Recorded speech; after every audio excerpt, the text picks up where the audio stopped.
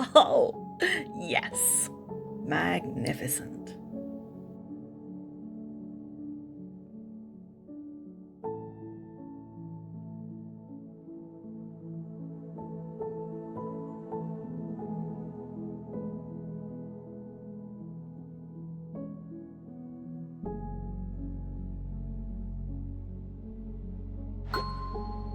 Oh, flattery will get you everywhere.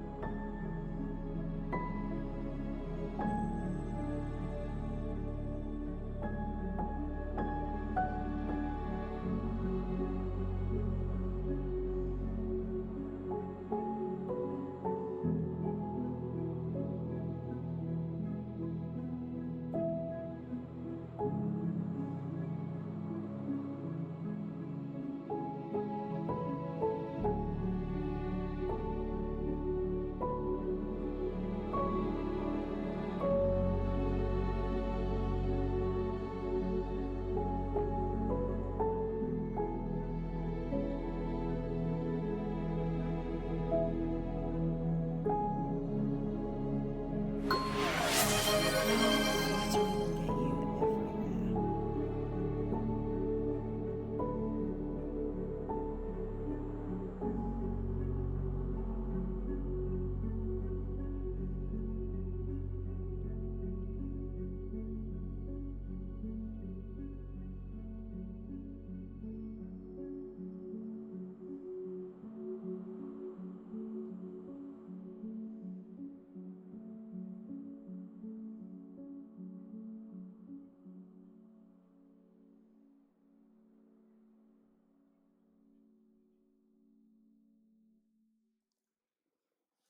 Hello, lovelies.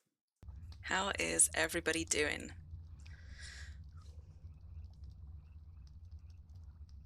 Now, I'm just gonna mute my Twitch and hope that the sound is okay, but let me know if it's not. And. You ready to chill, Bisa? Nice to have so many of you here. Oh, mad, you're cooking whilst watching. Well, don't burn it.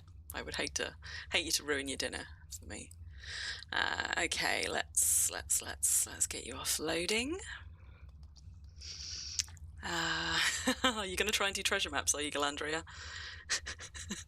I hope I don't distract you too much then. How many fragments have you got to clean, Myra? I mean, knowing how many you dig up, yes, I imagine so. It would take a very, very long stream. Do you like my basket of Christmas chandeliers? I thought that was quite cute. One too many. So So today we're going to be back at Little Venice. As you can see at the moment, I'm currently over at Bramblehome, but I'm going to be heading to Little Venice shortly.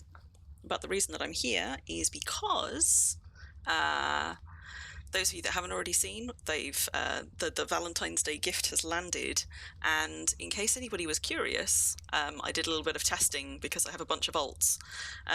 So I don't have all of them here, but if you wanted to know what the different ones look like, this little array here are archaeology woods. So this is grape, thorn, blueberry, raspberry, lingonberry, rosewood, and camellia. I haven't got a lavender one yet, and I haven't got an oleander one yet. You don't like the thorn one? Oh, I like it. And then we've just got some normal woods at the back here. I've got a pine wood, chestnut, oak wood, and olive wood. I did some other testing things as well, and Oh, flattery will get you everywhere. Thank you, Bun. And it doesn't matter what ring you put in it. Unfortunately, the graphic inside doesn't change. So even if I put, for example, I tried putting my Serral ring in the new year in there, still shows us this one, and the ring inside also doesn't show the metal type. So whichever ring type you have in there, you have an oleander one, we can trade. Well, so I've got a note to myself somewhere in my inventory. Here we go, premium more tunes after the 20th, because I am going to need some more tunes premiumed up for care slots, but because we don't yet know when the Easter event will go live, Yes, Bun. But because we don't know when the Easter event will go live, I'm hedging my bets a little bit and just waiting to premium my tunes, my extra tunes, until the last few days of Valentine's. So hopefully they'll also overlap with the Easter event for whatever happens then. But I will hopefully get some more ring boxes then, and if I've got more duplicates, I will be looking to try and swap them out. But just for anybody who doesn't have anywhere near as many alts as me, which I assume is probably most of you, I thought it might be helpful for some people to see what the different ones looks like, in case you're swapping or experimenting or whatever. So there you have it. That's an array, but by no means all of the ring boxes. Yeah, that's what I mean. Sometimes I think they've done it a few days before Myra, but I'm assuming that it's only going to go live, like worst case scenario, it will be it will be live by Easter Sunday, which is the 20th. And so premiuming my tunes on the 20th of February should mean that they are still active. Well, on the 21st should mean they are still active by the 20th. So if anybody else is hedging their bets, you've got like a 2-3 day window at the end of Valentine's, where if you do the 2-month premium, first time premium in the shop, you should overlap with Easter, just. You're going to need 2 new alt names. I will breed her. Yeah, I mean, that wasn't quite it, Bun, but that was pretty close.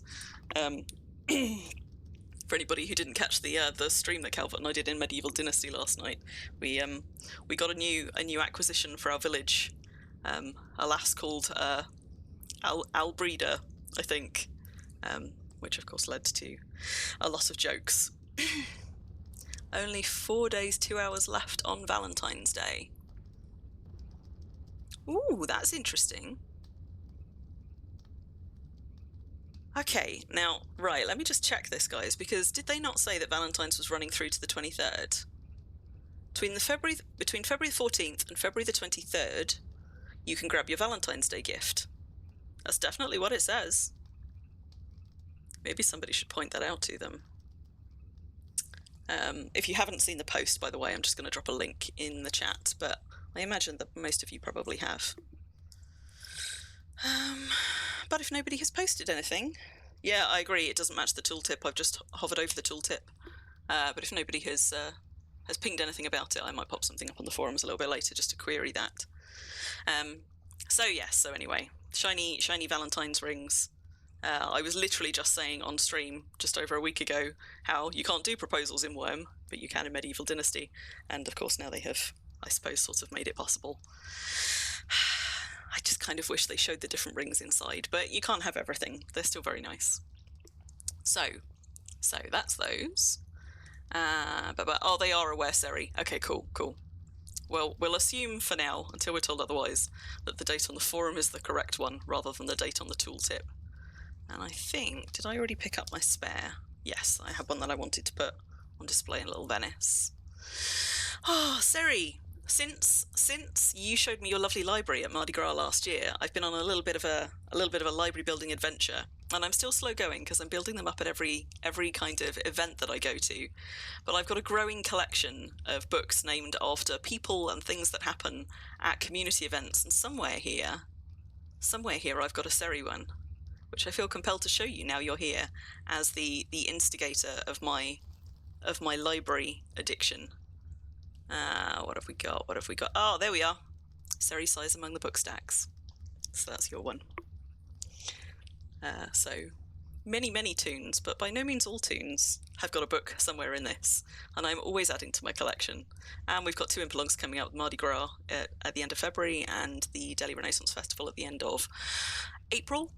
So I will undoubtedly be adding to my collection. Do you know what? I must have a Myra one. What would my Myra one be? Bun's one I know is Bun's Puns for Frolics and Fun. Let's have a look, see. Have I got Myra's one here? There are some that are not downstairs, so yours might be elsewhere.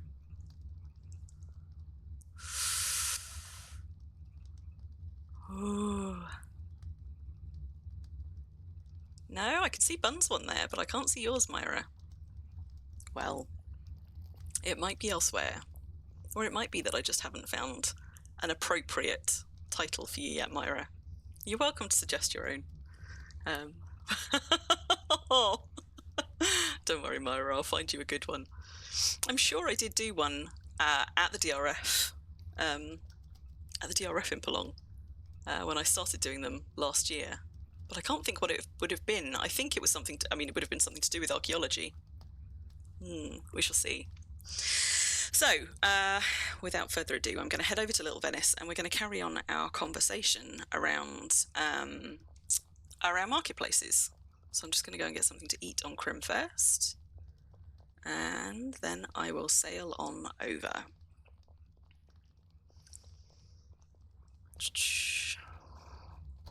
So for anybody who's not familiar with where I live, I am based on Release. We are currently over here at Bramblesheim, my deed on Release, over on the Eastern Peninsula, and we're going to be sailing up to Little Venice, which is my marketplace. Not so much to show off Little Venice, but just because I'm going to be talking about marketplace mechanics, and in particular some things that we didn't get to last time, like permissions. And it's quite useful to be able to do that at a market to actually show you what I'm talking about as I'm talking about it. Ooh, we got fishy fingers left from my backpacking adventures with Ruffle. Let's have that. Yeah, Madoon, so that's the trade-off. The books decay, but save the pages inside, which is why you imp your books up so high, because then the pages inside are okay. But so he's currently got a thread on the forum, which I would encourage everybody to go and add their voice to if you care about this at all, because both Seri and I would dearly love to be able to sell books on merchants. But because you can't sell open containers on merchants, that's something that we touched on the last time we did one of these, only sealed containers, you can't sell books with pages in on merchants, and that makes me very, very sad, because I would love to have a bookseller, and I'm sure Seri would too. So, you know, if you too would like to be able to buy in-game books with content, just for charm or for anything else, maybe you should go and find that thread and tell the devs that you would like that too, because I surely would. Yeah, or a way to seal the book, like a way to sort of like bind the book or lock the book or something. Recipe books would be lovely, Madoon. At the moment, what happens is people sell individual recipes, but a merchant can only hold 50 things, and obviously that is far, far fewer recipes than there are actually in the game. So in practice, it would take a few merchants to try and do a comprehensive array of recipes. Posted a book binding last night in suggestions. Nice one, Seri. Good. I will go and hunt it out later. Tool belt to bind around the book to keep it closed. What, like the Care of Magical Creatures tomes in in Harry Potter or something? Ooh, we got a ratty. I will leave you be. Also, if anybody would like, have I still got them here? If anybody would like themselves a 4 and 5 output black sheep that are venerable and therefore they can cross the border, but they will need to cross the border soon and be cared for soon, I have got 2 ones here for free, if anybody would like them. Because I certainly don't have the spare care slot space or deed ratio to look after them at the moment, because Brambleheim Wildlife Park is perpetually full. But if anybody would like those, they're going free to a good home on release, Mimas. Yes. Yes, of course you can share a link, Sari. I don't think link sharing is disabled, but if you try and do it and it doesn't come up, you can PM it to me and I will pop it in there. I can see that. Hopefully everybody else can. Okay, Mimas. Yeah, you're welcome too. In fact, to tell you what, Mimas, before I go, I will just double back in a moment. I'm just going to set you perms on that gate, Mimas, so if you can find your way to my deed, because I'm going to be over a Little Venice. Let me set it up so that you can come and collect them. Yes. Thank you for the follow, Hawk. And thank you for joining us. Right, let me just... Right, let me just set you perms on this gate quickly, Mimas. So... Memers. At pass gate. And I also just need to quickly set you up with lead perms on the deed. Settlement. Add roll. Memers. Are you, wait, it's not Memers, is it? Which tune is it? I've just realised. Yeah. I'll go and correct the one on the gate in a minute. Anora. Okie doke. We're going to be in and out of the perms window a lot today, so, you know, load. I'm going to give you load and unload permissions as well. Load and lead. Where's lead? There you go. So you've got temporary load, unload, and lead permissions on deed, and it's just the two venerable sheep in this pen. Don't mind my rift horses; they're just grazing. Oh, and I said I was going to do the gate again. Hang on. Permissions on the gates. Oh, don't follow me, Ratty. I don't want to fight you. Memers. Not memers. Uh-oh. My grasshopper brain hopped again. What was I saying? Ooh, I got a rare roll. Coins! 5 copper coins. Lucky me. Right. Hopefully that should all be alright for you, memers, but if you have any trouble when you come over, just let me know and I will see if I can go and log an alt in for you. Right, back to Little Venice.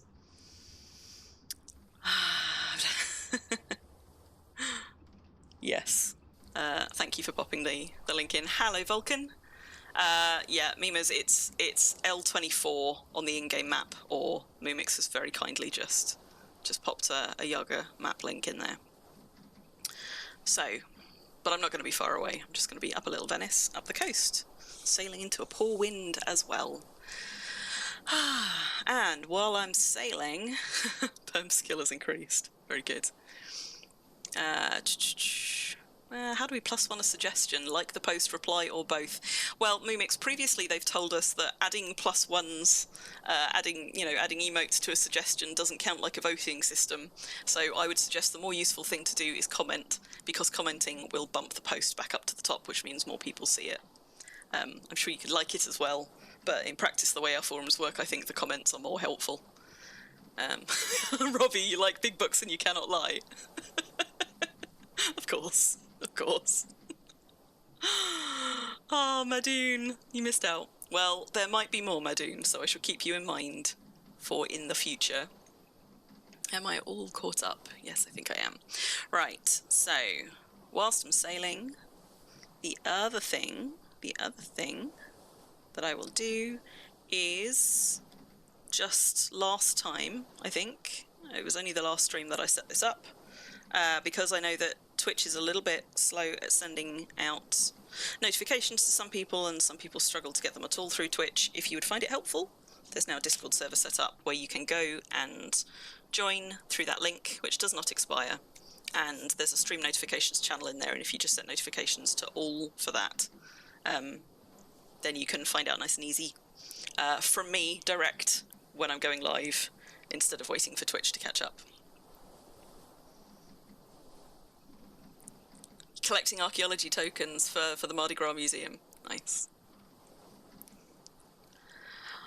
So I'm just sailing up here to Little Venice. I will do a very, very brief just run over of kind of some of the most important things that we touched on last time. For people who weren't here last time, I'm not going to go through them in detail, but if you want to go and see the first part of this conversation, which we had a couple of weeks ago, I will, whilst I'm sailing, go and drop a link in chat for that as well, because we talked quite a bit about things like marketing psychology and what kinds of things to sell, how to attract people to come to your market, and doubtless we will touch on some of those again a bit today, but mostly today I'm going to try and cover different or related content because we didn't get through anywhere near as much of the stuff as I wanted to talk about last time as I had on my list. So let's just close that again so I can see where I'm going. And of course I can't do it to the Twitch. Let's do it to the YouTube one.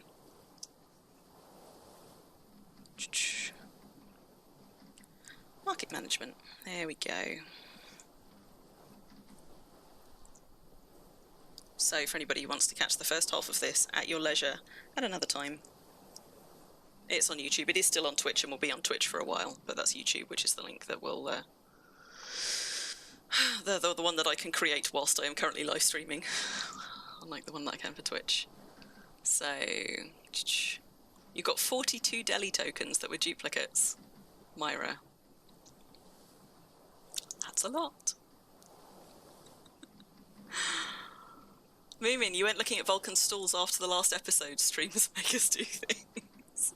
Good. Glad to hear it. I can see you. Oh, I was going to say I can see you in local Robbie, but I can't. I just tabbed across to Alliance. I'll let you off. I thought maybe you descended from your mountain. That is, in fact, the title of Robbie's book. Robbie Descends from the Mountain.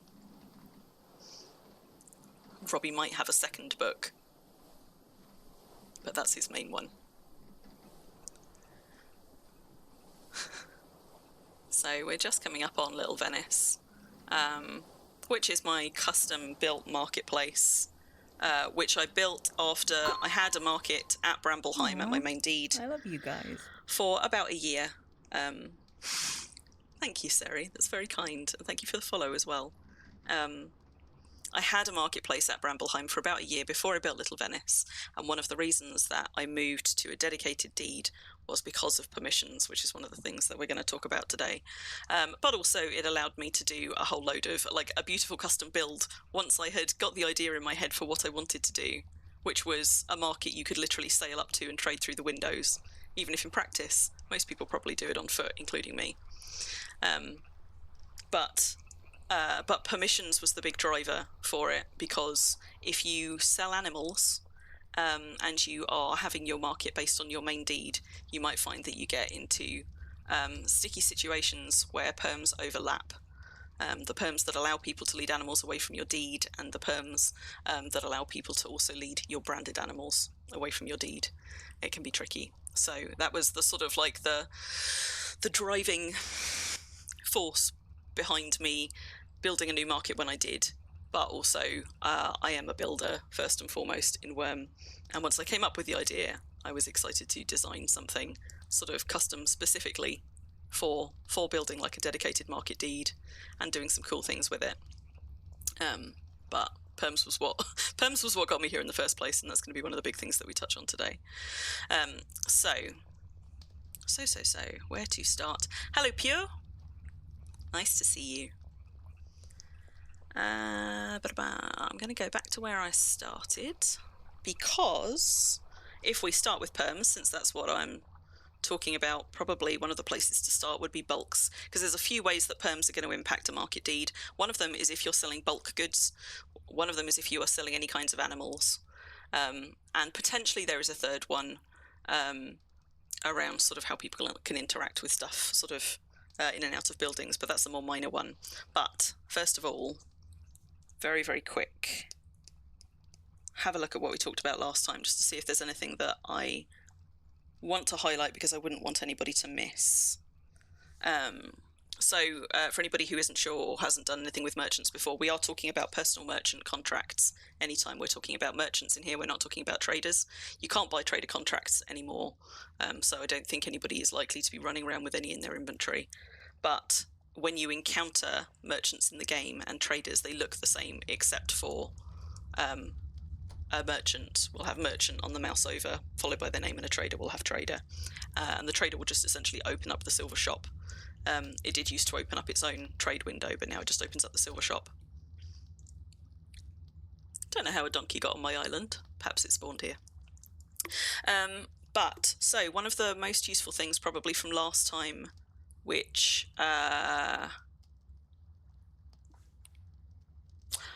going to switch toons because actually I want to be on my market management toon to show you this bit.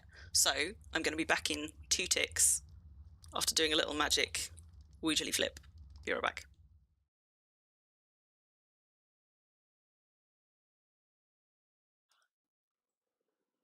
Give it a second. And we're back. Right, so we're on Georgina. So probably one of the things that most people did not know last time, and which I find frequently people don't know at all, and is probably most useful to tell you, if you have merchants already, you may not know that once you place the merchant, your merchant contract is still useful to you. Because for a lot of us, I think we place the merchant down and then you trade your stuff to the merchant directly, you get your coins back off the merchant directly, and you maybe never look at the contract again. It's just a piece of paper which throws up a load of orange text anytime you cross the server. But your merchant contracts are still useful, especially if you don't live nearby your merchants, and the reason for that is this. Let's find, which one were we looking at last time? Let's find Dougal, our PMK one, because if you right-click on your merchant contract for a placed merchant and click Manage Traders, there are a couple of things that you can usefully do from here. The first one is expand this window, because out here it tells you how many slots they've got in their inventory, so if there's space to put more stuff in them. It tells you how much they've sold this month and how much they've sold over the course of their life, which are both useful statistics for, in the first instance, seeing if there might be coin on your merchants that you can go and pick up, that you want to go and pick up. And on the second point, if you are adding extra merchants or you are managing a larger marketplace and trying to make strategic decisions about which shops are worth keeping, which merchants are doing well and which aren't, this statistic can be quite useful to you for that. So that's one useful thing that you can still get from your merchant contracts. But the other one, the really big one, which even I forget, even though I'm teaching you it, I forget all the time, is that you can remotely manage the pricing on your merchants. And that is by ticking this little box here, Manage Prices. And if you hit Send, then from here, not only can you see what you've priced everything at, but you can also change the prices of things. Which is really useful if, for example, you are collecting your inventory to take over to your market at a place that is not your market. Like I tend to collect a bunch of stuff together at Brambleheim, stick it in a raft, and then sail it, have somebody sail over to Georgina at some point. But what this allows me to do is, for example, price stuff while I'm back home without actually seeing my merchant to see what I priced it at. It also allows me to take a look at any of my merchants and see what they have sold out of for items that I don't keep at Little Venice to restock. And also it allows you to be a little bit more reactive to fluctuations in the market without physically travelling to your merchants or to your marketplace. So I think the example I gave last time was, for example, if there's been a new monthly skin released and it's for an item that you've got a rare of in one of your shops, for example, you might want to put the price up if you think that demand is about to soar. You might want to temporarily price it at something that nobody's going to buy it for if actually what you want to do is take it off the merchant so you can stick a skin on it. It also allows you to do things like remotely kind of do a sale or something if you think that it would be useful. So actually this is one of those windows that a whole bunch of people just either don't know exists or knew at some point but forget, and it can be really useful to know about because it just allows you to do a whole load of stuff remotely. So let me just catch up. Yes, Mumix. This is another way to change the prices. And the other good thing about this, which I touched on last time, is if you are used to doing your pricing by opening up your inventory and clicking set price on individual items or stacks of items, which in fairness is often how I do it as well, that's quite a slow way to do it. And the more merchants you've got and the more stuff you've got, the more cumbersome that becomes. So what you can do is go and trade everything to your merchant, then open up this window, and I'll show you how to do it again for anybody who missed it in a moment. Then open up this window and then set all of your pricing all at once on a whole inventory. Or indeed, because this auto sorts it, if you're adding multiples of an item you've already got into the inventory, you can then go and make sure that you're matching the prices for any duplicates where you're adding extra stock for an existing item onto your merchant. So you use this way, Moomix. You've never used set price. See, I tend to do things individually in my inventory, but this is definitely the more efficient way to do it. Which doesn't mean it will always be the right way for you. But certainly it can save you an awful lot of time and faff, particularly if your market is not where you spend most of your time in Wurm. But just for anybody who missed it, you want to go to wherever your merchant contract is. Close that one up again. So you want to go to wherever your merchant contract is, right-click on it, click Manage Traders, and then in this window here, you tick the Manage Prices box. Make sure you've got local price ticked. I think it is always ticked by default, but basically you don't ever want to let the game decide what to price things for you. So you tick that Manage Prices box and then hit Send, and that's how you get to that price management window. And the reason that I have a market manager instead of keeping all of these contracts on Crim are two reasons, really. One, it was bugging me that every time I crossed a server border, and anyone who has me on their friends list will know that I cross server borders all the time. I travel so much. You get a little bit of orange text. You know, when you cross a server border and you've got your settlement deed and it warns you that your settlement deed isn't going to cross the border with you. You also get one of those for every single merchant contract you've got in your inventory for a placed merchant.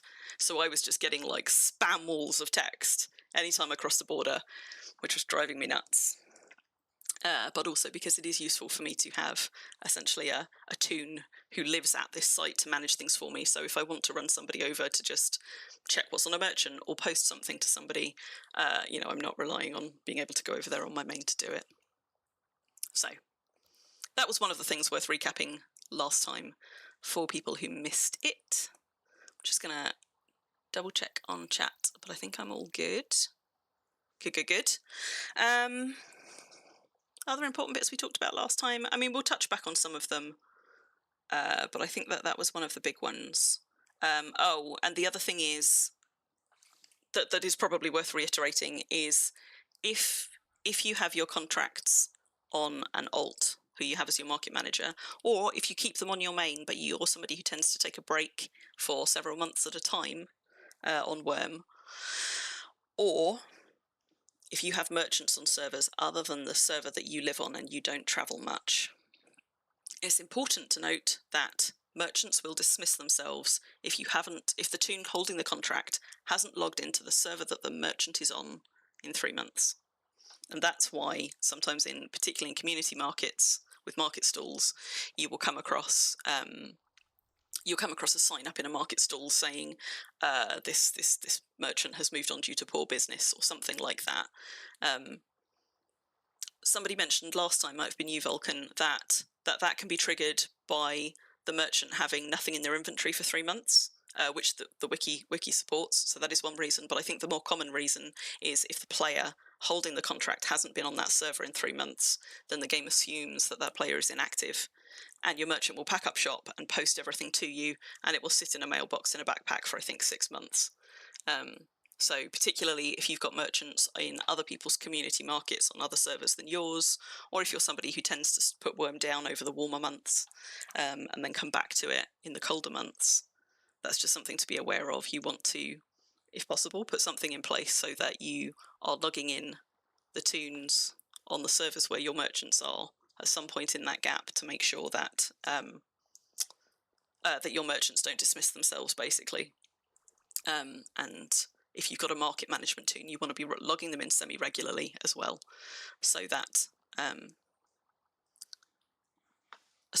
your merchants don't pack up and leave, essentially, because even though you're playing, the alt holding the contracts isn't actively.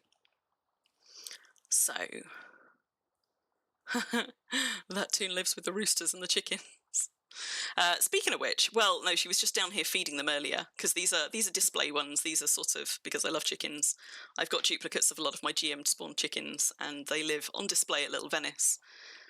But actually, I said I was going to start with perms, and we could have started with bulks, but since she's over here, let's start with animal perms, because this can be one of the trickier ones. So Little Venice has some free pens. For example, there's still a fake reindeer here if anybody collects these. Tiny dinosaurs. They are indeed, Seri. So Little Venice does have a few things for sale. Like it's got some champion and small output sheep for sale at the moment. My lights have all just gone off. It has some free pens, and at the moment it's got these can be sale pens, but in practice at the moment they are temporary storage for things that I have not yet taken back home. So the way my free pens are managed, because this is using a key drop system. So for anybody who is not familiar with how animals get sold at marketplaces, what you tend to use is a key drop system. So because you can't sell the animal on a merchant, what you do instead is you set up pens that somebody who holds a key can then walk in and take the creature out of, and you sell the keys on your merchant. So that's what a key merchant is. You'll find key merchants at most large markets because they're used in various ways for not just animal selling, but often for bulk selling. And oh, she's got some money. Let's just pull that off for a second. So what you want to do is you want to make sure that your keys are well labelled. There are various places that you can label things if you're using key merchants, and I would suggest you want to label all of them. Not everybody does, but it helps an awful lot if you do. So for example, this one, key, the key is labelled for pen 11. It tells you what creature is in that pen. Sometimes I find people with key merchants just have the pen number on it, which is more efficient for you as a player. There's less admin for you to have to keep updating the name of the key. But if people go to your merchant first, all they're seeing is the pen numbers and the prices, and they don't have any context for that. So then they've got to go walk around, look at all of the pens, write down the pens that have got things in that they're potentially interested in, and then come back to your merchant to buy it or check the prices or anything. So I would suggest labelling your keys with not just the pen number, but also what you've got in there. Somebody who then comes to buy one of my animals would buy one of these keys and pay the price for the animal, and having that key in their inventory would then allow them to enter the corresponding pen. And assuming you've got lead permissions set on your deed, which you would need to if you're selling animals, they can then walk in, lead the creature back out of the pen. And if you're lucky, and if you've put things in well signposted places, I'm actually not as good at this as I should be, they might drop the key off on their way back out. Not everybody does. Some people will sail away with it. I also am terrible sometimes at sailing away with keys and forgetting to drop them on my way out. But permissions for the key drop is another thing that we can come back to as well. But if you put things around that people can drop the keys into, it might be that you then don't have to replace the entire lock on your pen. You can just recycle that key. So that's, broadly speaking, about hi Pure. Tips on how to get customers to remember to drop the keys. I mean, you could stick big signs up, but what I would say probably the most useful thing is actually to put a nice, like a key drop chest that's called something like key drop, possibly even with a sign saying key drop above it. I have seen people do that, and I haven't done it here. What I ought to do is put a key drop chest here with a sign, one in the shop with a sign, and possibly one by some of the other entrances. In practice, most people won't be parking their ships at any of these entrances because they can't load from here. So unless they are leading a horse away, which can swim behind them, most people here will be coming and using my off-deed loading area, which is just out here. Because I have come across market deeds where load and unload perms are set. But that is harder to manage if you also want to decorate your deed. So most marketplaces will have an off-deed loading area somewhere close by the animal pens. And mine has got little signposts to show you that the off-deed loading area is this way and the creature market is that way, so that people can come and load stuff safely off-deed. It's also worth being aware that if, for example, you set unload but not load perms on your deed, because if you, for example, bought some bulks and get somebody to drop it off at your marketplace, you want to unset that if possible, because there is nothing quite so frustrating as somebody pulling up at a market, buying an animal, realising that they can unload their cage, and therefore assuming that load perms will also be set and finding that they then can't, because it will let them unload their cage but not reload it even though it's theirs. And that is very frustrating, I can tell you. So you kind of want to either have both of them switched on for the deed or both of them switched off. And if you can possibly help it, I would suggest having them switched off and just having an off-deed loading area, because it will save you some other headaches, which we will come to. So yeah, I would have a key drop chest here. I should have a key drop chest here. Maybe possibly one on the outside as well. But I also tend to stick one by my merchant, and by the merchant is usually where you will find one if they've only got one. Allow them to unload but not load. Yeah, mostly what that's going to get you is some grumpy PMs and forum posts from people who have then bought a thing that they can't take home and also perhaps can't leave because they don't want to leave their cages behind because they don't have that many of them. It can be a whole mess, especially if you are not in-game quite regularly or on the forums quite regularly picking up those messages. Having it off does indeed, as Vulcan says, save you some headaches. So the problem with having load and unload permissions set on your deed is it means you can't have any decoration outside of buildings that you can't secure. So, for example, things like these flower pots. In practice, most people are not going to run off with them, but some sod will. This cannot be secured.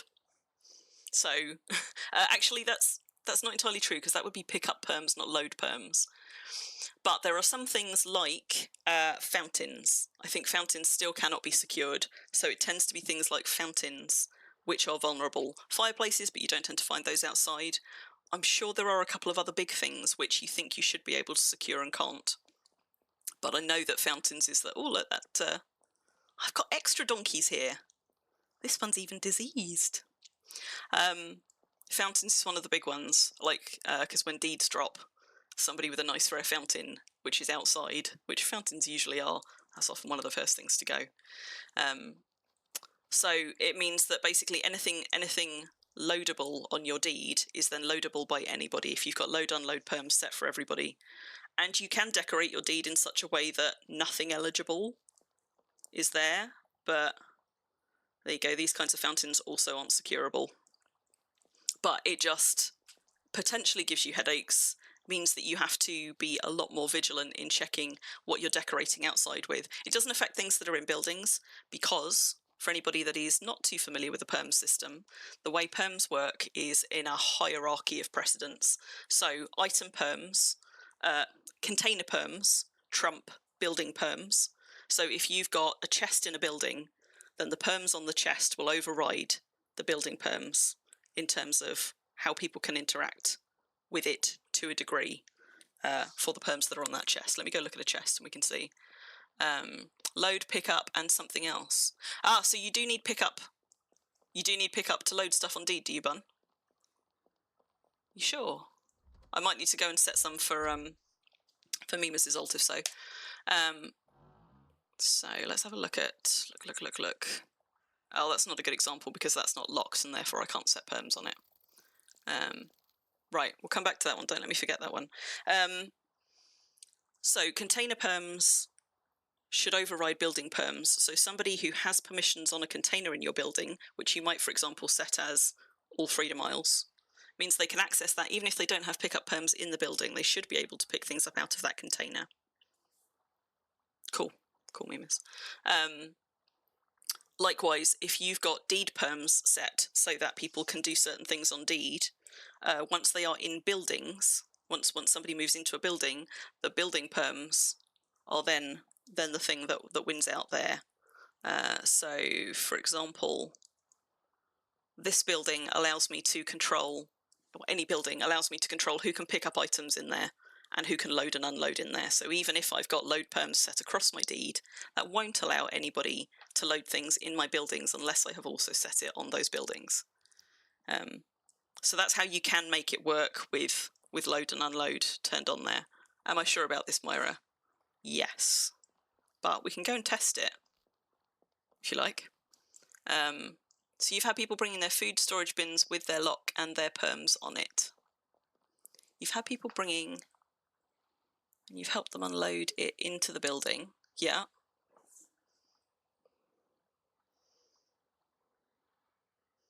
but they've not been able to take anything from it. Because unless you have set them load-unload perms in the building, if you're the one that has unloaded it, then you've got an extra level of perms kicking in, which is proximity perms, because as the person who unloaded it, you then have permissions, I think, that override theirs, because prox perms are a whole other headache. But if you're setting it so that they're allowed to unload in the building, then they should still be able to access all of their stuff in it. If that makes sense. Because it's not like, so vehicles have an owner on, but pretty much anything else, I think the owner is the last person who loaded it or unloaded it or picked it up or put it down, I think. Let's go and have a look. Can I set owner perms? This is definitely a tricksy area, so I mean, the other thing I would say is if you're setting up a market, before you ever open it, do test your perms. You don't have to test it with a friend, you can just test it with an alt, make sure that alt has no permissions on the site that you're testing, and then go and test everything that you are not sure about. So, again, I would need to test it on a locked container, and I don't know that I've got any locked containers in here to test it on.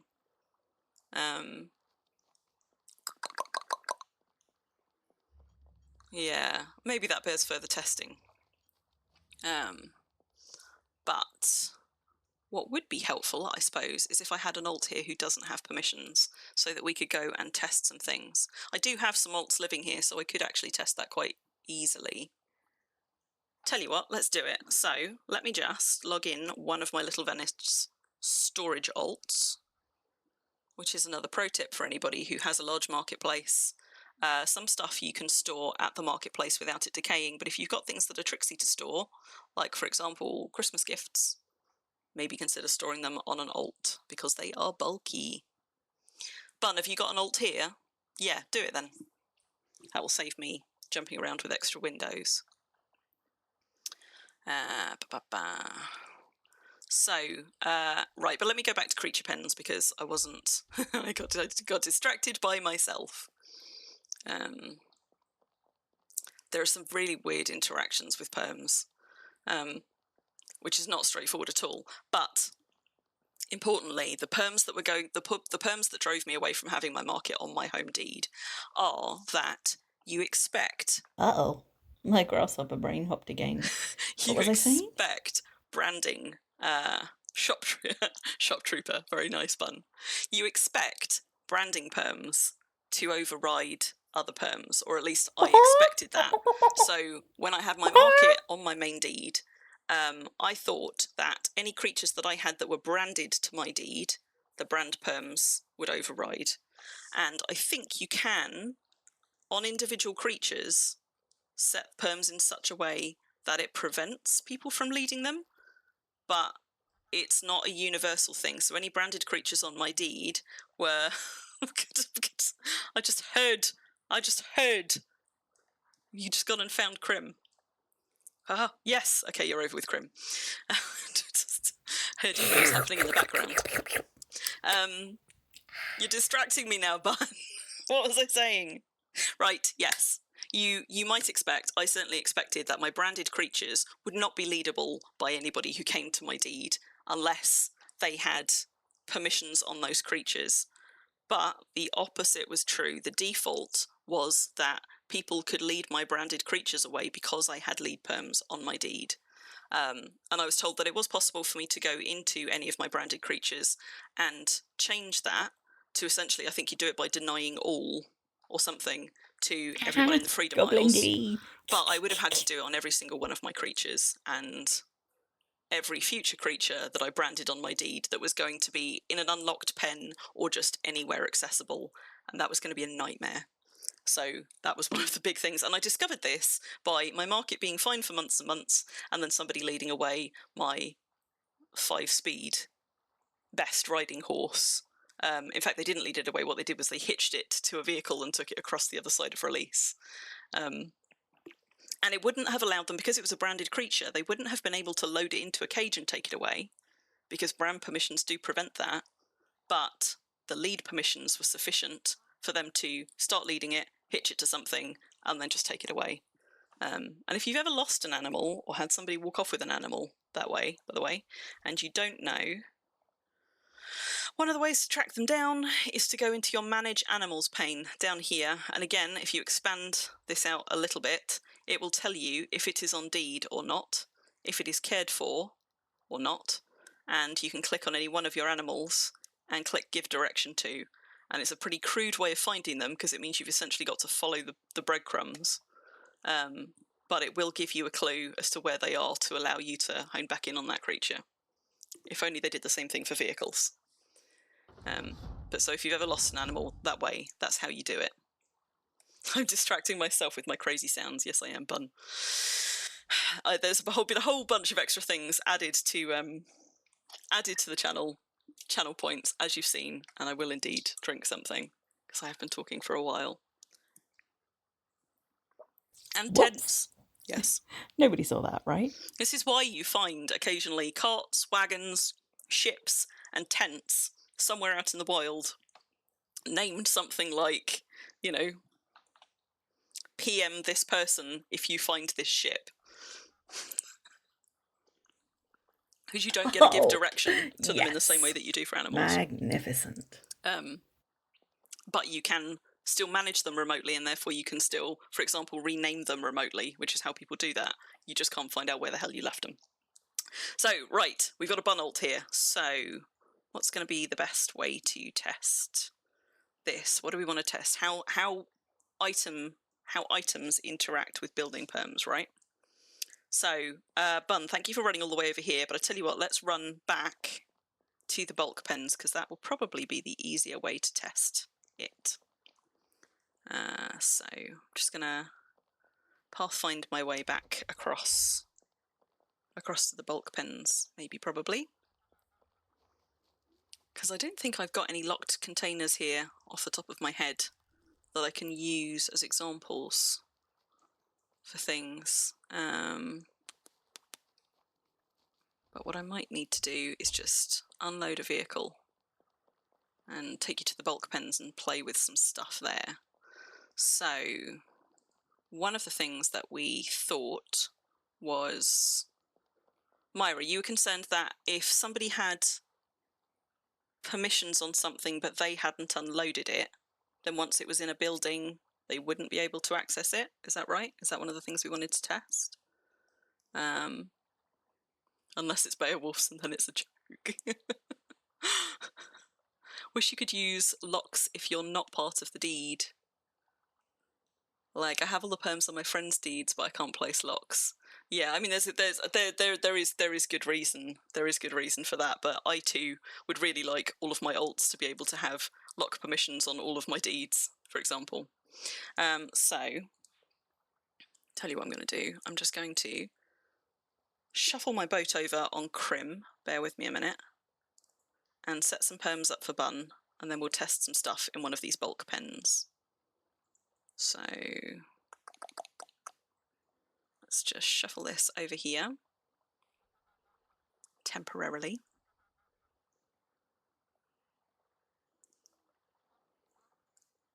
Ooh. Now, in order to test Myra's point, I can't test with locks, but what I can do is, if I unload, I tell you what, just so you can see what I'm doing, I'm just going to switch back to Crim briefly. So I will be right back, bear with me.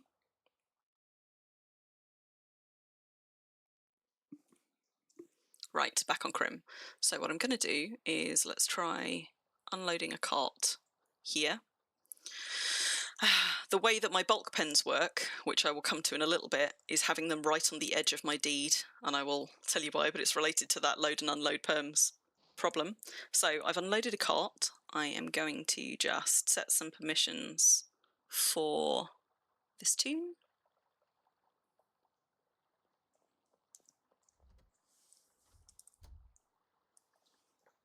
So if we add you to that,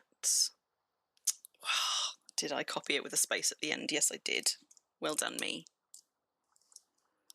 So if we add you onto stuff for this cart, so can command access hold.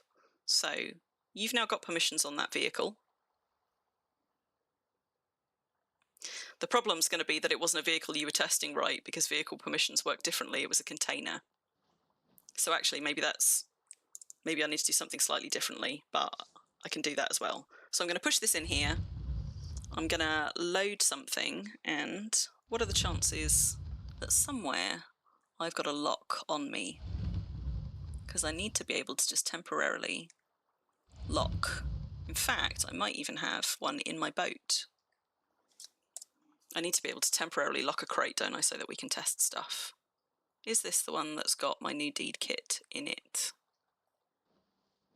New deed kit. Door lock, gate lock. Sod it. That's okay. That's okay.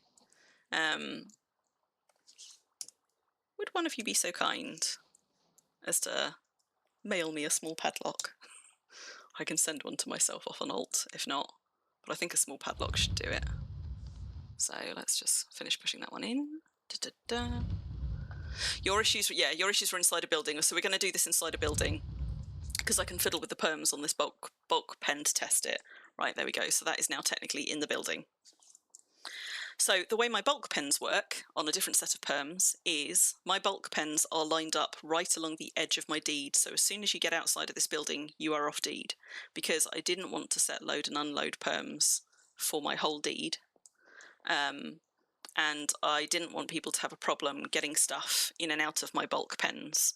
So what we've got going here at the moment is, in this building, all Kingdom of Freedom Isles people can active permissions can enter, which doesn't mean they can pass gates.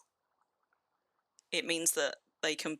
It means that they're allowed to be in the building effectively and to do stuff in the building. But the gate perms, all of these gates are locked. So until they've got a key, they still cannot come in and out of the gates, even though they've got enter perms on the building. But enter perms on the building allow them to do things in the building.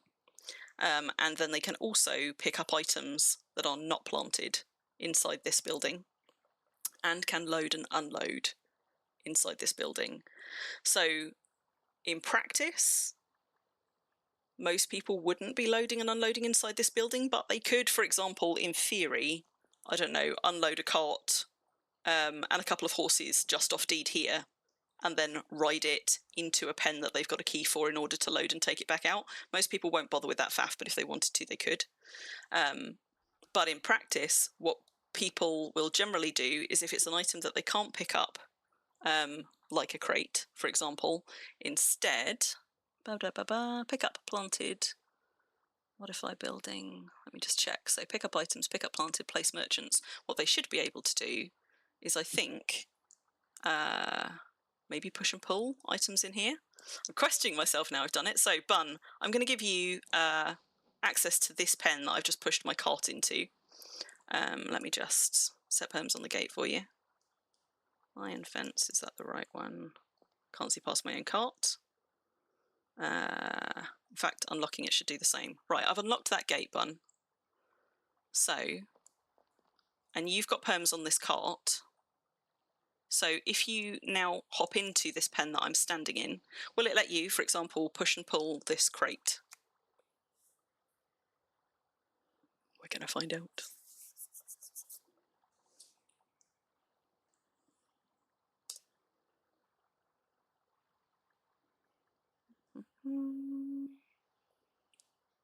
Not seeing anything move, so maybe not.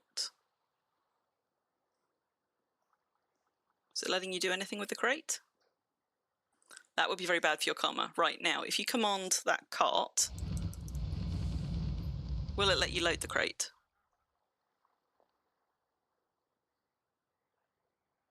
Oh, now, hang on, just 1 second. So, well, let's try this first, but this might be where prox perms are killing us, because I'm the character that unloaded this. Right, so I think what's happened here is proximity perms. So, Bun, if you hop back out again, I'm going to move away.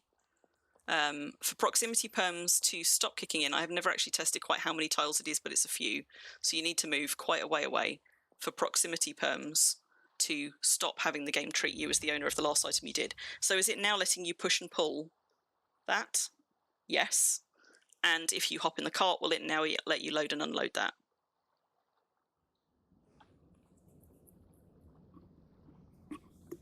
So it was an FSB that you were struggling with, Myra. And it was a locked FSB, presumably, because you said they had permissions on it, and you can only set permissions on containers if they're locked, I think.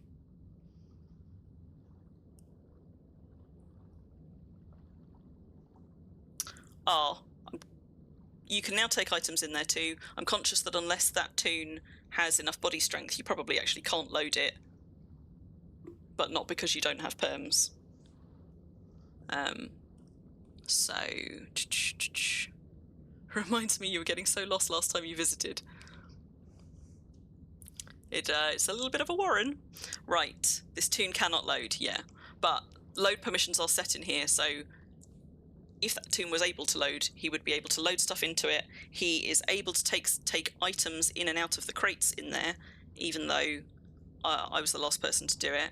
We need to check with a lock on as well. But also, he can push and pull stuff on here, even though, let me just check on Georgina. I don't think push and pull is set at the deed perms level. Let me just double check. Manage settlement, manage roles, non-citizens.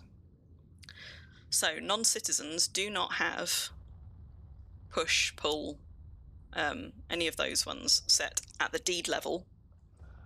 And although push and pull aren't set at the building level, because the building perms are set to pick up items and enter the building, I think it requires both, but I wouldn't swear to it.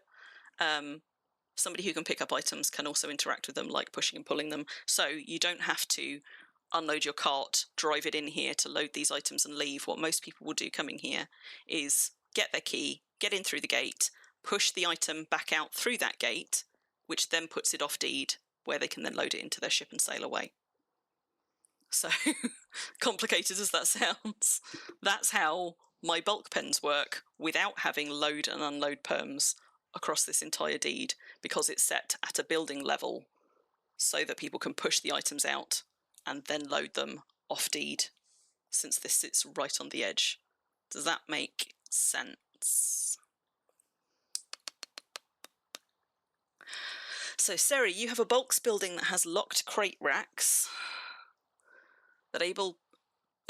that mean that people can unload from the crate racks into the wagon or cart or boat without issues. See, now that's a really good thing. If your market deed is not like mine and is somewhere that people can ride up to with wagons and carts generally, that sounds like a really good way to do it, because in the building level, Seri, presumably people can't. If we go back and just have a quick look at the building perms, because the building distinguishes between because the building distinguishes between their ability to pick up planted items and the ability to pick up normal items, your crate rack can presumably be secured, so people don't sort of, like, I don't know, walk off with the racks. But once they've got a key that accesses the rack, that then gives them permission to take stuff in and out of the rack. Is that right? Although, actually, would a key allow them to load the whole thing? I don't know. But essentially, by having the key, they've then got permissions to interact with it, so they can load stuff in and out. And it would be interesting to know, Seri, on that building where people are loading stuff in and out of a rack, do they only need the key to do it, or do they also need the may load and unload permissions set on the whole building? Presumably not. That would be the benefit of it, maybe. They can't load it if it's planted or secured. Yeah. So it would be interesting to know whether they need the load and unload on that. The reason as well, I mean, some people do have them in bigger connected buildings, but these bulk pens are specifically all buildings of their own with nothing else in except for the signposts, which are secured, so nobody's going to be walking off with the signposts. It would be more difficult to do if I were, for example, trying to sell bulks from inside my bulk shop here, which is where you buy the keys, because then any perms that I apply to this building to allow people to pick up stuff from here would also potentially apply to a bunch of other things in this building, and I like to decorate my deeds. Which is why the bulk pens are separate buildings, therefore with separate perms from the place where you go and buy your keys. So one of the things that I said, this toon cannot load. So from a crate rack, you don't need the perms to load and unload from it. That's really good to know. Really good to know. So that's a good way of selling bulks. In a building that you've got other stuff in that you don't want people to be able to load and unload, so long as it is in crates, in a crate rack, that's one way to do it. I do have some things in my bulk pens that aren't in crate racks. For example, like I sell torches. I think this one is currently empty because somebody has bought this one, so yeah. But I would store all of my lamps, for example, on this raft. And while somebody could take the raft if they wanted to in practice, a lot of people will just take them off the raft, load them into their ship, and go. But if you're mostly selling bulks, these kinds of bulks, which can go in crates, then Seri's answer is a really good one. It doesn't allow you to do things like sell BSB loads of stuff. Although, I don't know, maybe it would work the same if you had them. You can only store empty BSBs in a BSB rack. So yeah, you couldn't do it with BSBs, but you could do it with crates in a crate rack. And a locked BSB can be loaded by a key holder. Now, Seri, that's interesting because that's the thing that Myra was asking about, where she said that somebody had unloaded a locked FSB in a building where they didn't have load and unload perms or pick up perms, but they then couldn't interact with their locked BSB. And that's one of the things that we kind of wanted to test. Yeah. Well, that's what I thought. So, Myra, if you unloaded it in the building for them, rather than setting them with load and unload perms and letting them unload it, you would become the owner, which is what I suspect happened there. And proximity perms would kick in whilst you're nearby. Let me just very, very quickly, so that I can come back and test this in a little bit. I'm just going to mail myself a padlock.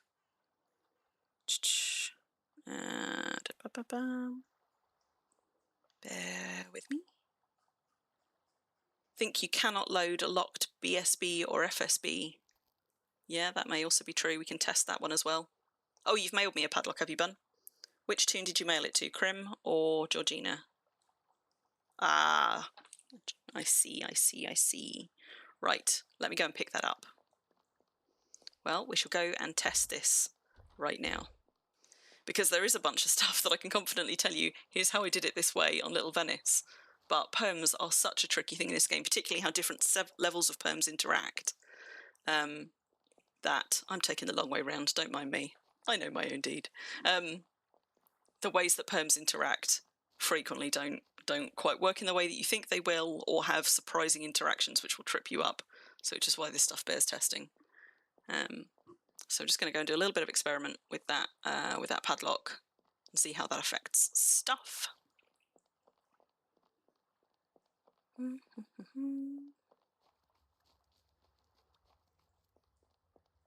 There's my mailbox. Right. So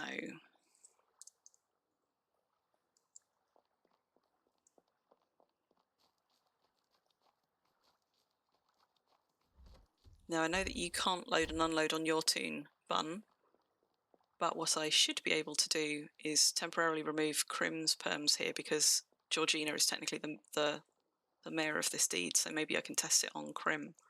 Now, what can we put a padlock on?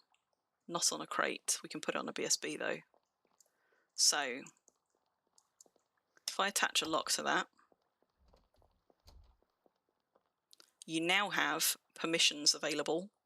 So a locked container can have permissions set, which is how you can change the owner. So I'm going to set the owner of this one to me, in case it is not already. So as the owner, if you examine it, does it tell you who the owner is? I don't know if it actually does. Does anybody know? Is there anywhere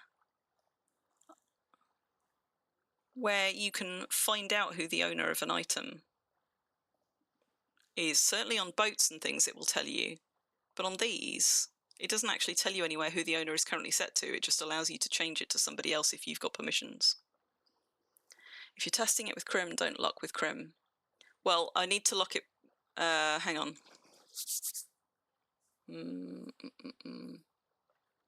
Yeah, the problem is that we're not going to have tunes here. I could sail Eschri over.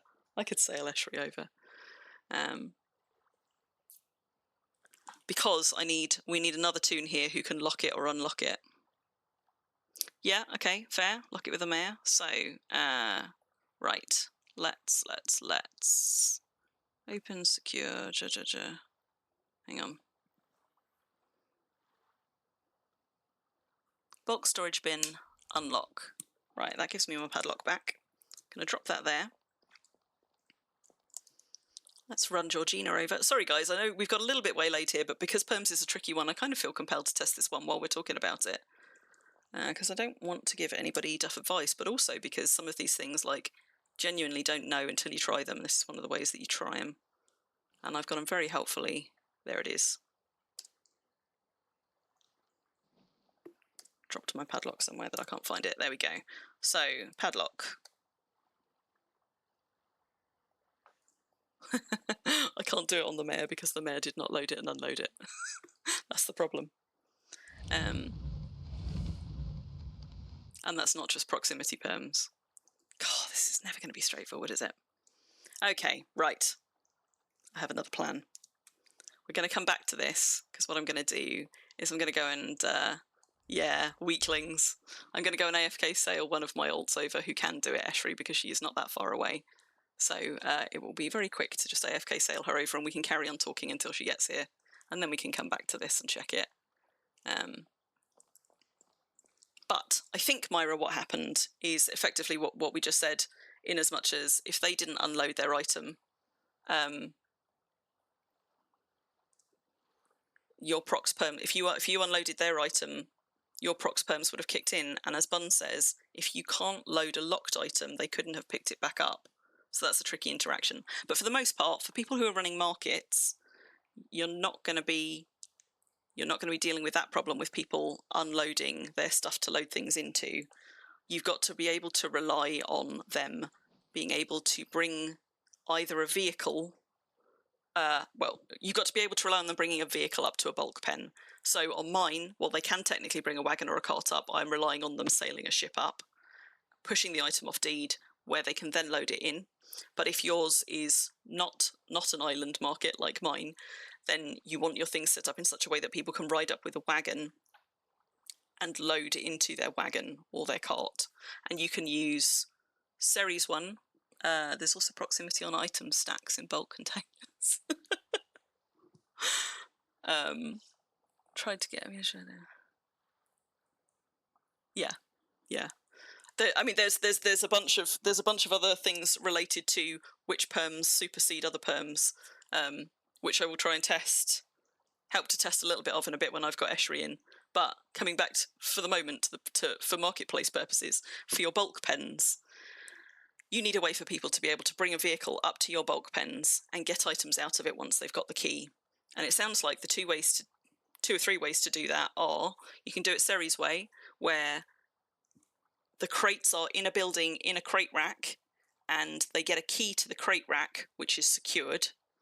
So they can't walk off with the crate rack, but once they've got the key, they can load crates out of that crate rack, or presumably items out of the crates if they preferred to, if they wanted to load stuff into a BSB, into their vehicle and drive away. Second way to do it is to have a dedicated building like this one, where they've got enter and pick up and load-unload permissions in the buildings, which will allow them to, likewise, bring a wagon or a cart, or, in this case, drive a ship up to the entrance and interact with those items, load them into their vehicles or whatever. Because you can't sail a ship into a pen, my compromise here is that they're able to push things out off the edge of the deed and then load them into their ships, effectively. The third way that you'll see bulk pens work in marketplaces is not having them in buildings at all, but having open-air pens that people can do stuff with. And sometimes you will find that there are load and unload permissions on those. For example, Club Market on Independence, if you want to go and sort of have a look at some of how these work. Club Market on Independence, the last time I was there anyway, which is here. They have their permissions set up so that you can load and unload at the deed permissions level. So their bulk pens are they're gated pens, open air, not in buildings. And the way that you get their bulks is you have to take a vehicle up into the pen once you've got the key, and then you can load it directly into your cart. And basically the only decorations they've got outside on that deed are ones that they can secure so nobody can walk off with them. So that's one way to do it with open air pens. The more common way I see it done with open air pens are markets where you don't have load and unload permissions, but once you've got a key, they're set up with pickup permissions, so you can't take the crate out of the pen, but you can. Once you've got the key, you can unlock the container and essentially load the stuff out into another container in your cart. That's not a way that I've done anything at Little Venice, so that's not something that I can tell you precisely how the perms work for. That might be a bit like Seri's one, where once they've got the key to access the container, they can therefore take stuff out of it. But you need to do a little bit more testing for that one. That's not one that I'm so confident telling you how it works. So let me just do the thing I was going to do and start sailing Eschery over. And then I'm going to do a quick catch up on chat.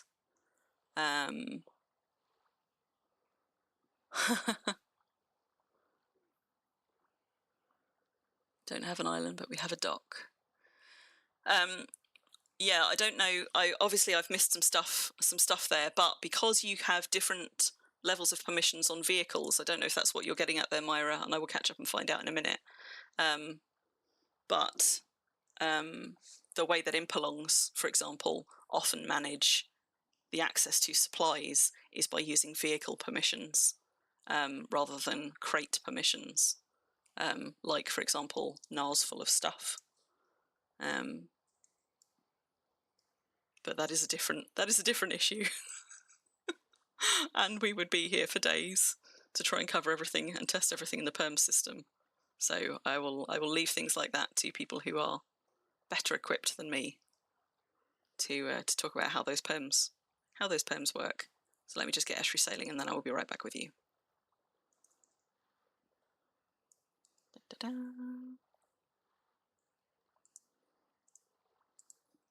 And I'm going to drink while I remember to.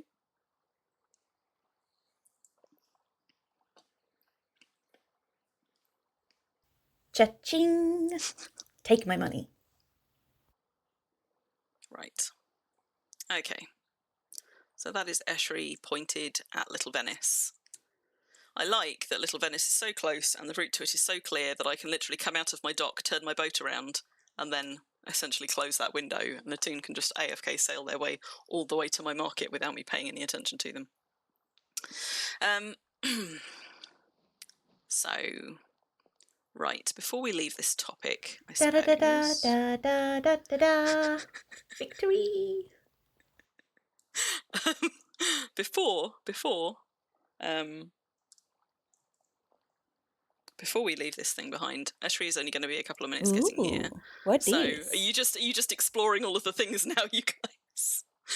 I'm just going to relock this because am I? You know what? I'm going to wait because until Eschery gets here, I need to then just think carefully around how the order I need to do things to test stuff. Right, I'm going to catch up on chat. Great stuff, this. Streams like this could be cut up into scenes and make a video Wurmpedia. Well, not the way I ramble, like Moomin.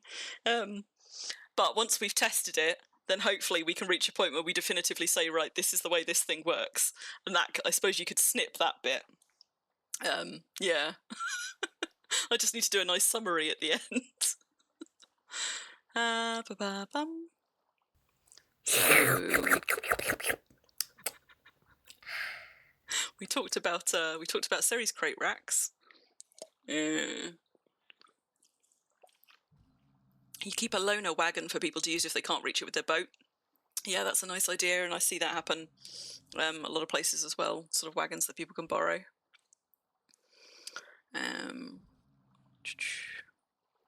A locked BSB can be loaded by a key holder.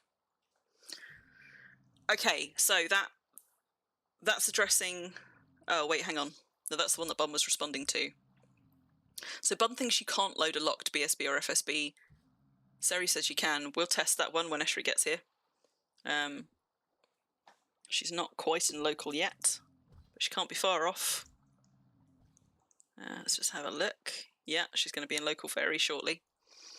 So we will test that. We'll test that theory. But yes, when an item is unloaded by somebody else, that interferes with that person's permissions on the item. We do know that, which is where things get a bit messy. Hope nobody got into any hijinks in your absence, Mumix. Yeah, sorry, that was a little way back, and I'm just now catching up on things. Don't have an island, but we do have a dock. Okay, so Bun. So you're talking about an issue with an FSB. Yeah. Maybe using ships is a good idea to do it. But basically, what we're saying, if you're thoroughly lost by all of this, and I wouldn't blame any of you if you are, because I'm lost by it, and I've spent ages testing and setting up these perms as well. But test your perms, and if you're not confident testing your perms, even though you can do it on an alt who doesn't have permissions, maybe go and find a friend who has a little bit more experience with perms than you, and essentially get them to go and see what they can break.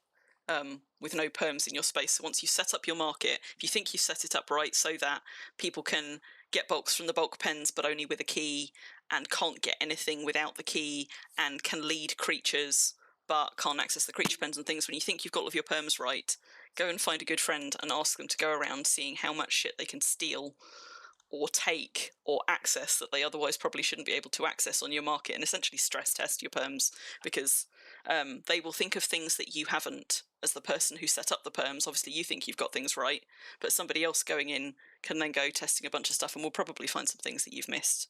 And if you're doing any kind of selling which involves perms, I would heartily recommend getting it stress tested just before you go live. If your marketplace does not include bulk items and it does not include any kind of animals, you can largely ignore the whole perms issue. You don't have to worry about it at all. It tends to be those two things in particular where stuff comes a little bit unstuck. Pay Bisa and she'll do a pen test. Don't have a key for the lock, so it would be good to have tested it with a new lock where the key is present. Yeah. So, I mean, we're going to test it with ownership stuff, but yes, we could also have done with a fresh lock and key and testing it that way. Right, Eshri has arrived. So, I think what I need to do is, let me just push Melvis's cart back out.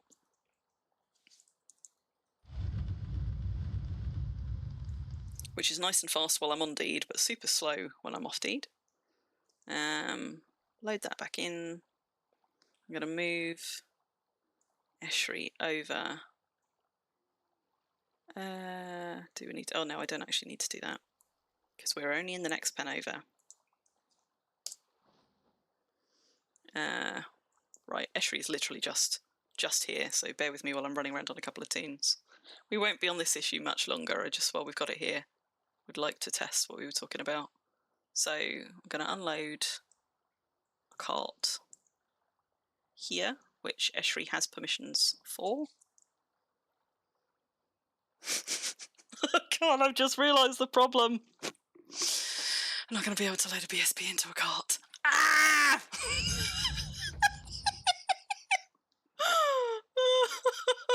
Why is it so tricky?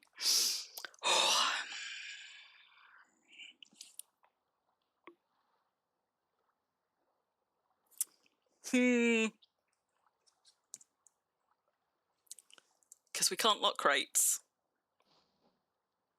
We could do it with a chest, but then I would have to get a thing. Oh, you know what, guys? I don't think I am going to be able to I don't think I am going to be able to test it here. I would need to have a wagon over here, and I don't have one of those.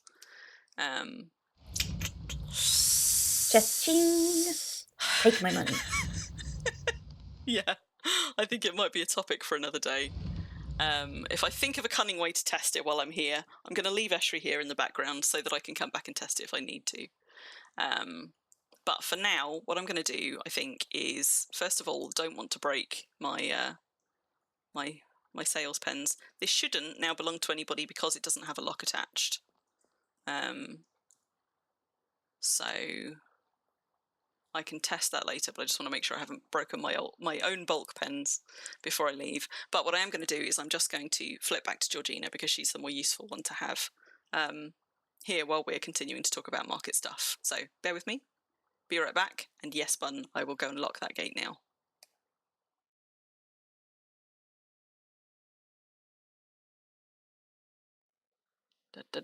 And we're back on Georgina.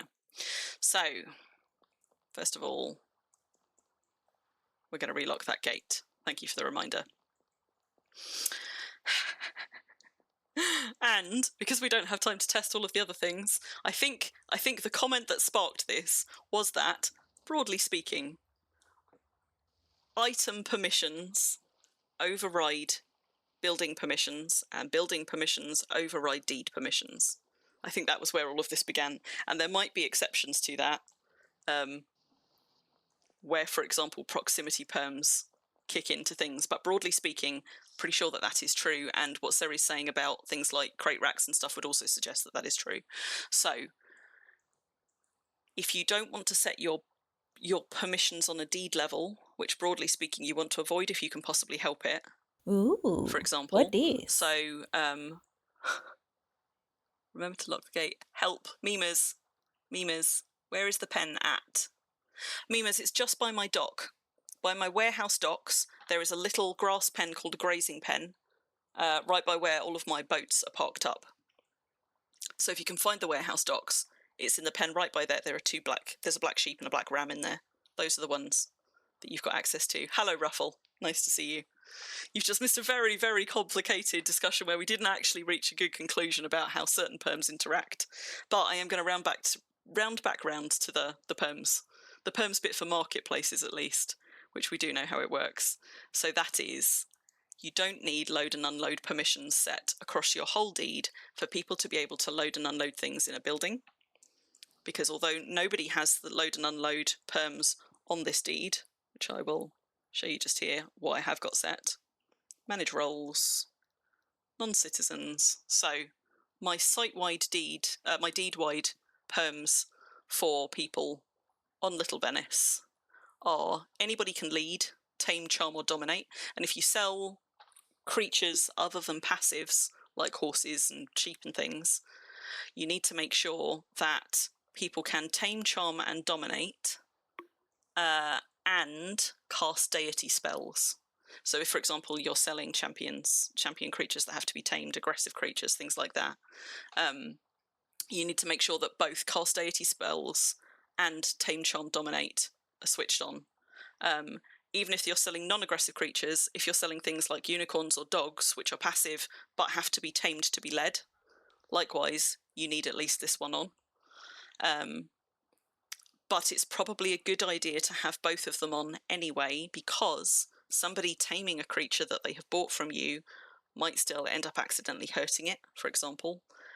Because even if they've got their weapons unequipped, if the creature responds badly to them taming and attacks them, if they are wearing something like Aura of Shared Pain enchanted armor, they are still capable of hurting that creature. Essentially, it will hurt itself by attacking them. So I would suggest, unless there's a good reason not to, if you've got Tame, Charm, Dominate on your deed, you probably want cast deity spells on as well, because they might have, for example, be bringing their foe priest over to tame things and also be needing to heal them. But even if they're doing it on a normal toon without spells, they might injure a creature that they then need to call in help to heal. They could do it with cotton. Like, you could get away without this one, but in practice, because I might sometimes sell creatures, like aggressive creatures that need taming, and I do everything on a foe priest, I assume that other people may also want to do the same. So everybody's got lead permission here. Everybody does not need groom, milk and shear, but I've just got it set here because I have animals everywhere and I don't mind people grooming and shearing them. That's likewise on Brambleheim. Anybody can groom and milk and shear on Brambleheim because a third of the Brambleheim Zoo is what I've called a petting zoo, where all of the gates are unlocked and people can go shearing and milking and doing whatever with all of those GM named spawns and use it to grind up animal husbandry. But you don't need those two on a market. You need lead, tame, charm, dominate, and unless you've got a good reason not to cast deity spells for anything other than leadable passives. You think it's weird that we can't milk donkeys? Oh, Ruffle, yeah, you almost kill one of your pets with your Aura Shared Pain trousers, yes. Small aside on that topic, if you have a faux priest, or a mag priest, if you tend to dominate creatures and keep those creature types, but on your faux priest, if you're giving them enchanted armor, make it web armor. Don't give them AOSP armor, whatever you do, because whilst taming is not an aggressive action, so if you tame, with normal tame, I mean normal skill taming, if you tame any passive creature with normal taming, it'll only attack you if it goes wrong. On a faux priest, anything you charm immediately becomes aggressive to you, so they will hit you. But that's an aside. Of grasshoppering. So nobody has got load or unload permissions here. People do have drop permissions here, and that shouldn't cause anybody an issue with, in the way that loading and unloading, in the way that having unload and not load perms would cause an issue, because when you drop an item on this deed, you still have ownership of it because of proximity perms. So somebody dropping something here, even though they don't have pickup perms, they will be able to pick it up again. And I mean, if Bun is still around on his tune, I'm sure he could test it for you somewhere outside of a building.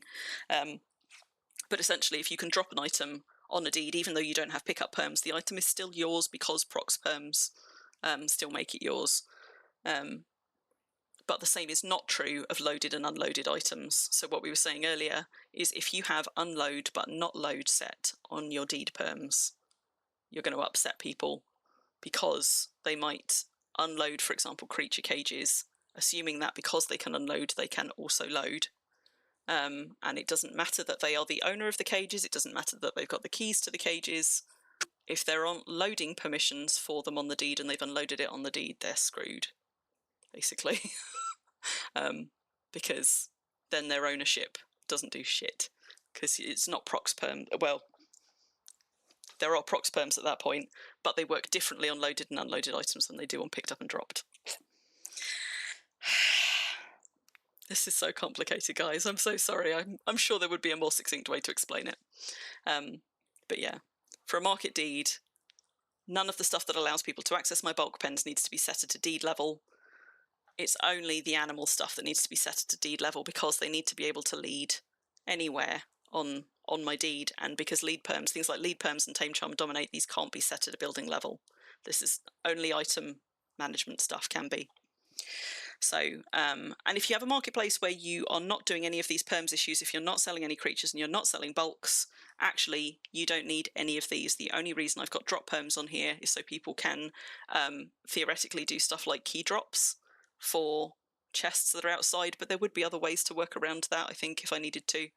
And again, that would be by having a locked chest with permissions set to everybody so that people outside could interact with that. But that has a different kind of tricky.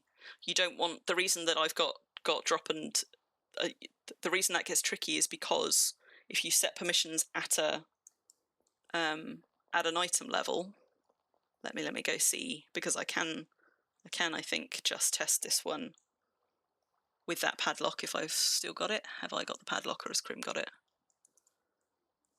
Bear with me a second. Following my own line of thought here, let me just make sure that I'm not about to say something that's not true.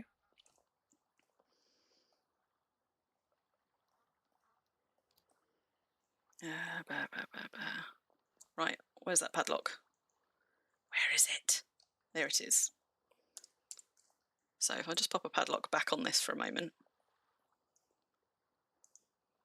No, I can't, and that's why I can't. I'm going around in circles.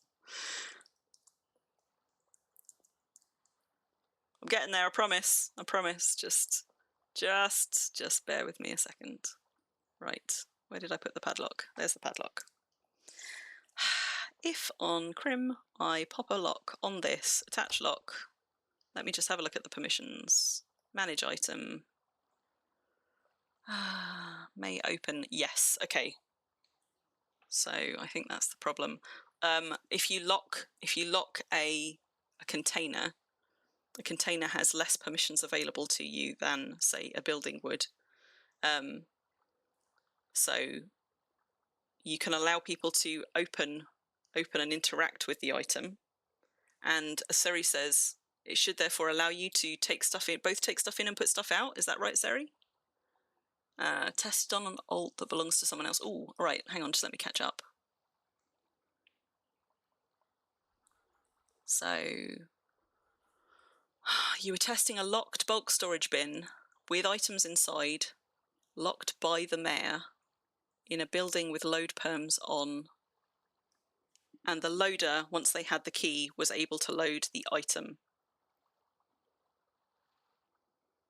Okay. So yeah, so there, for example, load permissions are set across the whole building. So you would need to make sure in that building you had no unsecured items that people could walk off with, but you could then sell keys for the locked items you wanted to sell, and having the key in combination with the load and unload perms in the building would then allow somebody to load that item and go away with it, even though you hadn't got the load and unload permission set on the deed. Yeah, cool. Yes, Mimas, take the ram and the sheep. The two black ones, both yours, both need a good home. That's okay, Mimas, I'm sorry. It takes me a little while sometimes to go and catch up on chat, so sorry I didn't get back to you in time, but yes, you've got the right ones. You've got the right ones. The reason, going back to my original point, the reason that I have drop perms set on this deed is, I think, something to do with key drop interactions. If I had key drops outside of a building, now in practice I don't. But again, I don't want to go down a rabbit hole and accidentally mislead people around how you could do that differently, because I don't have an easy way here to test it. What am I doing? Looking at roles. Here we go, manage settlement roles. Let me get that one back up again. But if you're selling animals, essentially, you need to make sure that you've got lead and possibly tame, charm, dominate, and cast deity spells if it is anything that somebody might need to tame to lead. Everything else is done at the gate lock and building level. So if I now run Georgina just back to the animal pens. Incidentally, if you've been so thoroughly confused by this that you don't know up from down, and you're trying to set up something like bulk pens, as I say, get somebody to go and test it, but also, if you want to PM me or anybody else who manages a large market, or possibly an Impelung site if they don't mind people asking, those tend to be the kind of people who will have spent a lot of time figuring out how perms need to work on a particular site to make it work, Impelungs and large markets. So, don't be afraid to go and ask for help if you're struggling to make something work. So lead perms are turned on globally across the deed, and then within these buildings, if I manage the building, so what are we looking at? We're looking at the Kingdom of Freedom Isles. There are no permissions set for anybody on these buildings, and there don't need to be, because once they have a key that will allow them to access a particular gate, the building doesn't control what they can lead, what they can tame, what they can cast, anything else. The building basically will only control the item permissions, and they don't need any to interact with an animal market. So whether your animals are kept in a building or whether they are kept in open air pens like these, it actually doesn't matter in terms of perms for your market deed. All that matters is that you've got those global deed permissions turned on for leading Tame, Charm, Dominate, and Deity spells, and that you then sell keys to the relevant gates on your merchant, so that somebody with a key in their inventory can walk through the gate and then take advantage of the deed-wide perms to lead creatures away. Now, half an hour ago, or possibly more. Seri says her PMs are always open as well, so there you go, there's another person that you can hit up. Half an hour ago or more, I was talking about ways to do key merchant stuff with animals, and I was saying that, did I, after all that, not actually finish trading with them? No, I didn't. Let's just take those back off. I was saying that I would recommend, if you can be bothered, labeling things in as many places as possible, and here's why. So if you label your keys with not just the pen number, but also what's in them, an important reason to do this is because if you have, this time I'm going to accept and get my coins, if you have pens that are 2 tiles deep instead of 1, which is quite a common way for these to be set up, the reason for that being that, have I got a rope on me? Have I got a rope on me? I'm just going to go and take a halter rope off this merchant and show you why. So one of those. Whoops. No. Oh, you know what? I'll just have 2. It's fine. So the reason that pens are usually set at 2 deep. Gosh, was that really enough to put me over my limit so that I'm now way slowed down? 65. Oh. God, halter ropes are heavy. I'm going to give her 1 back.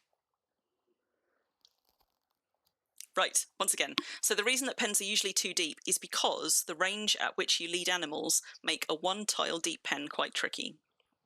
So, for example, just move that over there. So, with me leading the sheep, also the reason why in Little Venice the gaps between pens are 2 tiles wide. You'll find some deeds where they are only 1 tile wide, and some people have to do it that way, but if you can, when you're setting up an animal market, allow 2 tiles between them, because this same problem that I'm about to demonstrate with pens also causes a problem when you've only got 1 tile space between them, and that is, when you're leading a creature, you're leading it at about a tile away from you, which means if you only have a pen that is 1 tile deep, so you can only go to about here, you can't actually get it into the pen by leading it directly. You can just about getting it into the pen if you have to work with that by going at it at an angle, taking advantage of the slightly longer route if you come at it at a diagonal. So if I come at the pen this way, and I can't go any further than that if this was only a 1 tile pen, that will get it closer to, but not quite in, and sometimes you can shuffle around a little bit to find a way to pull them in, but as you can see, it's a bit tricky. That's why 1 tile pens are a pain in the arse, and that is also why if you only have 1 tile width between your pens where people are leading things in and out, for example, what you might find is when they come out and they can't cross here because there's more pens at this point, instead what they have to do is start leading in this direction, and there is a very real chance what they will accidentally do is, instead of leading it out of the gate and round, accidentally clip it into a different pen, for example, and get it stuck. So that is why today you learned, Mumix, that there's an equipment weight and speed weight indicator. Yes, yes. So I had just popped over this second limit, this 75% one, which is why I suddenly slowed down, because halter ropes are really weighty. Who knew?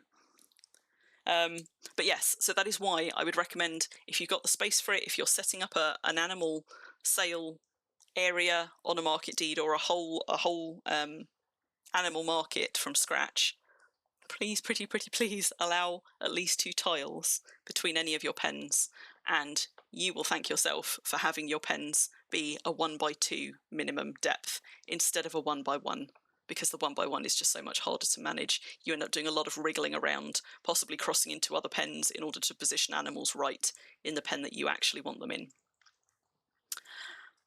But the downside of having a pen 2 deep like this is, unless you are lucky enough to have a deed that is set up so well that people can go all the way around the back of the building to examine them, which is kind of a pain and people will do it, but this is the reason why I say you should label everything correspondingly, the keys and the signs, because if, for example, all you've got is your pen says pen 17 or whatever, and your key says pen 17, if an animal is on the back tile of a pen, you cannot inspect it from all the way back here, and until you buy the key, you can't cross the gate. So if you're selling, for example, horses that people might want to go and check the traits on, they can only check the traits on them if they are within one tile of them.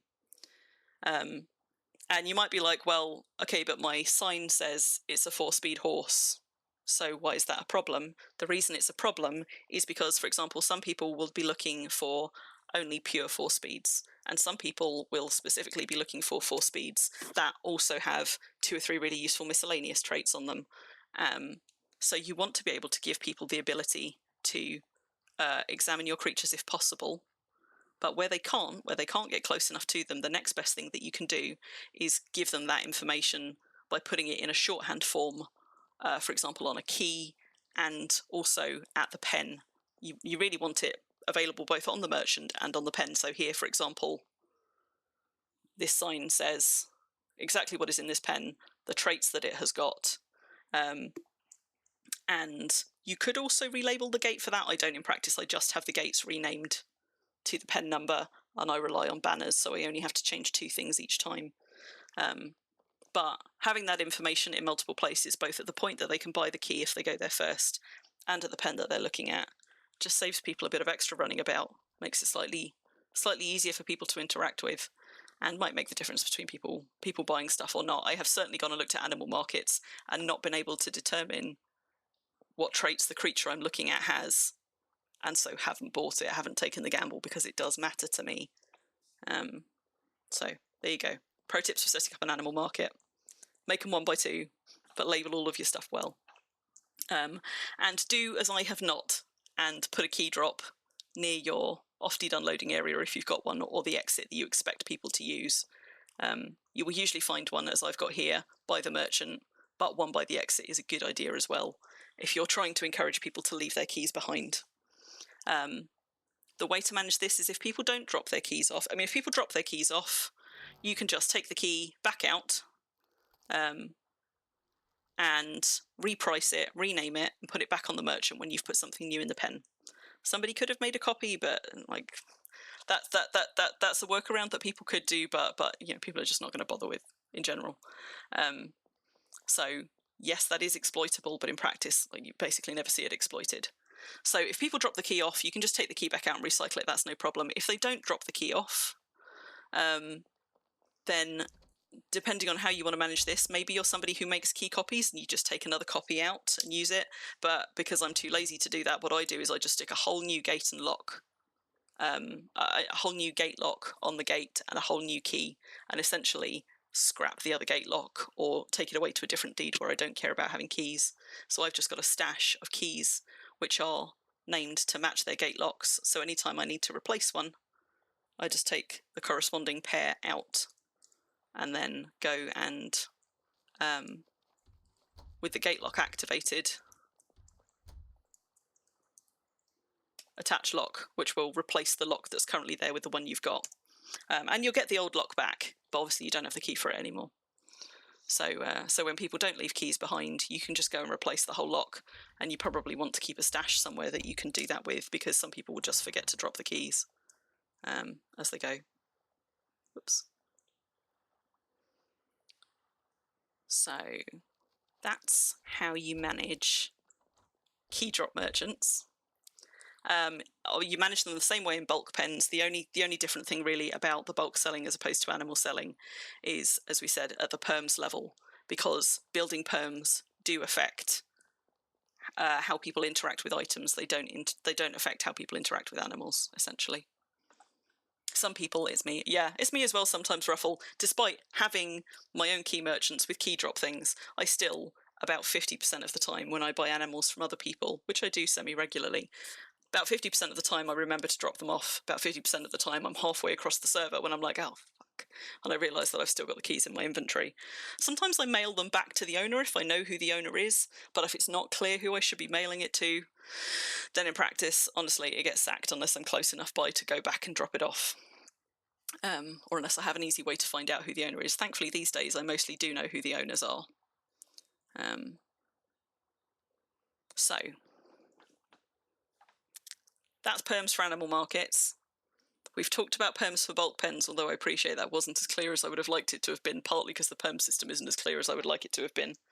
But my original point stands that, broadly speaking, item level permissions on locked containers override building permissions, and building permissions override deed permissions.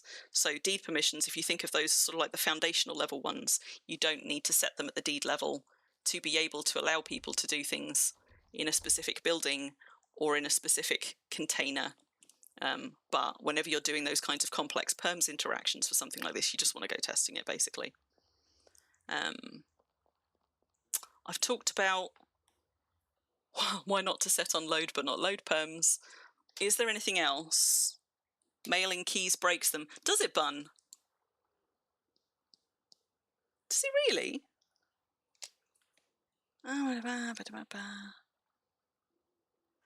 Surprised with all the alts I have that I don't have one parked at each market I know of. I see, there you go, that's good. That's good to know. Because it's been a while since I mailed a key back to anybody, but I feel like... Because you see, I feel like previously I've bought bulks from someone who has dropped it off at my deed and then just mailed me the key, but I haven't done that in a long time to test it. So actually, yeah, I think my assumption was that that would work. But it's good to know that it doesn't. So there you go. If you run away with somebody else's keys, don't bother mailing them back. Just sack them. Don't be a litter bug and drop them in the ocean where they will never ever decay, or on a road or something where they will never ever decay. Be a good person. If you follow a religion, just sacrifice them if you can't drop them back.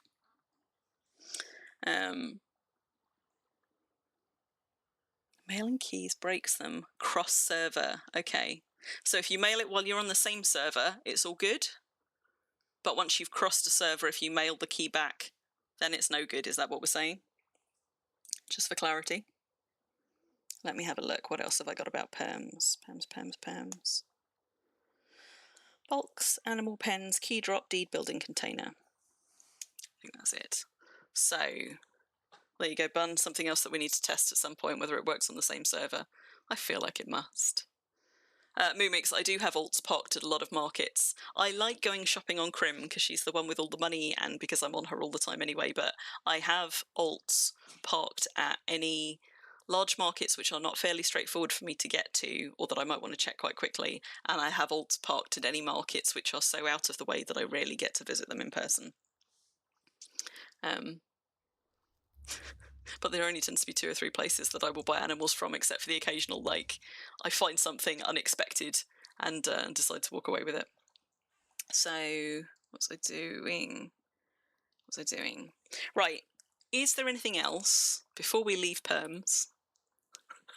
Everybody's a Crim alt, especially Ruffle. Is there anything else while we were talking about perms, which anybody wants me to just clarify now I've rambled my way through and tested some things? Or any other things around perms that you think I haven't covered? I mean, okay, that's a dangerous question. There's loads about perms that I haven't covered, but specifically with regards to running a marketplace, if anybody's got any questions around perms that you think we haven't covered, pop them in the chat and we will come back to those. But otherwise, I'm going to move on. Myra, you've still got a few alts logging in regularly to your local year. I had an alt logging in to Myra and Bun's market for months before I owned up that it was mine when I needed to come and take some pictures of Bun for our streams together. And and then I was like, oh, I've got somebody there actually. Right, so permissions. That was a big one and probably a pretty dry one. So well done to those of you that are still here and joining the conversation. If you came here to find out, you know, what kind of stuff people will buy and all of the other stuff, and we dried you out completely with that conversation, I'm very sorry. We are now going to move on to other, perhaps more helpful stuff. That's true, I don't send goblin skulls to people. That's not my style. But maybe I know that. My grasshopper brain hopped again. What was I saying? Maybe because I know that, you know, I would say that to throw you off the scent. Just saying. one of the things that we touched on last time, which will only take a second to say, so I will say it again, is the 2 places that you can place a personal merchant are in a building that you have permissions for, or at a market stall. Market stalls can only be 1 per tile. They cannot be moved, pushed, pulled, loaded, or anything. So if you're building a marketplace with market stalls, you need to make them on the tile where they're going to stay, because you can't then interact with them once they're built. But those are the 2 valid places you can place a personal merchant. So you can't just get your personal merchant contract and place a merchant anywhere out in the wild, essentially. But if you have occasionally come across personal merchants standing out in the wild, not in a building and not in a stall, it will be because the stall that they were standing at or the building that they were standing in has since decayed or been destroyed. So you can find merchants outside of buildings. You can even manufacture it so that merchants are outside of buildings, but you can't at the point that you place them just out in the open. They have to be in one of those 2 places. And all buildings do have a specific, that is one of the perms, a few perms available at the building control level, the ability to place merchants. So if you are running a community market, for example, where you want other people to come and do stuff, depending on whether you want them placing their merchants at market stands outside or in buildings, affects which place you will need to set the perms effectively. Now, what I haven't tested, and I don't know if anybody else here who runs a market has tested and can tell me, is it should be that even if you don't have the perms set at a deed level, so remember I was saying that building perms override deed perms, it should be the case that you don't need, where are we? Oh, something about NPCs, there you go. I think you shouldn't need the may place NPCs ticked on for your deed if your intention is for people to only place their merchants in a designated building, because you should be able to then set that at the building level and the deed perms don't matter because the building overrides it. But if anybody has actually tested that in chat or with any of their markets or anything, please do tell me. It should work that way. If you're not having them place them in a building, then you will need to set that permission to deed level. For example, if you've got outside market stalls and you want people to come and add their merchants to your market. I don't think we've got AO around at the moment. We sometimes get AO in chat, but AO would probably know. They run a community market that other people can come and just place merchants in. And some of those merchants are inside designated buildings. So they would be a good person to ask in game if you're not sure about that and don't have the ability to test it yourself. But it should work that way, because if you have the permission at a building level, that should override the deed level permission. I don't have any community merchants here, but when I built Little Venice, I did actually set up a place for that to be possible. I just never got around to utilising it. So actually I've got a community centre over here with the intention that if I ever wanted to, I could then allow people to come and have their merchants set up in that space. But again, because I didn't want to be fiddling with that at a deed level, it would just be in that designated building. Then I could give people permissions to place merchants and set up stands or whatever. I suppose the important thing is if you're doing it at a building level, even if you set out spaces for them to do it, for example, if you've ever been to Nexa Market on Xanadu, which is near Summerholt, they have community merchants, or had community merchants in buildings. And instead of having them at market stalls, what they had were spaces set out with sort of like rugs designating the different merchant spots and a sign. So people would go and place their merchants on an available rug. Whereas with an outside space, you set them at the empty market stalls. There are ways you can just do it a little bit differently if you're doing it in buildings. In chat, not sure. You think Draka is doing that for the Lunalong? Okay, here you go. Yeah, Madoon's one of the few people whose public market is, well, not one of the few people in fairness. Madoon is one of the people whose public market is not on a deed at all. You also find those quite often outside start towns on Xanadu. Lormere, I'm pretty sure, has got a market just outside it. And there's quite a few other start towns that have got 1 or 2 merchants. Delhi, I think just outside Green Dog, there's used to be, maybe still is, a little raft of merchants just outside of Delhi. The downside of completely off-deed community markets like that is if those market stalls aren't being repaired regularly, they do decay, and that's how you end up often finding little merchants standing on their own without a stall outside of start towns and things. Actually, Myra, that's you. I suppose Sloping Sands has got a few just outside it. Exodus has got maybe one merchant just outside of Esert. I know there are quite a lot of them on the Northern Freedom Isles ones, which I travel to far less, but did have occasion to go to a few months back. But yeah, so cute when they're unsupervised out in the wilds. Yeah, just see one little lone merchant looking all sorry for themselves. And sometimes what you find as well, good night, Bisa. Sometimes what you find as well is the person who has permissions to remove the sign that's left when a merchant leaves has not come and removed that sign. So sometimes you find people have set up fresh merchants who are stuck right in the middle of a sign saying this trader has moved on due to, poor business or whatever, where they can still place the merchant in the stand because the stand is there, but they can't remove the sign in front of them. And I feel for those guys as well.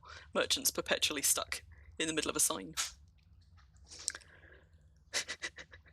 Yeah, and when it's not on deed, then you don't have anybody who can control at a permissions level what people can and can't do there, which makes it a much harder space to manage. Because when it's just people setting up a market stall and joining other market stalls outside of start town, that doesn't matter so much. But if you have, like Madoon, for example, got an off-deed marketplace which is kind of just outside to or adjacent to your deed, it not being on your deed means that people could come and build extra market stalls there, and maybe in places that you would rather they didn't. I mean, people can do that anyway, but that's why when people run community markets that they want people to come and join, they generally try and make sure that there's at least a few free stalls so that people are putting their merchants in places that they want them to put them and not just knocking up their own market stall anywhere, possibly upsetting future plans for expansion for that marketplace, which are not clear at a glance.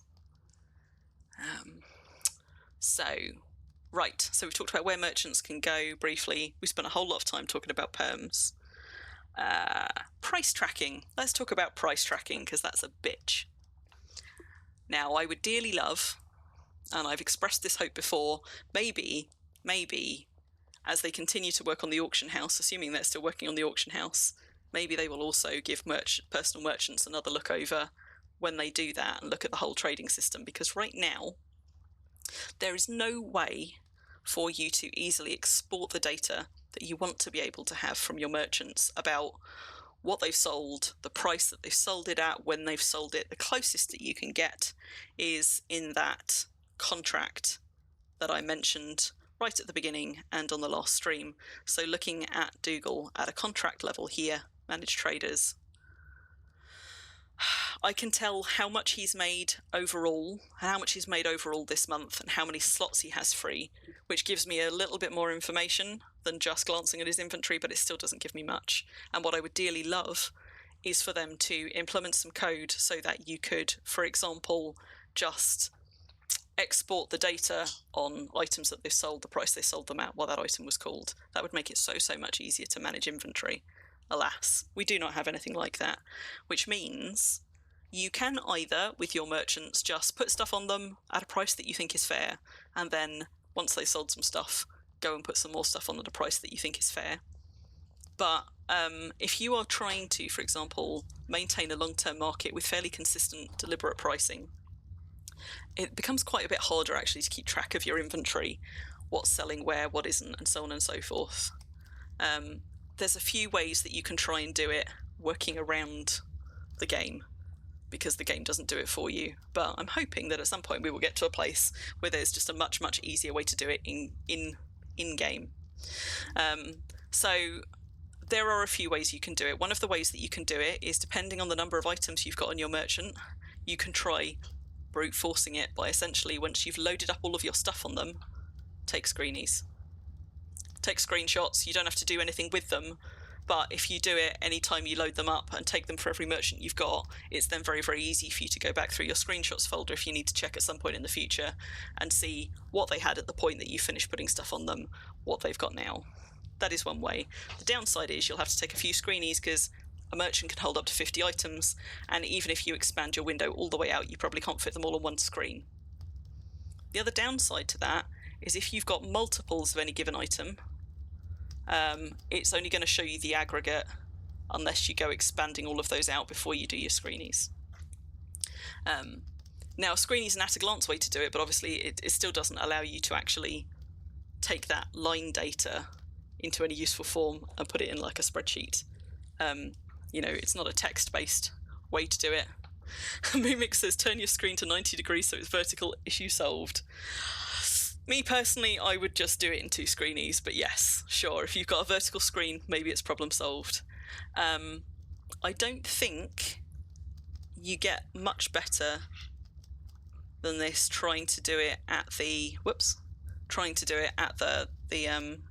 contract level, but let's just have a look. If I don't open that all the way back out. So, which one are we on? Gifts. Raptor Claws gift shop. Manage traders. Manage prices. So let's have a look how they do side by side. It is slightly better, actually, yes. So there you go. Actually, the way to do it, to get it all on one screen, although this merchant is, I don't think, quite full.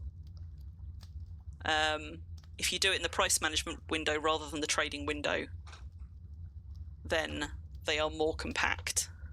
So you can then see the quality, the price, and also you don't then have to expand out stacks if you're selling multiples of an item. And if the price differs between them based on quality, for example, that might be easier to see at a glance. So 8 more items would fit there because that's 42. Yeah, so there you go.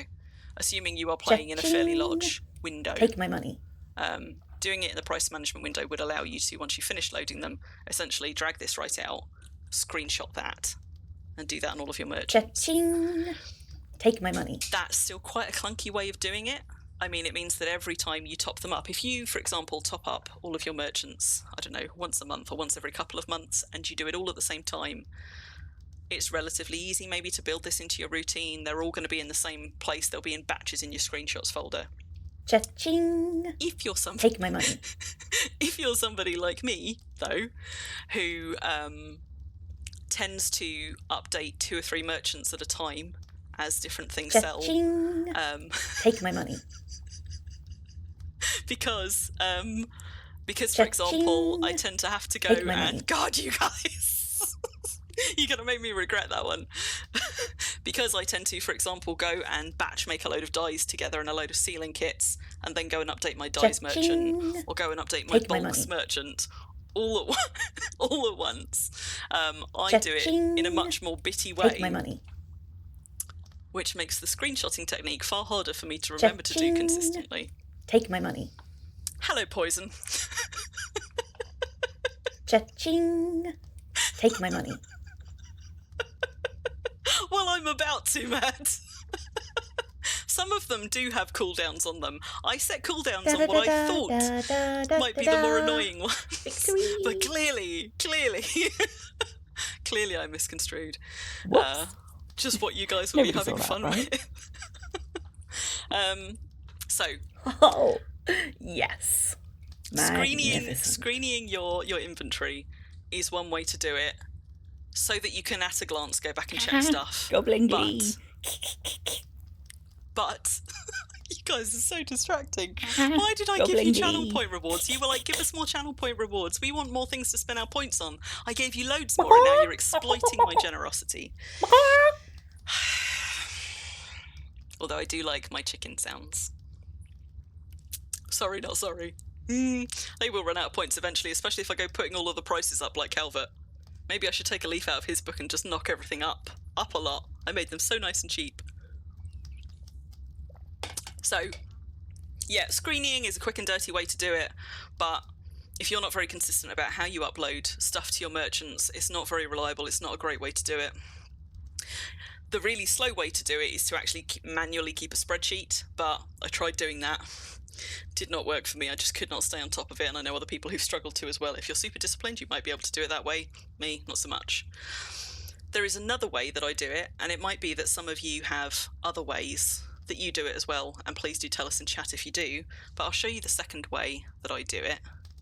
And that is there going to be a good example on Georgina or not? There might be in here. Yes. So the other way to do it is for items which you are ever going to sell more than one of if you have multiples, and if you've got enough inventory that your merchants are usually full, what you can do is try and keep one of a given item in your inventory with the price that you've set it to, and never put that one on a merchant. So for example, so I can keep track of what my bloods are priced at, if I sort these by name, her bag of bloods in her inventory that she tops up her bloods merchant with has one blood of every type that always gets kept back, which tells me what I was currently selling it for. And this is okay for something like bloods, which you might have quite a lot of. This is a lot harder for something like, say, PMK items, where you may only once in a blue moon get hold of a particular item. But there are other ways that you could do it with things like that as well. This is also quite slow to set up in the first place, and it doesn't work if the way you manage your merchants is just kind of throwing whatever you have on there that's valuable right now. The reason that this works for me is because I have specific merchants who sell specific things, and I'm trying to consistently keep them in stock with those things whenever I can. So it's just a way for me to keep track here. It means that anytime I add new bloods to her inventory, like you can see here, actually it looks like I've gotten rid of my last weaponsmithing one, so even I'm not very good at keeping up with that entirely. But anytime I add new bloods to her inventory, I can just rename one of them, copy and paste whatever specific thing I called it, then batch rename like this a whole stack of them. So if I were to call it something entirely different, like you can batch rename items. You cannot batch rename coins, but you can batch rename items. We'll come to coins later, why you might want to do that. So you can batch rename them, and you can also batch price them, set to whatever you decided your price was. So you can set price for a whole batch at the same time as well. And those are set to 50 copper. And that way I could just keep updating and making sure that all of the stock that I'm holding ready to put on merchants is all set at the same price, and I know what that price is. For something like PMK stuff, where maybe you can't afford to have a spare item in reserve, that is harder. But if you're somebody like me who tries to have a nice display, the way around it would instead be to price the display items which are never going to get sold on your merchant, so that you can then at any point go and will it let you do it without holding it? No, it won't. So you can't get price on an item you're not currently holding, but you could actually rename it with the price. The downside is then if you're changing the prices on these, you've got to make sure that you change the prices on your displays. But again, all of these things are workarounds. There's no one size fits all. These are just some other ways that I've done it, and I know that other people have done it. Capitalization of green hatch is not consistent. Oh, see, now you're gonna bother me. Oh, that's because I've got my one left over. Mostly. Oh, see, now you're bothering me. Right, you've done it now. Just for you. Is that better, Mumix? Madoon, you prefer a more web-based solution to spreadsheets. So what do you do, Madoon? Spreadsheets are powered by sadness and misery, Seri, fed from the tears of the people. I mean, I love me some spreadsheets. And okay, I love spreadsheets. I use spreadsheets for games, but mostly I use spreadsheets to organize information. Most of the time I'm not even using them for the formulae. Sometimes I am. But even as somebody who loves spreadsheets, trying to track my inventory and costs of things and stuff on my merchants made me want to cry. So You'd be a very lucky person who both loves spreadsheets and doesn't find trying to track the stuff that they're selling on their markets on spreadsheets without the ability to export that data like pulling teeth. And I'm definitely not one of those people. So Madoon, you've written a web page to track your merchants. So is that automatically pulling data out somehow? Yeah, you would definitely need some skills that I don't have to do that. Sarah, you're in the midst of making a prize category item spreadsheet.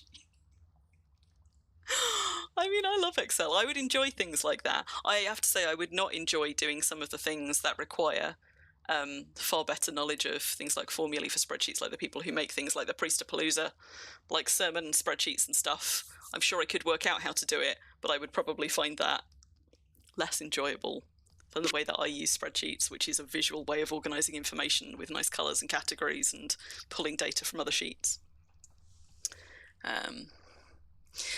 Okay, so you're still manually updating it, Mad. Yeah. So effectively that's doing the spreadsheet way, but just in a slightly different format, but you've still then got to go and pull that out manually. And as I said, I've got something like, how many merchants have I got here? A number of merchants. 33 merchant contracts, of which 7 are not placed. So that's what, 26 merchants? I've got 26 merchants here, and I just could not keep on top of them doing it that way. But I tend to do it a combination of having items that I sell a lot of repeats of, having one kept back in my inventory. Georgie's carrying the blood because blood is relatively light. I could actually put these on an alt because it is now up to a bit. But for far bulkier and heavier things, which I do not want decaying in storage, like, for example, back at my gift shop, I actually have an alt who lives offline at this gift shop. And whenever I need to top up stuff in the gift shop, I just log her on, have her drop any of the items for Georgie to then pick up and feed to the trader. I do the same for a bunch of other things, like a lot of my PMK items, although I've got like the tool banners and things stored up in the loft above the PMK shop. I have an alt who has flags, I have an alt who has banners, who just, small bit of amusement, more for my sake than for anybody else's, but just because some of you might enjoy this. Although, because I got tired of running all the way up the double set of stairs, the corkscrew stairs, up to the loft to get them, and I had already put this in place so that I used to have a wagon up here, so that I could haul stuff up and down. What I actually do is I have my alts standing on top of this platform here. So if they need to go up and get one of the tool banners, they can. But in practice, what they tend to do is log on and literally drop banners and flags off the side of that so that I can then pick them up and put them on my merchant in the absolute laziest way to transfer items. Just for funsies. You had a rift ruffle. Oh, nice. Nice. Do I have any other ways that I manage to track prices? Not sure that I do. I mean, for things that the price doesn't change, obviously that's not a problem at all. Like, my dies are always sold at the same price, so I can batch price those. I don't ever struggle to remember what I priced them at. But for anything else, like for your rares merchants, where there's lots of inventory coming and going, if you're selling enchanted items where the price possibly changes depending on, the enchants and the quality of the item, then it gets a whole lot trickier. But the other way that you can do stuff is, instead of keeping an item back and having the pricing, if instead you set yourself up a pricing system that you follow for that type of item, that can be a shortcut way to do it. It still doesn't tell you anything about what people have bought and sold, but it does help you reprice replacement items. So for example, on my rune merchant, let's just take that coin off him, I have a consistent way that I price runes, and it is always the same. Which means even though all of these runes are priced differently, I always know what I will be pricing them at. For me, I could make this easier on myself. A lot of people, like Kazumi, for example, at Greenwood Market, she will round hers to the nearest 10, which makes it much easier to batch price runes. I tend to round it up to the nearest 1. But, so Runes are, generally speaking, the market value for runes is kind of copper more or less equal to their quality, unless they're moon metal runes. So on mine, that means I just rounded up to the nearest copper. So even though these are all at different prices, because I have a pricing scheme for this type of item, it's easy for me to keep pricing consistently. And if you're somebody who sells enchanted tools and items and things, you could just write yourself a little pricing scheme for how much different, like every, I don't know, 10 or 5 or whatever of enchant power adds to the cost, and what the quality categories add to the cost, and essentially make yourself like a matrix for how you price things. And then instead of keeping track of the items and what you price them at, all you need to do is have your little matrix. So when you add a new item in, you can, like, okay, so this one's got a 95 enchant and it's a quality 85, therefore my price is this.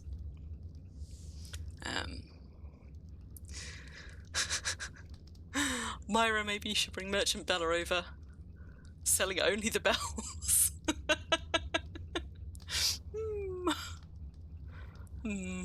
Also, I don't know if anybody is hearing that, but apparently we have yet another mag pillar on release. I came and visited one on stream a few weeks ago, and no sooner had that one died than apparently we got another one. I haven't even looked at where this one is, but we do have yet another one apparently, because once an hour I can hear the meteorites falling. But yeah, so another way that works for some types of items, but not for all items. You could do this with things like archaeology frags. You could do it with enchanted items, tools, and weapons. You could do it with stuff like runes. You can also do it to a degree with things like Christmas gifts. Like if those prices aren't fluctuating much, just have a master list somewhere, whether that's on a spreadsheet or on a website or in a notepad, of what the different gift items, what you've arrived at selling them at. But again, requires you to do a little bit of manual upkeep on it. But a pricing scheme like this, which I don't even have to write down, I can just remember, makes it slightly easier to be consistent with how I'm pricing some of this stuff. But these are all workarounds, basically. I've got a pricing scheme as well for my carpentry items, because those are going to stay relatively consistent. I cannot have a pricing system for my rares. That one is much, much harder to manage.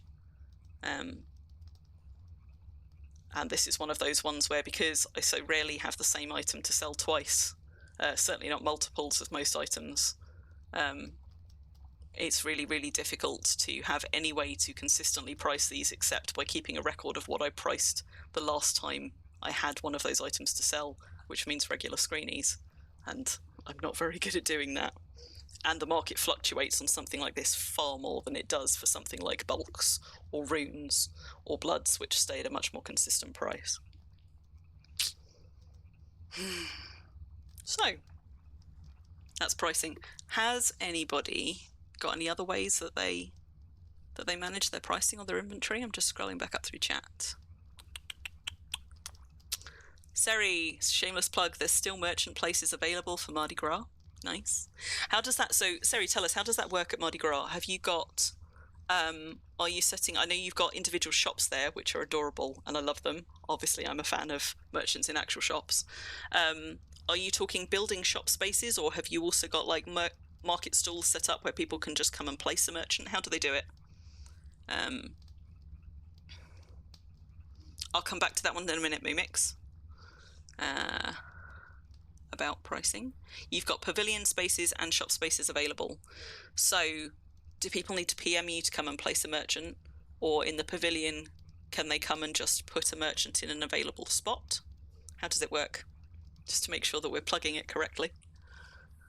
And the Mardi Gras market is, although the deed is mostly open year round, the Mardi Gras market is basically open for kind of the duration of the Impalong. Is that right? It's a temporary market.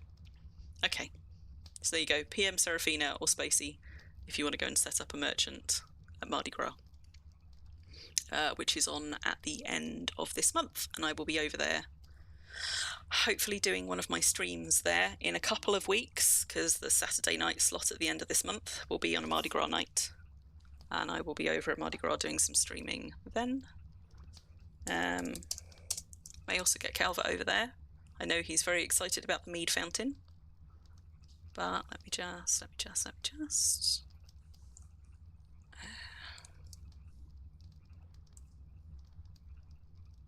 we go.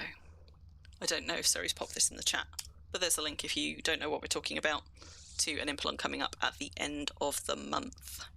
Myra, so on the Delhi Renaissance Festival, people will need to ask staff for a spot in the market buildings to keep it under control. So again, you could contact Myra or Bun in-game, which is Myra Lux and Bun Lowe's, or other staff if you know who the other staff are.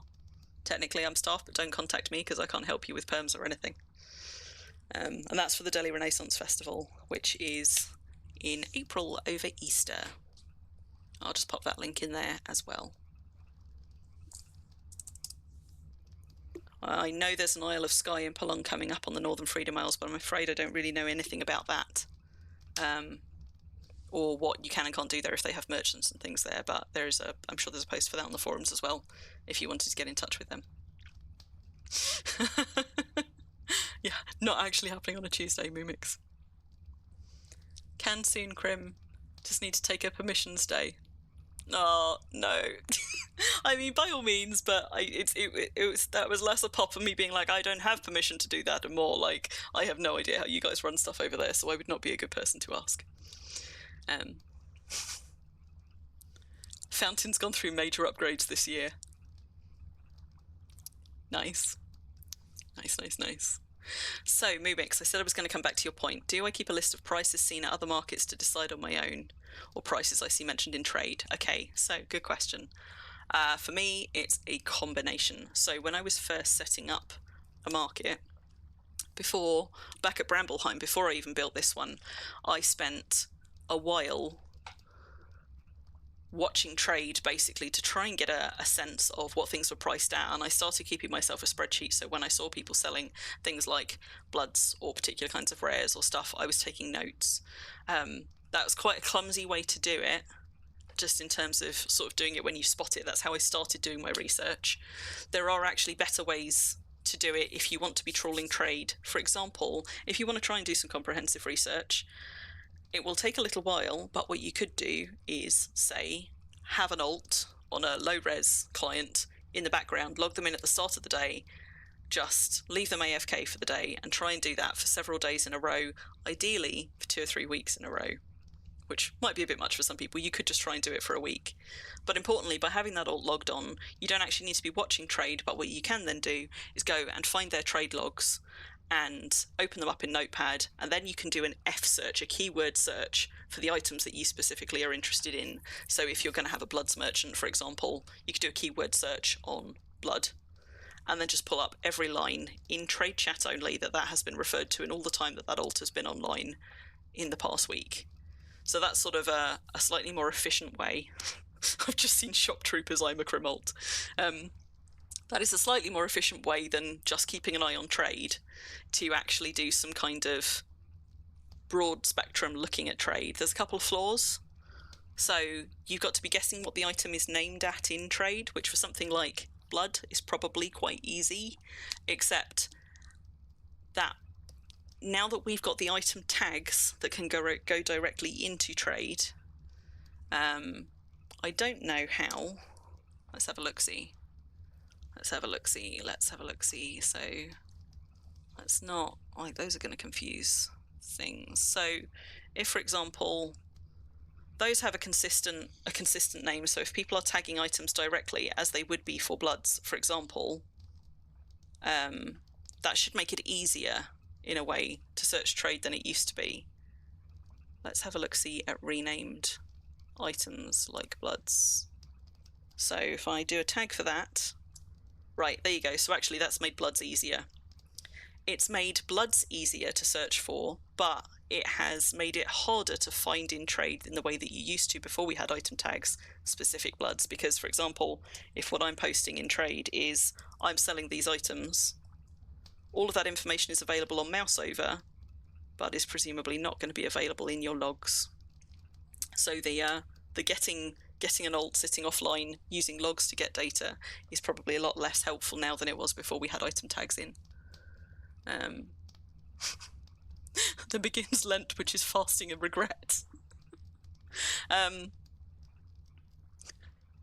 So the kind of the gathering a load of logs of trade chat only works up to a certain point, and the more people are using item tags, the less useful that is. So I would suggest to anybody who's looking to do trade stuff, just have your trade window open and be keeping an eye on it more regularly to get a sense of things. And if you see people selling stuff which you're likely to want to sell, just take a note of what they're selling it at. You can also do forum searches, which I also did at the beginning when I was looking for pricing on things in general, particularly if you're selling stuff like bulks, or bloods, or the kinds of items that are regularly enough available in the game, enchanted tools and weapons, stuff like that, that they are likely to be on forum merchants. It's well worth going and checking against some of those big merchant threads on the forums to see what other people are selling at, because there is more likely to be a fairly consistent kind of range of agreed prices, if not a particular agreed price. There are some things like concrete and support beams, which have a consistent price pretty much anywhere you look. There are some where there's a little bit more variance, but I checked my stuff against all of the main merchant threads when I started my market. I spent a long time just keeping an eye on trade and seeing what people were selling stuff for. I did also have a look at things like auctions on the forums, but as I said last time, that one you've got to take with a little bit of a pinch of salt. If it's an item that's sold too regularly, it won't go up for auction. People will just sell it in trade for whatever they know the price is. If it's sold so rarely in auctions that there's only one or two examples of it, then those auction prices are far less likely to be a reliable indicator of what the community considers like a good safe selling price for something, because you're more likely to see outliers on an auction where somebody has got a lot of money and is willing to throw it at it for that particular item. But also a lot of auctions these days end in private bids, so that's probably a less helpful way to get information than you might hope.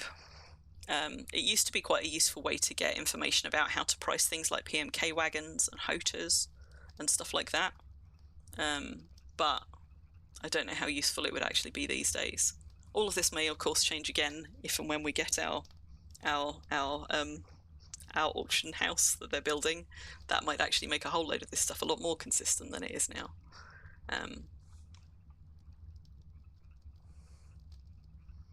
Yeah, you always put no private bids, Myra. Yeah, I mean, I don't much like it either, but also I very rarely auction stuff on the forums, in fairness, or bid in yes. auctions. Magnificent.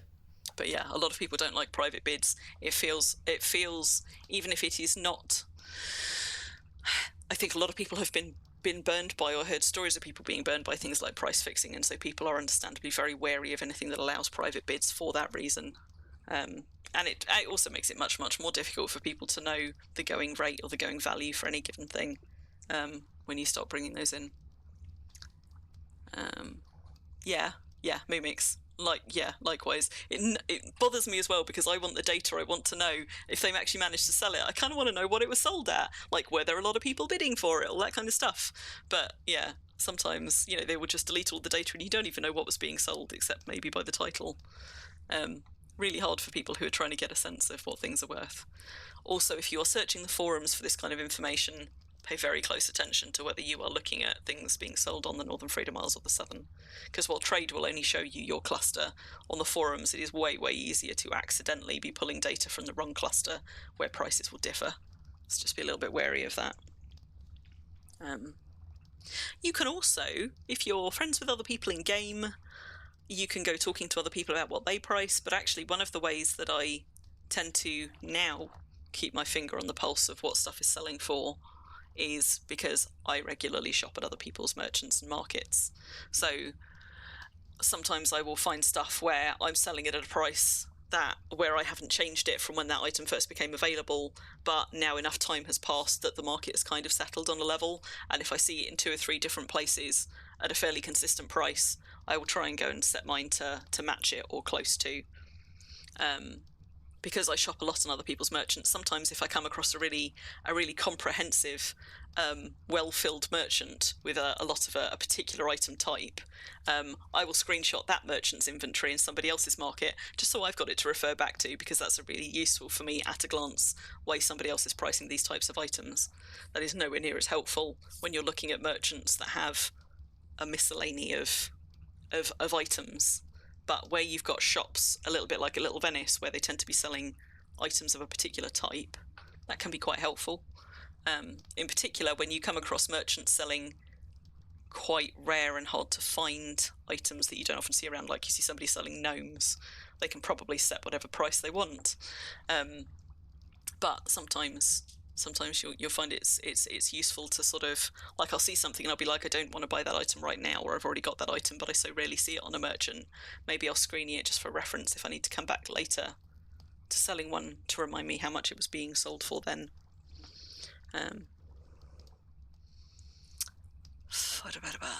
Let me just catch up on chat.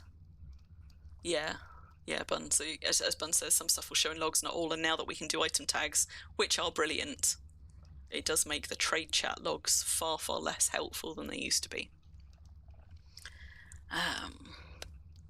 Yes, price checks, I would say used to be a lot more helpful than they are now, and I don't really know why that's changed. I think, actually, it was probably the end of RMT that made price checks far less helpful, because although price checks have always been, you always get a bit of a range, and people with agendas potentially, you used to be able to get far more responses more consistently and more useful information from the community at large asking for price checks some years ago. But ever since RMT finished, I guess, and I think they also changed some of the trade chat rules about how and where you ask for stuff. Like, you're supposed to now answer with an @ instead of to the whole of trade, even though a lot of people don't. Asking for price checks now in trade, in my experience, is sometimes you get something useful, sometimes you don't get anything at all, and it's just sort of, tumbleweed. That seems to be a far less useful way to gather data now than it used to be. As Seri says, as with auctions and things on the forums, like, don't take one or two sales as your indicator, and be very, very skeptical of taking price checks as your indicator. Really, you want to know what stuff is selling for, not what people are trying to sell stuff for. Which is another reason why actually snapshotting other people's merchants, you also need to take with a grain of salt. Just because somebody's priced it at that doesn't mean they're selling it at that. I only tend to do that where I know that a market is doing regular trade, where I see their inventory change a lot, or where their pricing is similar to mine, but maybe there's some variations, just as a way to kind of cross and compare. But people can price things at whatever they want. That doesn't mean that they're moving stock at those prices. Mad, finding stuff in the market is a nightmare because there's so many old posts. Yeah. And the way the forums, also, I think the forums default to relevancy, not to date, which is another thing to be wary of when you're searching the forums for information. Because if you do a keyword search, which is also not as straightforward as you want it to be on the forum, doing like multiple keyword searches, but if you're doing a keyword search on the forum, I think the forum automatically sorts it by relevance, which means what it determines as relevant is sometimes a post from 8 years ago over a post from last week. So make sure you switch it over to date if you're trying to do price searches on the forums. As Sari says, inflation is real too. And as I said, some things the prices fluctuate all over the place. Like PMK stuff was kind of stable-ish for a while, but in the past couple of years, PMK prices have massive inflation and variance. Like, again, I don't really know what's caused that. Maybe it's the end of RMT. But those are all over the place, whereas some things do stay relatively consistent over time, like bulks. What else have we got? Bun, you're very concerned about how the auction house will be. Yeah. I mean, I'm trying not to speculate too much about what it will and won't be until I see what they're actually suggesting. But yeah, what the auction house might do is just continue to drive things like bulk prices down, which are already pretty low for the amount of effort that it takes. Yeah, and I don't really want to speculate too much until we actually know what's there, but I imagine it will take a cut as well.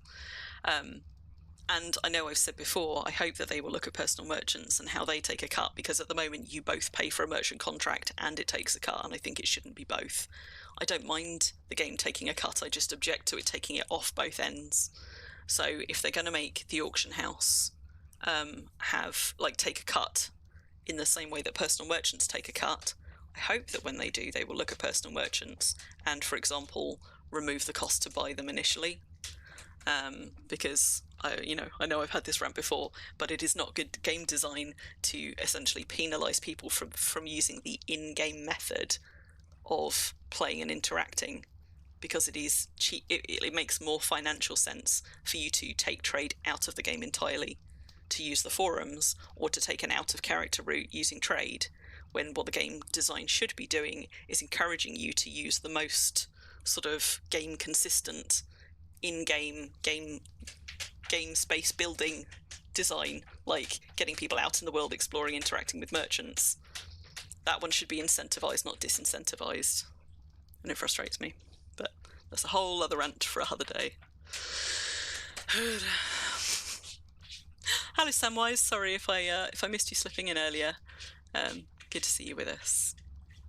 Ruffle will pay ton for gnomes, I heard. See, well, I don't know how much Ruffle will pay for gnomes, but I know that Ruffle has on several occasions told me that given how much I hate gnomes, if any of mine want adopting, she's got a good home for them. I do hate gnomes, but also they're valuable. But I don't like them. Mine are trapped underneath stairs where they can't crawl out and get me. Although, somebody did point out that they could probably slip through the stairs and come and get me, but whatever. Makes your credit card broke because you forgot to repair it. Oh, yes, we're talking about the forums. What is RMT? Yeah, Ruffle. Sorry, yeah. While you were away, when they got rid of the ability to trade anything for real-world money, it affected the in-game economy in a whole bunch of ways. In particular, how people interact in trade, and also the prices of things, because once things stopped having such an easy equivalence for real-world value, that affected a bunch of stuff. The thing that Steam doesn't like, yeah.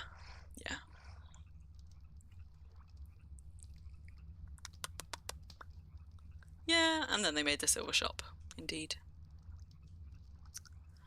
Yeah, as Seri says, a lot of people use merchants as storage.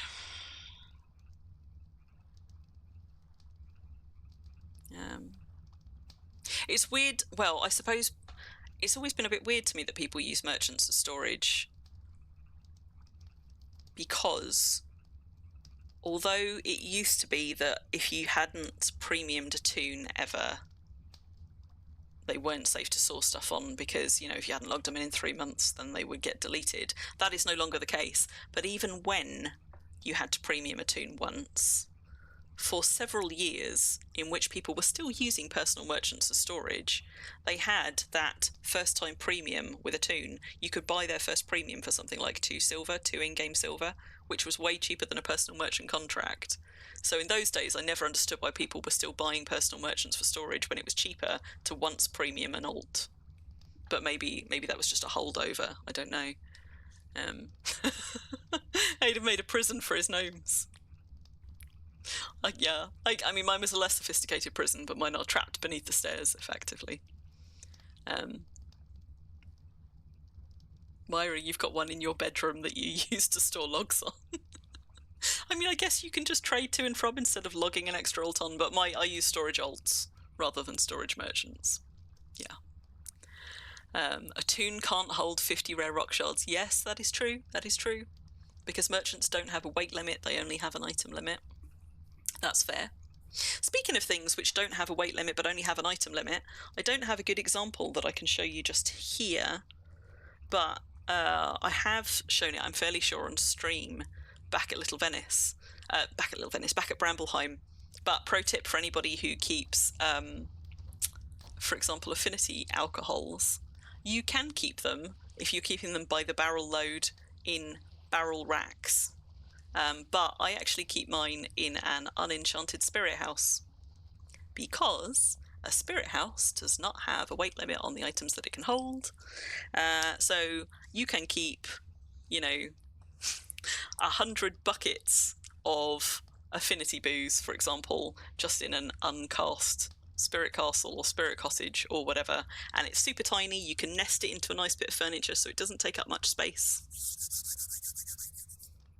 It doesn't work for bulks, but for items like that, you know, little spirit cottages, you can just nest them nicely into furniture. You could even nest a whole bunch. Next time there's a mission to build a bunch of spirit cottages and you make yourself a load, instead of going and hiding them, like sticking them on a lava tile to get rid of them, or hiding them in a mine and like out of sight until they decay at some point years in the future, line them up along a nice little surface and make yourself a load of like no weight limit storage for finicky things like your affinity booze.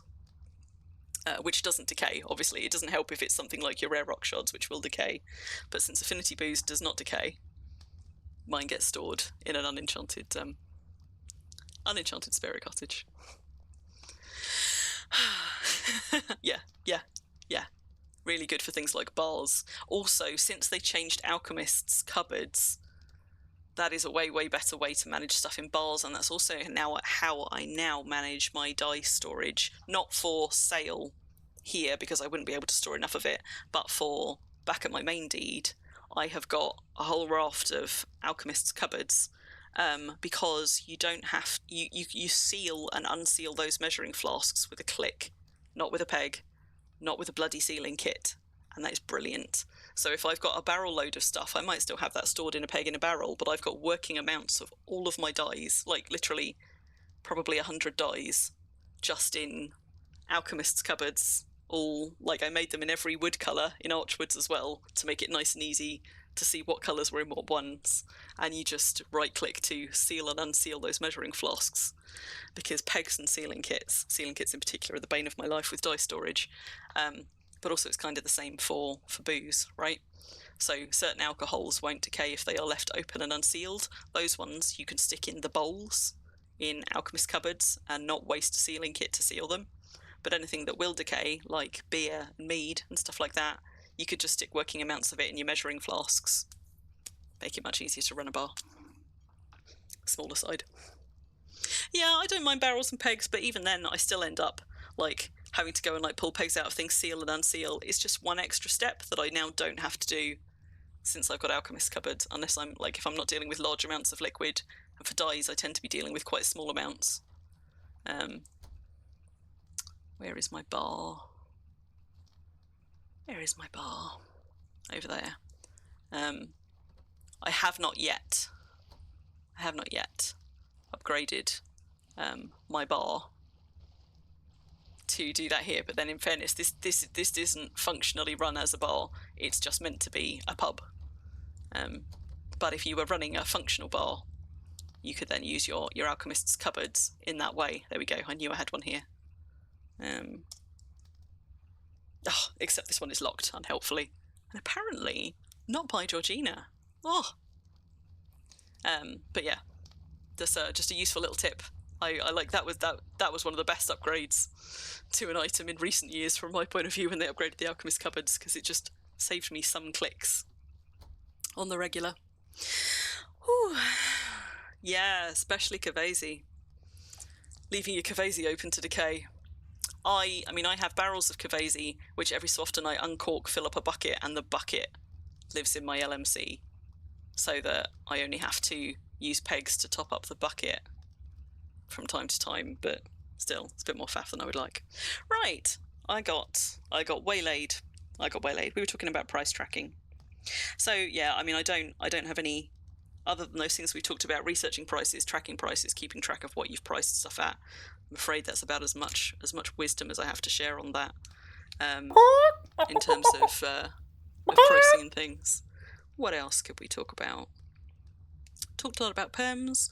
We've talked about practicalities, like why you might not want to mark it on your main deed, largely down to perms. But also, if you're somebody who, like me, not that you would know it because here I am streaming, but if you're somebody who, like me, is kind of an introvert, or is from a culture where you're really uncomfortable with things like haggling, you might decide that actually you don't want your market on your main deed, because having my market on my main deed encouraged a bunch of really lovely people, whilst coming at my market, to come and start conversations with me about, do you have any of this for sale? Or can I buy this from you? Or do you have any more of these? Or will you negotiate on that price? And I really hate those kinds of conversations. Somebody who generally struggles with small talk, and a lot of the time when I'm worming, I just kind of like want to be in my own space doing my thing. Like, it's not that they were bad questions to ask, it's just that I realised that having my market in the space where I also inhabit made it much, much more likely that instead of interacting with my merchants and the market that I'd set up, people would interact with me as the owner of that market. Come to that in a minute, Zeri. Yeah, it would encourage people to interact with me as a market seller, and sometimes that's fine, and sometimes I would be like, I don't have the brain power for this right now, or I am all out of social batteries, and I always felt really bad being like, I don't have the brain power for this conversation right now. So moving my market out of my local effectively made it easier for me to separate out my kind of market selling activity from my I'm just in Wurm defragging after a hard work day activity. And people can still message me on the forums or still chat to me about stuff, and they do, but I just get a lot less of it now with my market being separate from my deed. So if you're somebody who has limited social energy or finds conversations like that kind of thorny or whatever, that might be another reason that you would want your market somewhere else. See, Mad, I like the idea of a barter system. In practice, I find that most people don't use it, and I would probably find that less stressy to negotiate in some ways. Although figuring out the relative value of things always feels a little bit thorny, because my experience long before I had a market for years when I played this game, so I've been playing this game for 12 years with a bit of a break in the middle. In my early years of playing Wurm, I would not touch the trade system at all. And that was in large part because I didn't know what I didn't know, and I was afraid of being led up the garden path or looking stupid or, not understanding how something worked, but also because I would frequently see pricing arguments breaking out in trade, and some people can get very, very aggressive about pricing. And I was very much afraid of having to have those conversations with people, which made me not want to interact with people in trade, made me not want to do any trading with other players directly, whereas trading with a merchant on a merchant stand was much, much safer territory for me. There's no risk of me offending somebody that I don't know. There's no risk of somebody trying to be doing like bartering with me. I can just look at what's there. I can take whatever time I need to digest that information, speaking as a neurospicy person. And I can make a decision about whether or not I want to pay for it at that price or not, and go away. And it takes all of that social anxiety out of the transaction for me, which is a plus, which is probably why I like in-game markets as much as I do, and interact with those far, far more than I interact with stuff being sold on forum or in trade chat. And that's not going to be a problem for everybody, obviously, but there are a lot of people, I think, in this game who are quite introverted or possibly quite neurospicy, who have that same kind of aversion to active discussion around particularly thorny topics like pricing and sales and negotiation. And those are the people who probably, like me, are the ones most frequenting in-game markets and enjoying in-game markets as a way to do trade, because they don't like or don't want to interact with the trade system in-game, because they have to then do it with players, and a lot of unknown quantities in there about who they might be dealing with, where there are language barriers, where they don't know what they don't know, that kind of stuff. Thank you, Moira. I appreciate it. Yeah, you wouldn't know it because here I am on stream talking away at a mile a minute. But I wouldn't call myself shy, but I have there are certain kinds of communication that I really, really struggle with, and certain kinds of social interaction that I find very, very stressy. And I am somebody whose social batteries get really run down by certain kinds of interactions. So this is me kind of in my element, in as much as I can just rabbit away for hours and then occasionally remember to go and like check if I've gone off on a bad tangent. But yeah, no, I wouldn't call me shy, but reserved in my sort of my social interactions and my communications, yes, absolutely an introvert. Absolutely somebody whose social batteries get super easily run down by certain kinds of interactions, particularly ones where I'm struggling to understand or struggling to be understood for whatever reason.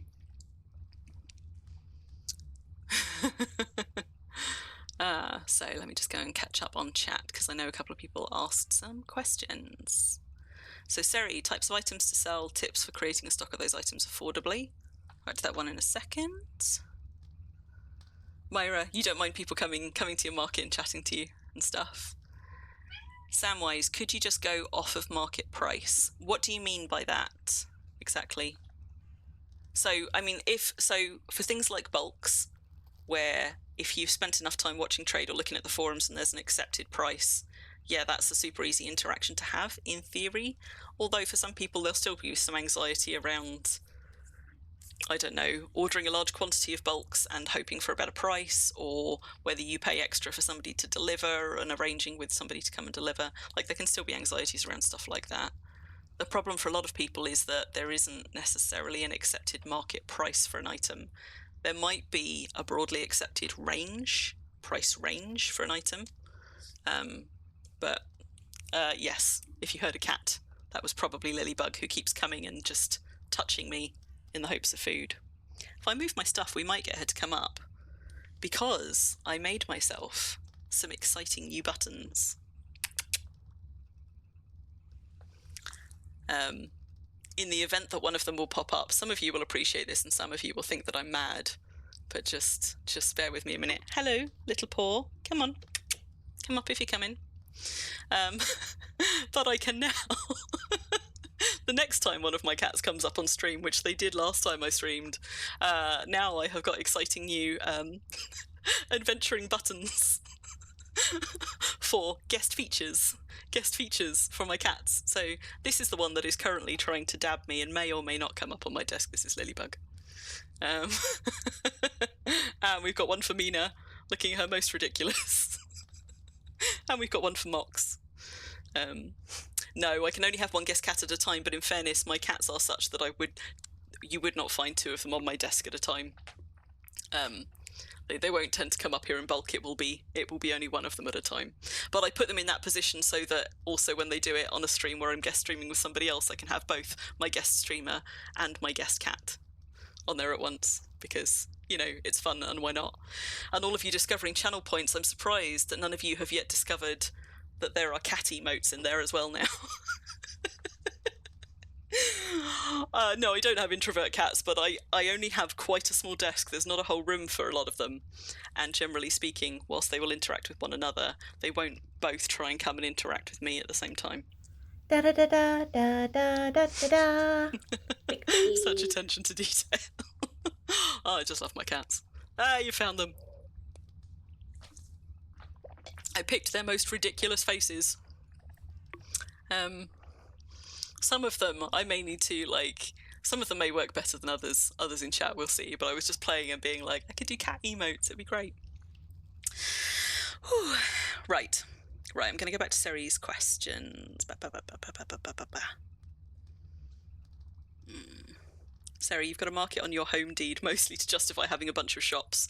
And it is a lovely bunch of shops. I really like yours.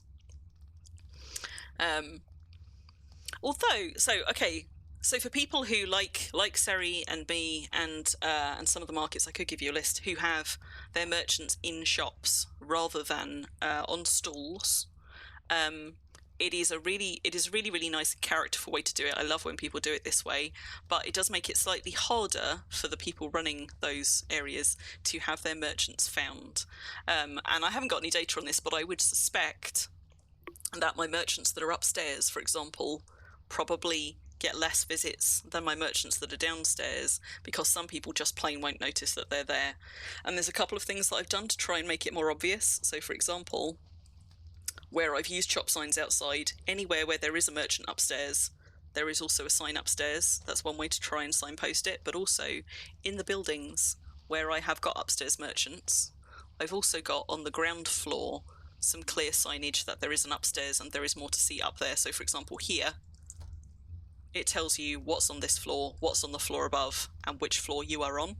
This one's important because the first floor, what is considered the first floor, is different in different parts of the world. And in the UK, the first floor is the floor above the ground floor. Whereas, you know, for people in the US and elsewhere, the first floor will be the ground floor. So that's why I specify which floor you are on and what is where. I also, because these shops have both a waterside entrance and a footpath side entrance, I likewise have the pairs of shop signs on both floors. The other thing that I would say is, if your merchants are hidden away out of sight, you want this signage to do as much hard work for you as possible. So my shops have fancy shop names, which I like, but they also tell you what the shop actually sells. So, for example, the shop is called Primp and Pageantry, but it also says accessories. I could expand that out a little bit more and be like jewelry items and shoulder pads, which would probably be slightly more helpful. But on your shop signage, basically, you've just got to do a bit of extra work if you're having your merchants in shops to try and signpost to people that they're in there. Because there are some deeds where there are merchants tucked away in buildings, and the shops are lovely, they're beautifully decorated, but at a glance, it can be hard to tell from the outside whether that is just somebody's smithy or whether that is a smithy with a merchant inside where you can go and shop. So, tip for anybody who is having these kinds of, you know, merchants in buildings, try and make it as clear as possible from the outside, because a lot of people will just walk right past them and not realise otherwise. So there, like that one has got the shop name again, but it also tells you that it is a shop and what it sells. Because some people use shop signs just to label their different buildings around their deeds, for example. So a shop sign itself is not a guarantee that there's a merchant in there.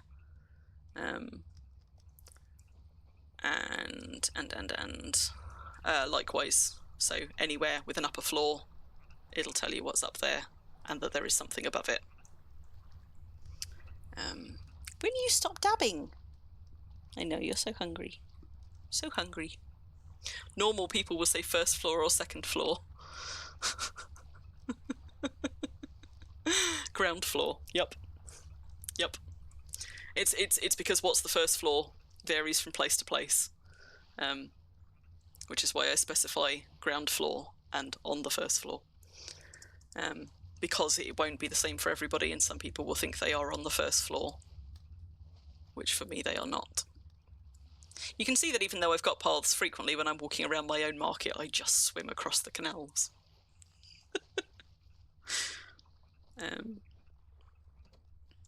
Am I where I intended to be? No, I'm not. I even went too far.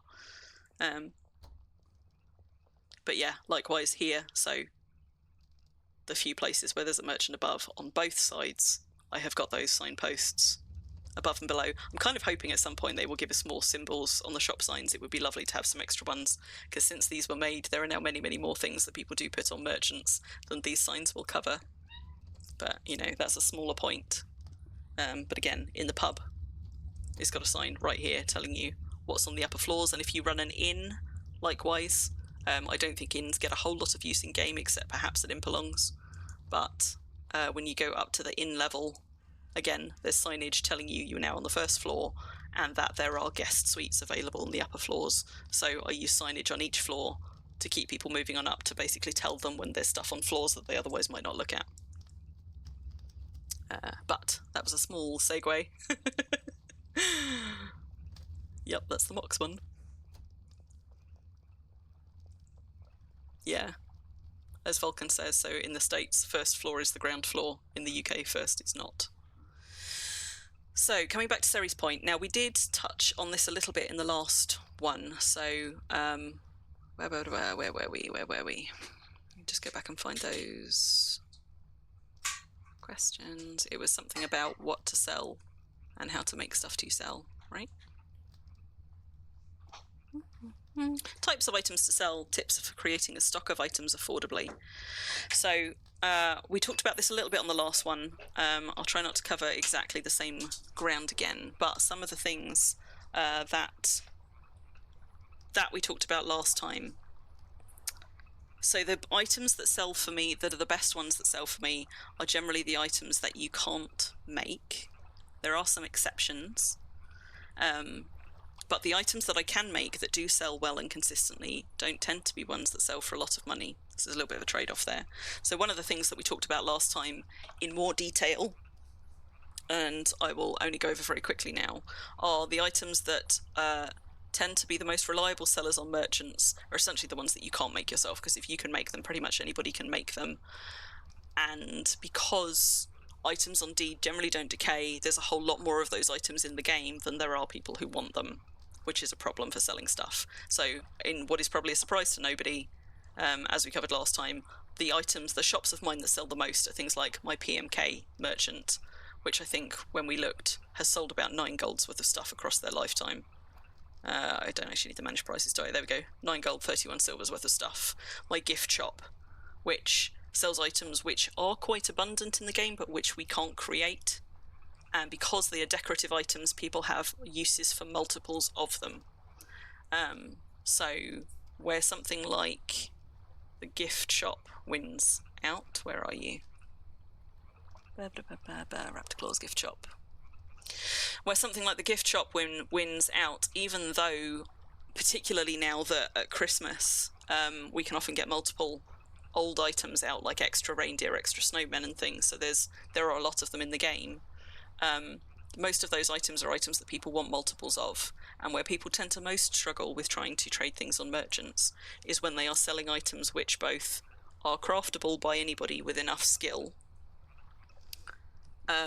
are abundant in the game because a whole lot of people have had need for them at some point, and they're often then found decaying on people's abandoned deeds, and which most people will only have need of one of. So for example, armor is quite a hard sell on a merchant. That's because there are merchants on the forums selling it at consistent prices all year round. That's because most people don't need more than one set of armor, and when they upgrade, they will only upgrade it once or twice. And that's because a lot of people, when they come into the game, will pick up a smithing skill, if not more than one. So most people will have some blacksmithing skill. And if they don't, they might be part of a village where somebody else does and is making stuff for them, or they will go to an impalong and get their very basic stuff that they've made imped up super easily. All of those other mechanisms are in place to make those kinds of things available, which makes them harder sells. So, which is not good news for people who are trying to use the skills they've got to find stuff to sell. Some things are just quite hard to sell, especially without enchants. And you tend to find the people who are managing to sell things like armor and weapons are selling very, very high quality ones of those. But even then, I don't know how robust that trade is. So, assuming that you don't have, as I had, like I was not a chaos player, so I didn't have, and although I have been in the game for a long time, I never really benefited from the traders back in the days when people used to be able to milk traders for a goodly amount of money. So, as sort of a caveat here, I was not ever sitting on a stash of money from things like the trader system. I've never been a chaos player and had ways to accrue items which sell well over here. All the things that I sell which I can't make, like my PMK shop, like my gift shop, all of those things are items that I have acquired by either finding them, occasionally finding them on Fallen Deeds, although that is a real minority. Mostly I have got them by buying them and hanging on to them for a while when I think they're going to become more scarce, or buying them in bulk when I see an opportunity. Basically, my first market, I spent a bit of time selling things like the bloods that I had at slayings, and some animals that I had bred, and rares that I had maybe found at a Fallen Deed or something like that, building up a little bit of money. And then I used that money to go and strategically invest in things like PMK stuff when, for example, people were selling off a bunch of PMK things in bulk. So although I had to pay quite a lot for it, the per item price was low enough that I thought I could then hang on to it and sell it more slowly at a bit of a profit. So this market, where I am now, and the amount of stuff that these guys have sold, there's like this came from having money to invest in things, but that money was still made by first selling smaller, more readily available items on the market, and then having watched trade for a while to get a sense of pricing and other things like that, make some strategic decisions about when I see stuff at a good price, buying it in and being willing to be patient, waiting for an opportunity to sell it. Some of that, for example, some of that early-ish stuff in terms of Little Venice was where I have care slot alts with points to spare. I would buy 2 or 3 of the monthly skin every month with the points on those care slot alts, and then I wouldn't put them in my shop until at least 2 or 3 months later when they were no longer available, because at the point that they're available, the price is still settling and the price is more like equivalent to marks. But 2 or 3 months later, suddenly some of those items would become quite sought after for people who missed it, and then I would spend a bit of time figuring out what the market was paying for those and put one of mine on a merchant. Not all of them. So basically I made a few strategic decisions. Some of those gambles did not pay off, have not paid off. Some of them did. And now my market is thriving. I mean, it's this market more than keeps me afloat, which I feel very grateful for. I'm not taking it for granted. But some of that came out of just trying to make kind of savvy decisions and taking gambles about the coin that I had earned in game and where I could afford to try investing it. So speaking of things like skins, for example, one of the things that I try to be mindful of when I'm putting stuff on merchants and deciding what to sell is demand, but also scarcity. Because yes, you just noticed the name of my tailor, Vulcan. Yep. All of my traders, small segue, all of my traders are either game, book, or film references. And not everybody will get all of them. Some of them are quite obscure, but some of them are quite notable. And that one's Garrick. PMK items especially are worth hanging on to because you never know when they're going to disappear. Yeah. And PMK items are in a way a little bit of an exception, because whilst, as with things like Christmas items, as we've discovered for years, Christmas items were soaring in price because there was no way to get them again. So things like the reindeer and the goats and the snowmen were only available for that 1 year, which meant that there was an abundance of them in the game, but there were never going to be more. But the prices on those started fluctuating when, of course, then at Christmas they started making it so you could get old Christmas items again, and suddenly the market became a bit more buoyant. PMK items, I don't think, are ever going to go that way. So PMK items tend to retain their value or increase in value. They almost never drop in value, which isn't to say that at the moment some PMK items are being priced at the highest that I have ever seen them priced. And I don't know that that's going to be a stable way. I wouldn't suggest you go out buying tool banners at 10 silver and hoping that they increase much beyond that point. They might, but I think that's more of a gamble. But I went around buying a lot of my PMK banners, for example, when I was finding like somebody selling a batch of Jenkellen or Mulrun Rehan banners at something like the going rate several years ago used to be 2 silver. And you would find them not often, but consistently in some places at about that price for a prolonged period of time at kind of that price. And when I saw how some of the rarer ones, the banner price was higher, I started paying attention to how frequently I was finding different PMK stuffs for sale and using that to guide which ones I was willing to buy at the current market rate, trusting that it would go up in time, and which ones I wasn't willing. And I tend to be far less willing with current PMKs and new PMKs to pay what they're paying right now as a strategic investment, because PMKs are cycling through at a rate right now, and also it used to be that PMKs would fund their kingdoms or whatever they were doing, selling them at a relatively kind of manageable market rate. But recently their prices have started to rocket, and that is a much bigger gamble, which for me is mostly probably not going to pay off. So I don't tend to invest in new PMKs unless they're selling their stuff at a fairly reasonable price, in which case sometimes I will go and strike a bargain with them and I will bulk buy and buy stuff at a cheaper rate than their once per item price, it by buying a batch, stick them in storage, and put a couple on my merchant at a time. Yeah. But it is still viable tactics to go by buying PMK items, for example, from other people's merchants, if and when you find them at what looks like a reasonable price.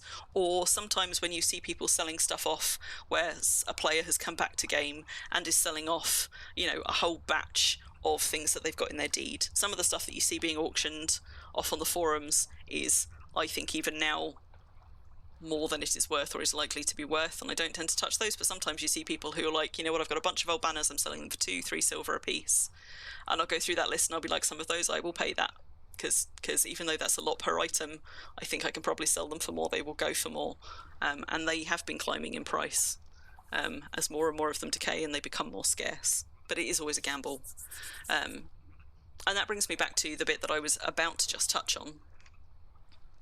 Thanks, Vulcan. Yes, Samwise, player-made kingdoms, which are specific to Chaos. So on the Southern Freedom Isles only, not on the Northern Freedom Isles, our PvP players can create player-made kingdoms, and they can create their own insignia for banners, tool banners, and flags. So they submit artwork to the game. It's a long, drawn-out process. It costs them a bit of money to do it, but that's how we have those unusual items in the game. Let me wait, which way do I'll show you over here. And you won't find these on the Northern Freedom Isles, so this is something that is very specific to the Southern Freedom Isles, depending on which one you are on. So these items in here, these are player submitted artwork for the most part. Some of them are template ones from the original player made kingdoms. But so these items are only creatable on the PvP servers by people who are part of that kingdom for the period that kingdom is active. So most of these are from kingdoms which no longer exist, and some of these have not existed in game for years, which is why no more of them are getting created. They are still sought after because they are an unusual item, and their numbers are only depleting with time as some inevitably decay or rot away on, deeds or storage in ships and locked vehicles from players who will never log back into game again. They're one of the few resources in game which is continuing to reduce in number over time, which is why they tend to be quite so pricey if you're on the Southern Freedom Isles. But yeah, coming back for the third time before I squirrel grasshopper entirely away from it, demand and scarcity are quite big drivers on the market. So even though I have got only 1 or 2 of a lot of these items in stock, some of these items I've got maybe 5 or 6, or for a couple of them maybe as many as 10. My grasshopper brain hopped again. But I will never put more than 1 or 2 of them on my merchant at a time, because first of all, I don't want somebody going and buying up all of my stock. If I'm the only place selling them, and whatever price I set them at, I don't really want somebody going and buying all of mine and then putting the price up by 3 silver or 5 silver, and them being the only place that you can buy them in the game. I'm trying to avoid that kind of price hiking across the board, but also because, correctly or incorrectly, when people see 10 of a given item available on a merchant, they will assume that therefore that item is readily available until they know better. And some people will know better. But from a psychological point of view, scarcity is a good driver in getting people to buy something now, instead of thinking, I can buy that anytime, I'll get one next time, or I'll go and get some money. And in a game like Wurm, particularly with items like PMK items, where actually they are scarce, even if I've managed to get a batch of them, that's not representative of how readily available they are in the game. I only make 1 of them, or 1 or 2 of them, available at a time at a given price, partly so I can test the market and make sure that I am pricing it right. Because if I've underpriced something and I put all 10 of them on there, then that's it. That's one mistake I'm not getting to undo. But also, just to try and reinforce, I guess, for people as they go around travelling and exploring merchants, that these items are not readily and abundantly available. You may only see 1 or 2 of them for sale ever, or at any given time on merchants. So that's part of the reason I only tend to sell 1 or 2 of any given item. But also, from a practical point of view, if I go and show you my my tools merchant, tools, absolutely there isn't a scarcity issue in the game, so there's no reason from a scarcity point of view that you wouldn't want to put multiples of a tool on someone, but I don't anyway, and that's for a different practical reason, and I'll show you. So if I show you my tools merchant, he only has one of any given item on him, and that is because I don't much like having to expand out stacks to see everything that's nested in there.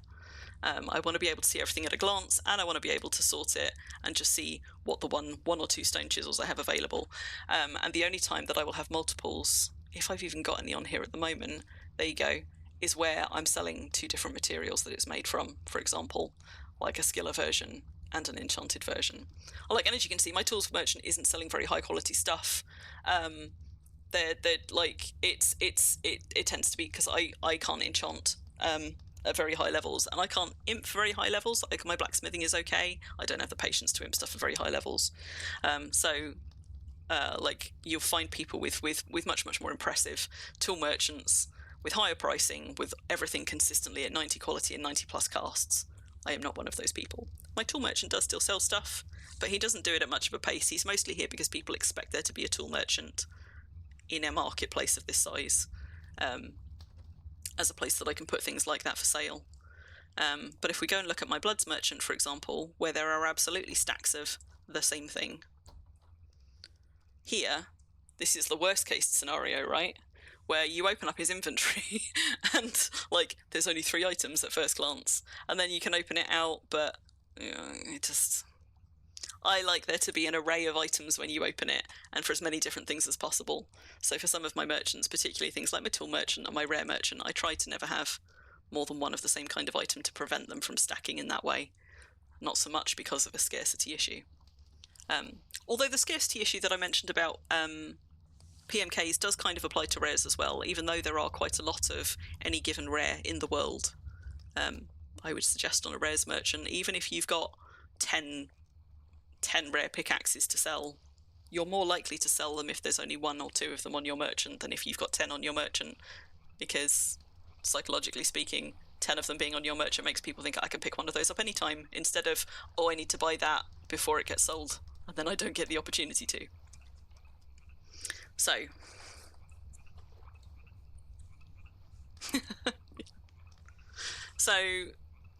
I mean, this was a very roundabout way of sort of talking about the kinds of things that you can sell, the kinds of things that sell well.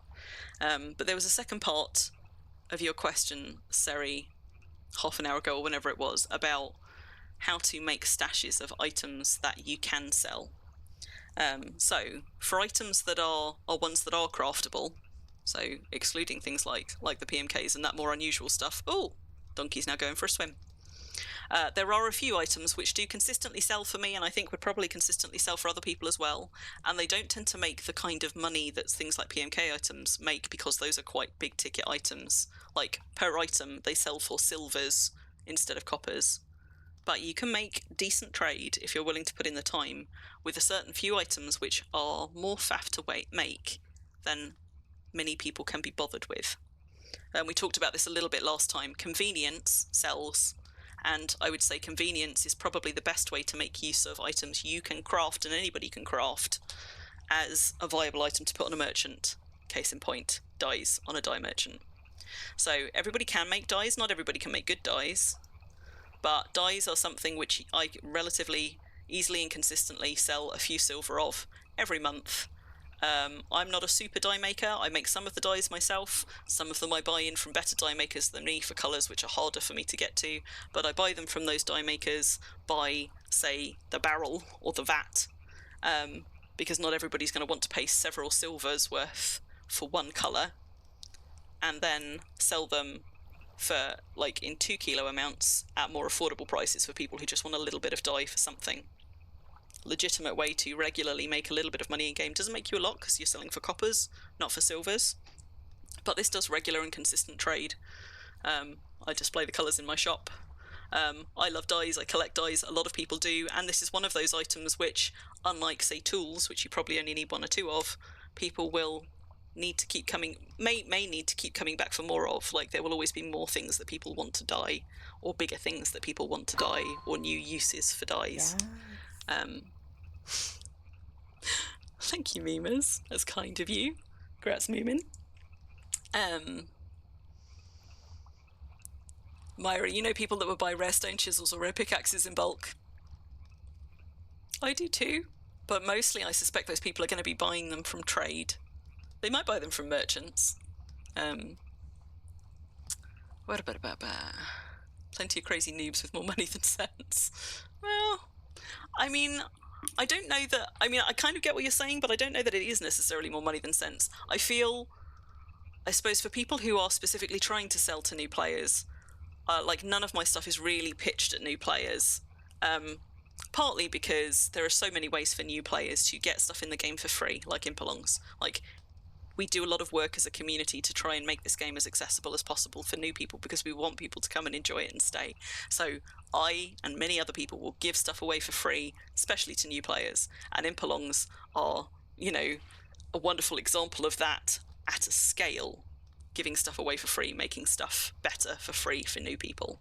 But also, I get really, I don't want to say I get anxious about, but it's sort of new people to game who don't yet understand what things are worth on the market, I feel are particularly vulnerable to shady pricing tactics or sales tactics.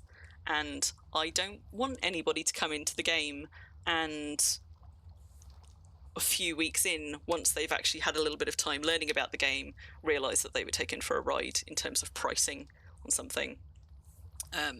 So on the one hand, yes, there are people who will come in and just throw money at things and then later feel like it actually wasn't worth it. And I think that is bad for the game and should be discouraged, and, not good ethics, not good tactics, not sustainable business practice. But on the flip side of that, where I was talking about convenience, there are absolutely people, whether they are new or not, who will throw money at things for the sake of convenience, which other people think are ridiculous things to spend money on. And those tend to be like things you can make yourself. So Ruffle mentioned last time, she said, for example, larders. Larders are a bit of a pain in the arse to make. I said buoys, like fishing buoys. Anybody can make them, I think. I don't know if there's a ceiling, but if there is a skill ceiling, it's probably not that hard to make. But they're a bit of a faff to make. And some people will be like, I can make that, why would I pay money for it? But there's just as many people in game who are like, I've got limited time and I've got disposable income. Why would I waste my time in game making that when I could just throw a few coppers at it? And so there are people on both sides of that equation, and the people who are on the side of convenience are good customers. Thank you. Sorry.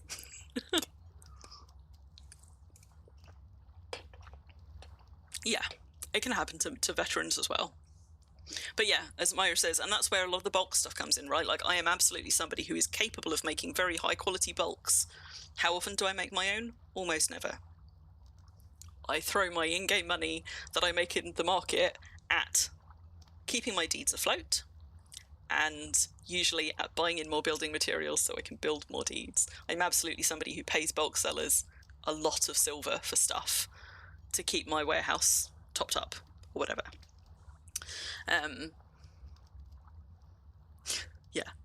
Yeah, Vulcan, and actually that's a really good point as well. Not only, we always had a thing, right, where there were a load more tools and armor and equipment in the game than actually people needed, because as they upgraded their stuff, often anybody who has a deed tends to end up with a whole load of extra tools just gathering dust that they no longer need, no longer want, that they've just picked up from somewhere.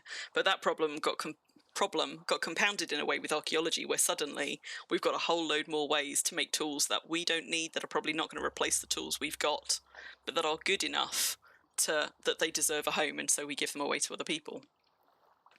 But yeah, as Myra says, concrete's a bit of a pain. Support beams sell so well for this reason, because they're a bit of a pain to make. Bulks in general.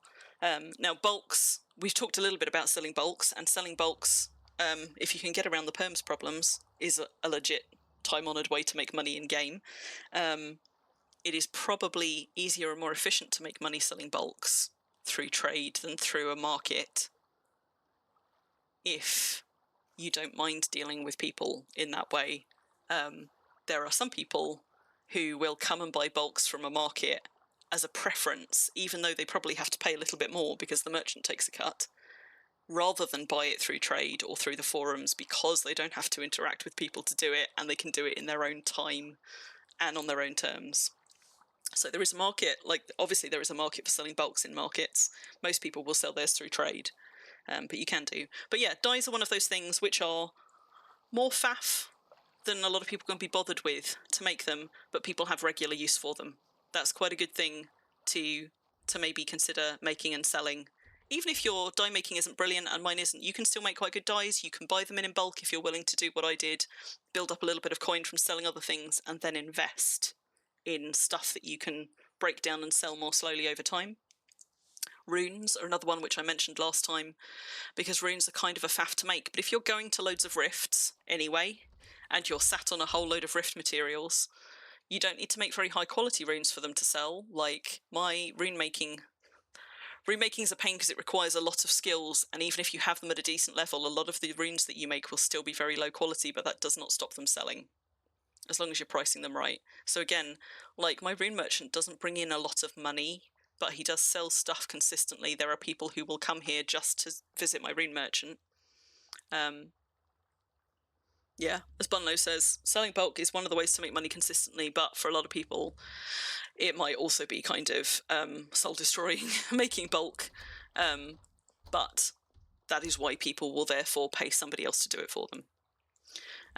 So yeah, runes are one. I've got a carpentry shop which doesn't sell a lot, but it does sell some of the finickier items, like Ruffle says, like larders, which are just kind of a pain to make, and a whole lot of people will be like, if I can buy that for like 20 copper, 30 copper, even 50 copper, at a decent level, and then don't have to spend a couple of hours slaving away making it, that's worth my money. Convenient sells. And that's the same with things like my fishing buoys. Feel like there must be other examples.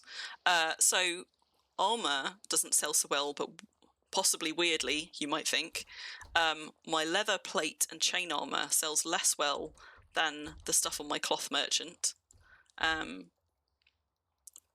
Because I would argue people make armor for protection. So people, I think, tend to have more armor smithing skills than they have tailoring skills, in my experience, which may not be consistently true. But there's a whole bunch of quite characterful cloth items, decorative, effectively, clothing that you can make in the game that most people just don't. And they're not a huge faff, but they are a bit of a faff. So, like striped sleeves and stuff like that, and striped breeches. A whole bunch of people have never even seen striped breeches, maybe don't even know they exist in the game. So my tailor probably sells more stuff than my armor merchant does, not because people don't have clothes to put on their backs, but because when people discover that there are other kinds of outfits in the game, this is one of the places where people will sometimes buy multiple sets of clothes. Not because they need more armor, but because people like to, I don't know, dress up for events or at Impelongs or have something fancy to wear. So I wouldn't suggest that you can make a lot of money or a lot of repeat trade from a tailor, but that might be one of the surprising ones that sells more than you think it would, and was pretty much an experiment for me that sort of paid off. Archaeology woods. So archaeology is quite an easy thing to skill, and archaeology woods are a good, consistent source of income. Again, they probably don't make a lot of money, not relative to something like PMKs, but they are accessible to anybody because the quality of the archaeology wood doesn't really affect how willing somebody is to buy it. It's the fact that it's an archaeology wood that's important, and there actually aren't many left on this merchant at all. I need to restock them. Here you go. There's like two planks left, and that's it. But this is something which is accessible to anybody that just takes time and patience, but there's a consistent market for example. Yeah, I'm always shocked that people abandon archaeology wood frags. Like, of all of the frags to leave behind, that's probably one of the most valuable, that and statue frags. Because again, people will need multiples of them. I'm always buying up archaeology planks in particular, but also sometimes shafts, because I make furnishings with them and other things. So that's another thing that, anybody with any skill can put a bit of time into making and probably consistently selling. And if you're lucky enough to live on the Southern Freedom Isles, or if they have more public slayings now on the Northern Freedom Isles, things like bloods and stuff, you don't even have to make them into potions, although you can if you're good enough at doing that. But if you go to public slayings and you're not imbuing your own tools, bloods will consistently sell. It's not something you create. But on the Southern Freedom Isles, we have public slayings fairly regularly, every sort of 2 to 3 weeks, if we're lucky.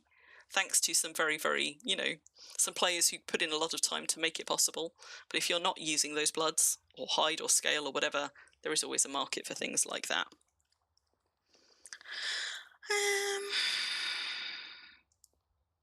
Oh, and I mentioned skins earlier. I mean, skins are a higher ticket item in terms of what they sell for. The trade tends to be a little bit slower on them.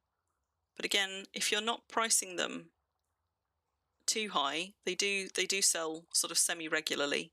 And if you're somebody who finds that they have marks, points in the shop that they don't otherwise use on other things, maybe investing them in skins to sell if you think the monthly skin is one that people are going to want in a while.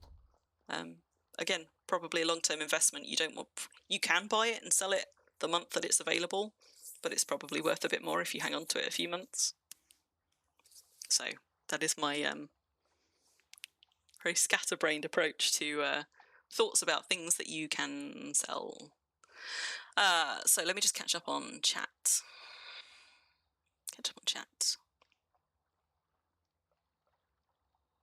Ground floor.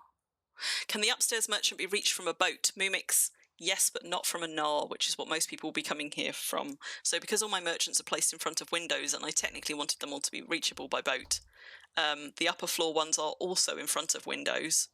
And if you come here on a taller boat, like a Corbeta or a Caravel or something like that, then you can trade with the upper level ones, but you can't then see the lower level ones. So technically, yes, they can be traded with through. And in case this wasn't clear to anybody, you don't need to be in the same building as a trader to trade with it. These were all set up so that you could sail up in a boat and trade through the balconies or through the windows with them. Like that.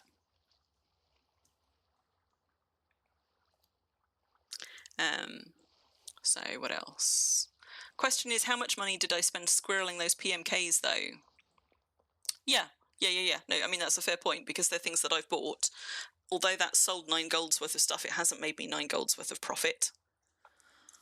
I suspect, because, of course, this is several cycles of me making money with it and then going and reinvesting that money in more stuff when I see an opportunity and then doing it again, I suspect that probably about 2/3 of that is profit. Which is still quite a lot, but that's quite a lot over several cycles of me reinvesting and going and buying more when I see opportunities to get something at what I think is a reasonable price that I can beat in time.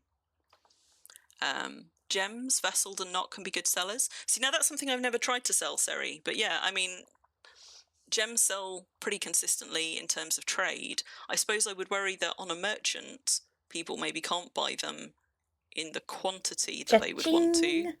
Take my money. But if you've tried selling gems on a merchant, if you think that works, like that's interesting to me. It is something that I've considered, selling vesseled gems in particular on merchants, because again, if you've got a priest, the gems might cost you something if you're not mining them regularly, but if you have a priest and you have them mining sort of, I don't know, AFK mining, skilling up or whatever, you probably have a decent stash of gems, and as long as they're premiumed, you have favour, you can keep filling them. It just takes time.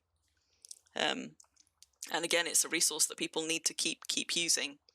I very rarely buy in gems or vessel gems because I have priests that can create them. But I can absolutely see why people would buy them. in. I think you can reach them from the tool boats.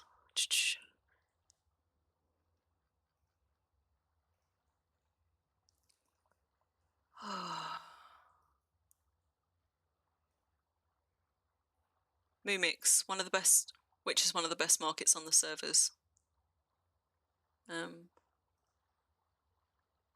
Sorry, that comment was probably a while ago. Talking about the tailor, Playmade Kingdoms, we went skillers. Yeah, Mumix. As Mumix said, more about convenience than about good sense. Good tools do make a hell of a difference, Ruffle. I agree. You can see how far back I am just catching up from. Myra, so you've got tons of multi-runed tools and weapons on a merchant that don't often sell. But if you announce them in trade, yeah. I think that's an interesting one, because there, I think you're finding items where there is absolutely a market for it, but the market is quite niche, and the people in that niche are not generally going trawling merchants looking for those items. And there's a few things like that in game. Like I can certainly sell my bloods a lot faster if I'm selling them through trade, but generally speaking, there are enough people buying bloods that even if only 10 or 20% of those people are the kind of people who also go looking at merchants, my bloods will sell. But when you're getting into specific items, particularly items that require examination, like where they've got a particularly good combination of runes, a lot of people aren't going and examining items and looking for that. But if they see somebody advertising it, they'll be like, oh, that's good, I'll have that. And that tends to be the kind of, it's a thing that we touched on briefly last time as well, where something is either a bargain or a rare find, which is one of the reasons people buy stuff on merchants. But also some of the one of the reasons why sometimes items on merchants sell better in trade. Because if it's not clear why that item is a particularly good find or a particular bargain, a lot of people will just gloss straight over it because they are not looking for tools. They won't bother looking at what tools you've got. But even though they're not looking for tools, if they see a really good tool or something at a good price in trade that draws their attention to it, then they might be like, oh, well, I'm not looking for tools, but that was good, I'll have that. Buns, you've tried selling good quality runes. Yeah. Most people want lower quality because it's cheaper. Yep. Which is why runes is quite a good one if you've got the materials, because you don't need to be making high quality runes to sell them, but it also means that you don't make a whole lot of money from them. Because making really good quality runes, there's a cap, right? And I couldn't tell you reasonably what that cap is, but because with a bit of soul depth and a certain amount of quality of a rune, you get a reasonably good chance to attach it. It means that runes above a certain quality, I would say certainly runes above 50 quality, unless they're moon metals, in which case it's different. But runes above like 50 quality are much harder to sell. Runes above, say, 30 quality are still quite a bit harder to sell. The runes that sell best tend to be ones that are sort of below 30 quality, because in that kind of bracket, runes up to about 30 quality with sort of whatever soul depth people tend to have, gives you a good enough attach rate that you might get it first time, or it may only take sort of 2 or 3 attempts to do it. Whereas a 60 quality rune, which might be 100% chance to attach, might also be 100% chance to attach for you if it were a 40 quality rune, depending on your soul depth. So they kind of have a ceiling, a weird sort of ceiling on them, but it makes it much more accessible for them, for people selling them at lower quality, unusually.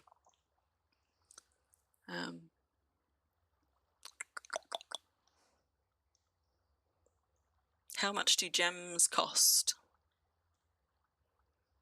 Oh, yeah, there's a good point, Myra, that gems don't say how much of the vessels. Yeah, how full they are.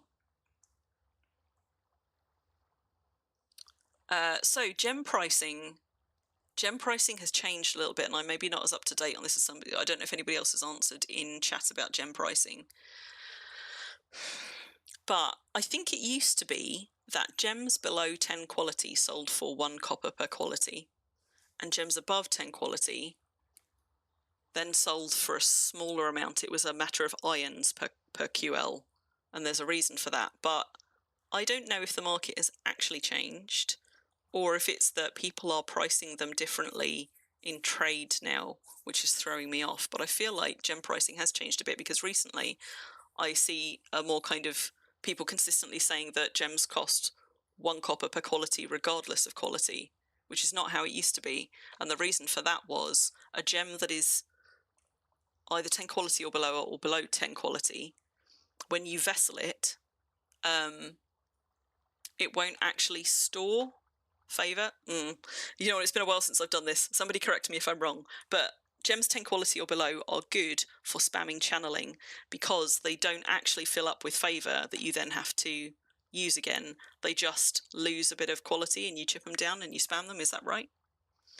Whereas gems above 10 quality will fill with favor when you vessel them, and therefore you then need to take all of that favor back out and rapidly use it if it takes you over your cap in order to revessel the gem. So it was that gems at 10 quality and below used to be more valuable per quality because they were good for spamming channeling, and the higher ones weren't. But it's been a while since I've had to do any vesseling of gems, and it's been a lot longer since I've had to look at any pricing of gems. So if anybody knows better, or if I said anything that's incorrect there, please do correct me in chat. Numix, thank you. There are lots of good markets in game, but I put a lot of time and thought into how I build this to try and make it a good example of markets in game. Partly because, you know, taking pride in my work, but also because I wanted people to come here and be like, this is cool, I would really like, oh god, I wish there were more of these in the game, and kind of hoping that they would also then go and make their own markets. And since I made this, in fairness, it's not necessarily down to me, but I know that some of them are. Other people have created markets, having been inspired by this market or by other markets like this, and wanting to do something like this. Like, for some people, the first time they encounter a market like this, like, it opens up a whole bit of the game for them where they were like, I wasn't really interested in trade, but this is cool, I like this as a concept. And they will then go and explore this idea in their own way and kind of carry on the concept and be like, what if I did X? Or what if I made like a whole little market town? Or, you know, and I love that. I want more markets in game. So making a deed that inspires other people to go and have their own markets is absolutely 100% what I was trying to do. And to a degree, it has worked. And there are these days a lot more markets in game that are like this kind of proper market shops set up, and I love it. I love all of them. Every time I discover a new one, I'm super excited because those are my favourite kind. I do visit the market stall kinds as well, but these are my favourites. Yeah, Myra, I agree. I wish you could inspect gems to see how much favour was left, because that feels like another way that maybe people would be reluctant to buy vesseled gems, or be afraid of being shafted with vessel gems, but also it just makes it harder for you to manage them as an item to sell.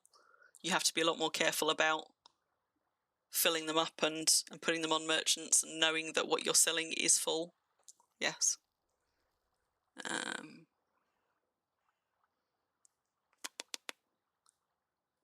What else? Yes, as Bun says, good weapons and good tools matter a lot more than most people realise. But again, you only generally need one good weapon or one good tool of a given type. And there are so many places to get those that most people don't buy them off merchants unless they found a bargain or found something where there is a gap where they're like, oh, I needed another one of those, or oh, I've just blown up my skiller tool, or that's a better rare with better enchants than the one I've got, I'm going to replace mine. That tends to be, I think, when people buy tools and weapons and armour from merchants instead of from trade, when they are not necessarily looking for that item, because if they're looking, there are quicker and easier places to look, but when they find something anyway, which is better than what they've got or which they needed anyway, and then will buy it incidentally because they're there. Which again is kind of convenience, and kind of like, that's half convenience and half, ooh, bargain, or ooh, a cool thing.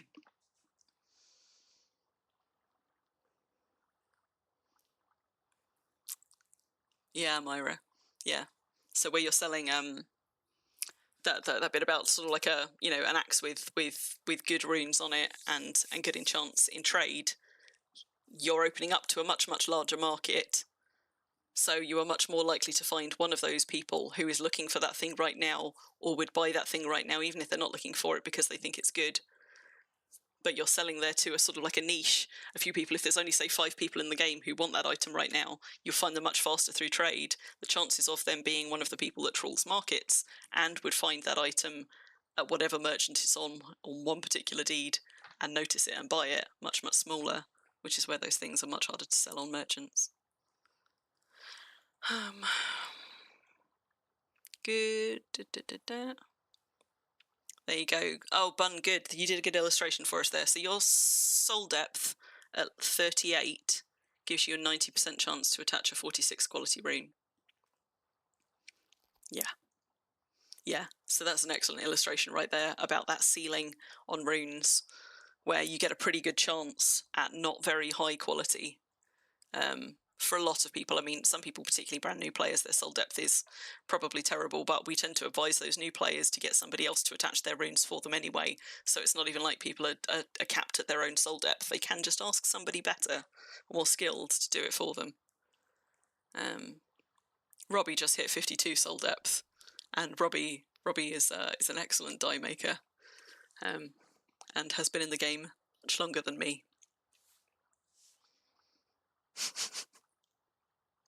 Moomix, you're at 22 soul depth and you hate us all. Crim's soul depth is not super. What is my soul depth?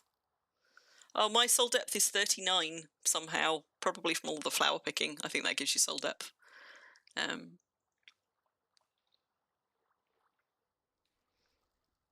Right. So, am I back at the end of chat? Yes, oh, and channeling gives you soul depth as well. Well, obviously, Crim has not been doing that. And yeah, and some people are amazing and wonderful, and colour runes in particular, I go and ask very nicely. And in fact, Seri, you saved me with your one QL, almost translucent white colour rune that you gave me about this time last year, when I had foolishly colour runed one of my LMCs and then realised there was no way to uncolour rune it, and it was an awful lurid pink colour. And I was looking around for somebody with as close to like white as possible in a colour rune, and you sent me one, but the only one you had in your stash, but it was like quality 1, so I went and hit up the person with the best soul depth I knew in the game, and I was like, please, you attach this for me, I can't afford for it to fail. It was perfect. It was perfect. I can't show you right now, but if you're in chat sometime when I'm back at Brambleheim, I will show you. The difference between that and all of my other LMCs is so slight you would only see it if you put them side by side. So you saved me from having to hide that in a cupboard of shame somewhere for the rest of my Wurm career. Thank you.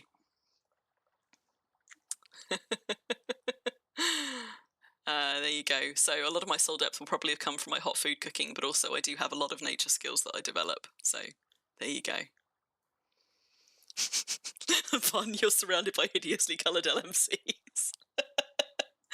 Oh, well, I was playing around, and then I put it on. Then having put it on, that's when I realised that I couldn't take it back off. I couldn't disenchant it. I couldn't replace it. I couldn't scrub it off. I couldn't take it off with lye. Literally the only way was to colour rune it as something else. Right.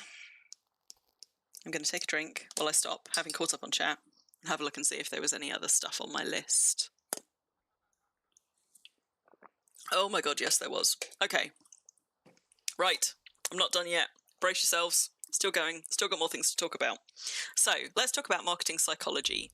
I touched on this a little bit last time, but there are a few decisions that I made quite deliberately in the things I did at Little Venice to try and encourage people to come to my market, right? Because it's not enough to have well-priced things that people want to buy on your merchants. You've also got to get them to your market, and that's half the battle. So, and once you get them here, having your well-labelled shops, you know, signpost them to all the stuff, that's good, but first you've got to get them here. So there's a few things that you can do to try and get people to your market. One of those, obvious one, is by advertising it in trade, which is something I almost never do. And it's not because I think it's a bad way to do it. It's not at all. It's a very good way. But I don't like doing it because I don't like selling myself. Like I feel I have a kind of, I don't know, inward awkwardness about advertising my stuff, which any of you who have sort of like seen me trying to advertise my streams will have noticed. Like I will plug it when I go live, and I've got a little forum thread that I'm updating, but I'm just not good at selling myself, and I'm not good at advertising my market in that way on trade. I'm also not good at remembering to do it because I'm neurospicy. I can't remember to do shit half the time if I haven't got it written down. I'm no good at making routines. There are some people who very, very consistently advertise in trade, like, for example, Joe the Bard. Like, any given day, you can see an advertisement in trade for Southport Market. She has a consistent line that she uses. She just copy and paste it each time, so it's a consistent message, and consistency is good. Good. Neurospicy high five. Yes, absolutely. Consistency is good for getting people to come to your stuff. I have also seen people who've done some really creative ways of advertising in trade where they will make it funny, and they will have maybe, I don't know, a half dozen bits that they will rotate through.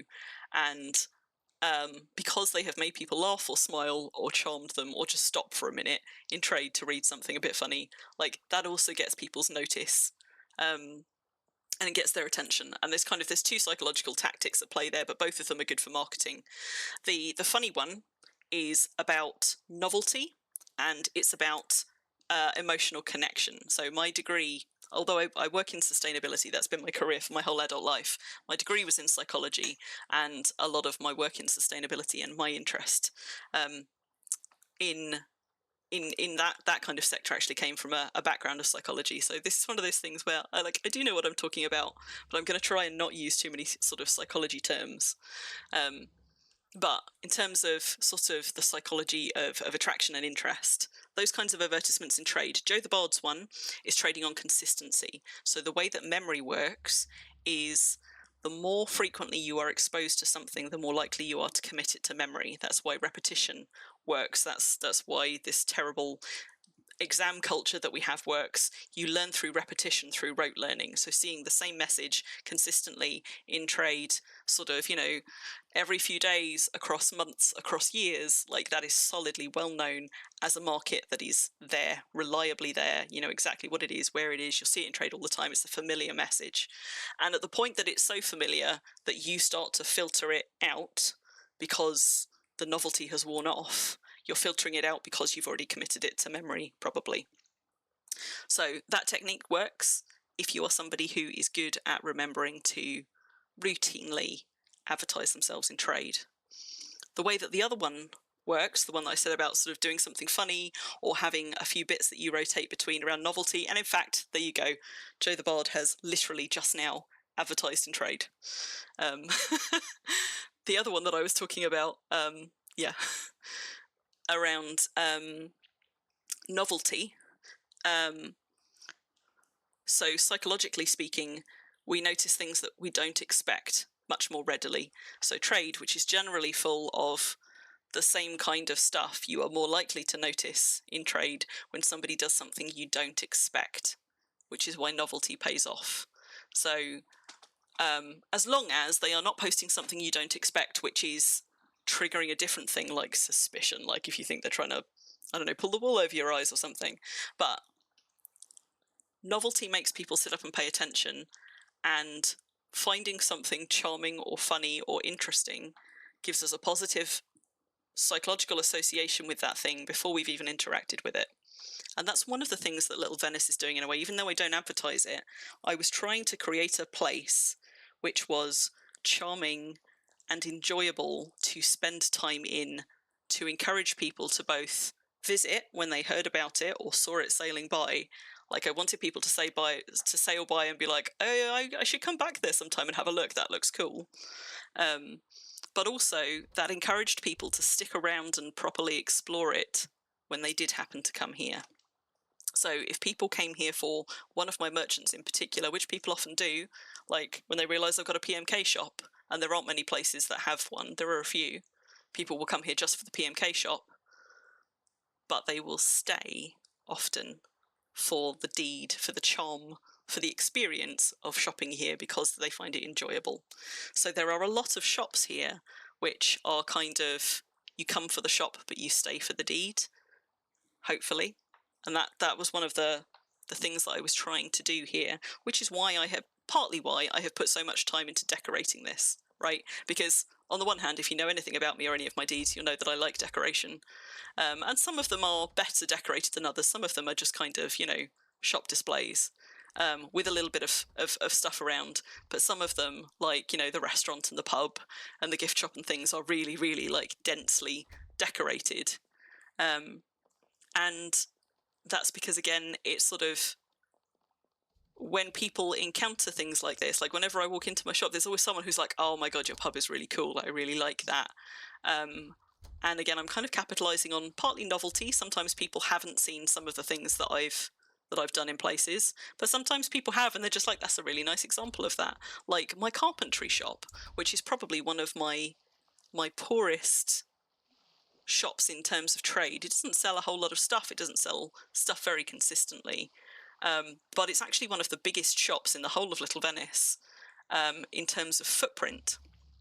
And that's because it was a wonderful opportunity to show off some of my favourite decorating techniques, like how to nest different kinds of furniture, but also if I take you upstairs to one of the showrooms, like it's got some nice examples of ways that you can nest different kinds of furniture.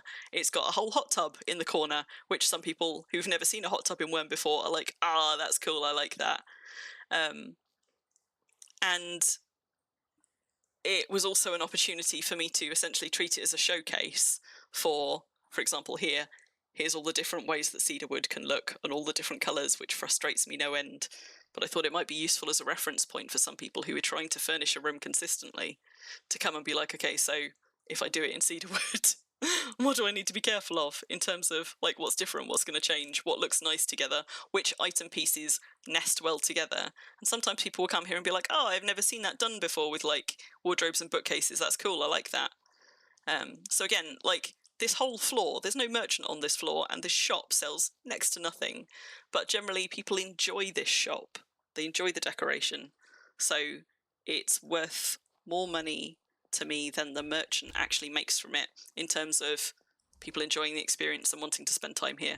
My rare shop is less sophisticated in terms of its decoration, and it's a shame that the lights have gone off at the moment, but it is populated by an awful lot of rare deco, which again, some people will come in here and they'll be like, oh my god, look, it's all rare, that's really cool. And then they would just spend some time mousing around, being like, and that's rare, oh my god, and that's rare too. Like, novelty. Novelty keeps people around, makes them enjoy the experience more, and sometimes sticking around all of that time is enough for them to then actually take the time to look through merchants that perhaps they otherwise wouldn't, and therefore encounter some things which, while they weren't looking for, they will buy when they find them, either because they're convenient, or because they're a bargain, or just because they find them charming. So, for example, going back to my pub, like this merchant sells Kavesi, which obviously there's a regular market for, and they do sell well, but this merchant also sells flasks of house wine, which sell way better than you think they would, and they don't sell for a lot, but I think it's the charm factor.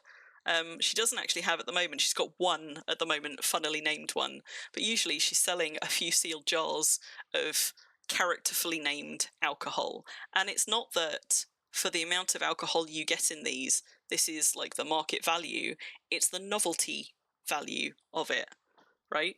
Because people come here, they're like, I like this pub, this is cute, I like this space, and sometimes they will go away with a Villa Venezia house red or something for the sake of a few coppers. I like to think that they're trying to reward the effort that I put into the charm of it. Maybe some people just think it's cute. But you know, so charm sells, novelty sells, consistency sells. And this shop is just a hot mess of displaying all of the kind of gifts ever. Again, very densely decorated, but also can be useful as a reference point. Like, you can come here and all of these items, for the most part, I can just see my cornucopia isn't labelled, but these are all helpfully renamed with the year that they first became available, for example, when they are from. So a lot of my shops in Little Venice were decorated and designed as kind of an education tool as well, because you can go digging around in the wiki for some of this information, like when items were released, but there's a whole bunch of stuff that people just don't know, particularly if they were released, if they're newer to game, they may not know sort of when these different items became available, what event they first became available from. So this is one of the other things that I think some people enjoy about Little Venice, and I sort of did quite deliberately to try and increase people's enjoyment of the game, maybe help them learn a little bit about something while they're here, and encourage them to stick around for a while. And while they're here, sometimes they shop more, sometimes they don't. But I don't mind if they don't, because if they're enjoying my space and they're learning stuff, that's also a plus for me. And a rune shop, which you would think is really hard to decorate, and is quite hard to decorate, the rune shop, I took as an education opportunity as well. So I've literally just relabeled everything in here with the kind of rune that you might want to stick on this item and why, and also some useful signs telling you how runes work, because a lot of people just don't touch runes because they don't really understand what to do with them or what you'd use them for. So there you go. Marketing psychology. Come for a particular shop, but stay for the rest, hopefully. The other point about consistency as well, not just on advertising in terms of like Joe the Bard's thing, but if you are consistently topping up your merchants, if your merchants are well organized so it's clear what you can buy on them rather than them just being a mess of everything that you tipped onto them, it makes it easier for people to shop there. Because for people who are time poor and don't want to wander around everywhere, they want to be able to just zone in on the 1 or 2 merchants they need. You want to make that as easy as possible for them. They will like you for it, they will thank you for it, and if you're very lucky, they will come back and shop with you again for that convenience. But also consistency in terms of knowing that they can reliably come here when they want to buy PMK stuff, or when they want to buy bloods, or when they want to, I don't know, go hunting through my rares or buy a gift for somebody from the gift shop. That consistency is also really good at getting you repeat trade, because then you become a trusted source of any given item. And even if they can find it in other places, people will often choose to come back here for items that they can buy elsewhere because they like the experience of buying it here and they trust that it will always be available here. So, yeah. Bun, rune everything. Right, let me just catch up on chat again, because I know I've been waffling for a while. Memers, I do not advertise in starter towns with signs, but people who are accessible, particularly who have their markets or market deeds near to start towns or on a highway relatively accessible from start towns, should probably. Because I absolutely port into start towns on my main now, but I used to do it on alts, create an alt at a start town, and then follow a highway to a given market. And usually I would know about those markets because I'd seen them advertised on the forums or in trade, but absolutely some of the markets that I go to I have discovered by seeing a signpost being like, this market, 200 tiles this way on the highway, and I've been like, I'll go there, I'll have a look. So yeah, advertise in starter towns if you can. Put a thing on the forum. It's no good I say it's no good. You want it on the forum if you can. If you've got a consistent marketplace, you probably want to have a forum listing for it. But you also kind of want to be bumping that forum listing from time to time if you can, because otherwise, unless people know to search for it, they won't find it again. Which is why, for people like Kazumi for Greenwood Market, and if I were doing it better for Little Venice, in theory, anytime I restock merchants at Little Venice, I should be going and putting a post on the forum and just being like, PMK and die shops, just been restocked. Because it bumps it back up. So it gives you another kind of place, passive advertising for it to be found. Shame we can't tie people up with rope and drag them to markets, my dude. Yeah, you want to lure them there. You want them to enjoy being there, so they want to stick around, but it's tricky. It is tricky. And in a way, portals have made markets more accessible than they used to be, some markets, but not all. There are some people, yeah. Sorry, I realise I'm responding to things which are a while ago. You can overdo the advertising in trade. And what I will say about Joe the Bard's ones is they are quite a wall of text. So that will put some people off it. I would say if you can, you probably want to keep it to one, like a couple of lines if possible, like maybe 3 at most, because there are some people who will be frustrated by their whole trade window kind of being filled up like that. But consistency is key, but yeah, you probably don't want to do it every half an hour on the half hour. Or if you do, you've got to accept that some people will be actively put off by you doing it that way. I would say you're better to advertise it maybe once or twice a day if you're on for a few hours, and just consistently on the days where you are online. Because that is enough that it is, you're benefiting from the consistency and the repetition, so that people will start to recognise it and remember it, without risking pissing off the people who have trade open all the time and are sick of seeing the same message every half an hour filling up their trade. So yeah, that's a good point. You definitely don't want to overdo it. J Popper had a funny one for his ships. You know, I don't think I've ever seen J Popper's one. I've seen some funny ones for like people who do like affinity alcohols and pizza and things like that. I've seen some funny ones for those, and I've seen some people do funny ones for things like archaeology, interesting archaeology finds.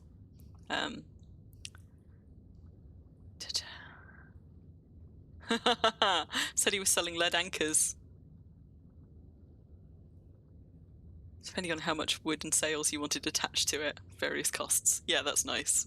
See, that's a good one. And it makes you smile, which means you've already got a positive association with it. In fact, all of the ships around Little Venice, the decorative ships, I mean, that are just here for sort of set dressing, those were all bought from J Popper.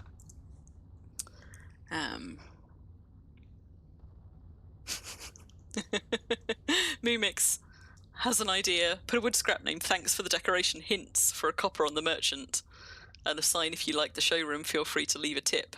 In a way, I mean, that's kind of what that's sort of a little bit what the house wines are on the bar, in a way, or at least, I mean, I know they're not saying like leave a tip if you liked it, but in practice I suspect that that's the people who buy those kind of buy it in that way. Like, people are like you know, this is not a thing that's being sold because this is its market value, but I will pay 10 or 20 copper for this thing that is quite charming because I enjoyed this experience.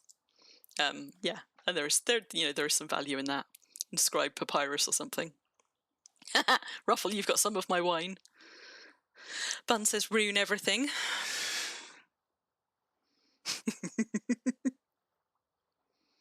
I could post a sign about Little Venice. Okay, but the reason that so for most markets, memers, yes, you could post a sign about your market. The reason that I don't post a sign about Little Venice at the start town is because Little Venice is only accessible by boat.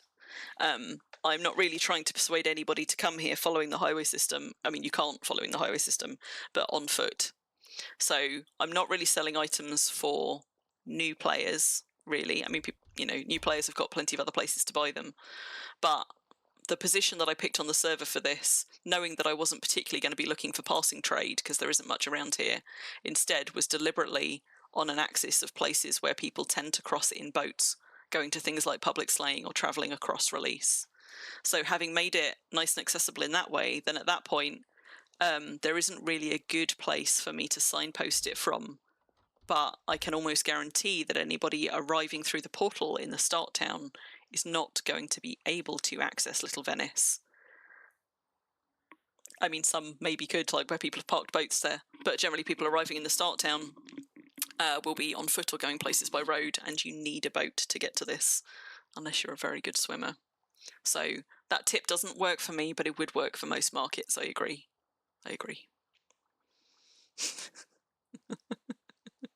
But yes, anybody else could post signs in their start towns being like, Crimson, there's a market over here.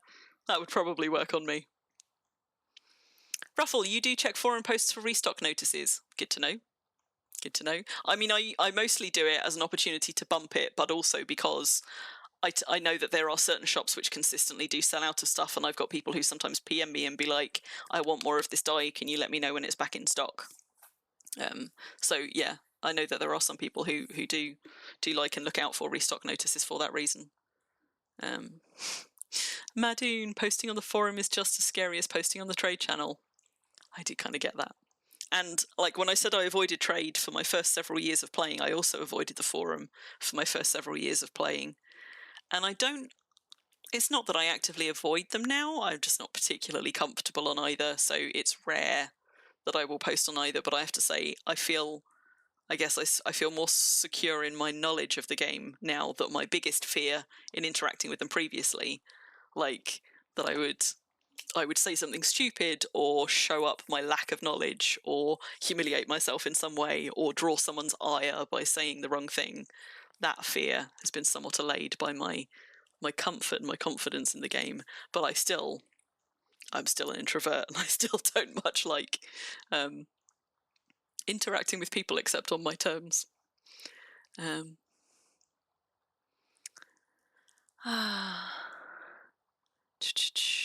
Ruffle, you wish ships sold for more than they do. Yeah, they are a lot of work.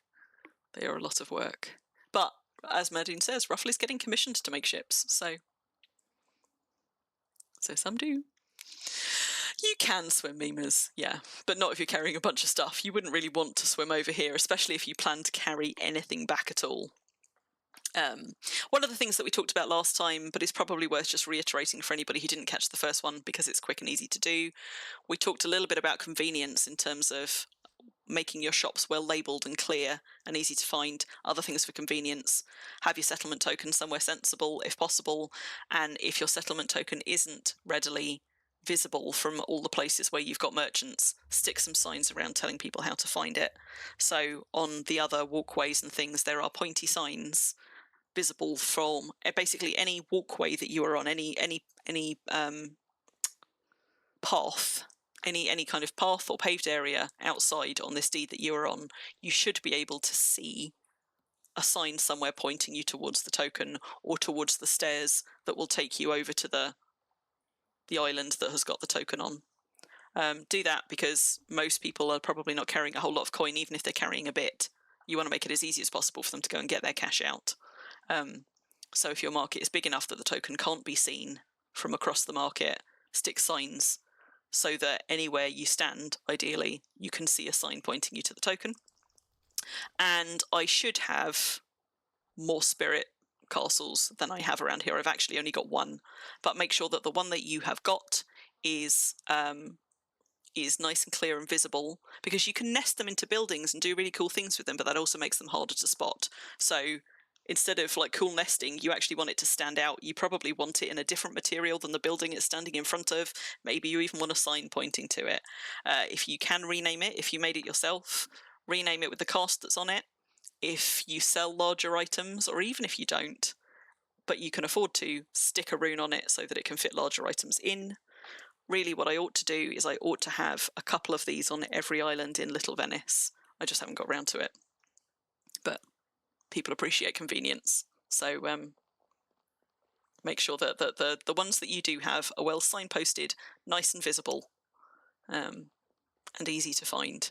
Because there are a bunch of people that, even if they're here on their main, will sometimes mail stuff back to an alt rather than carry it around with them.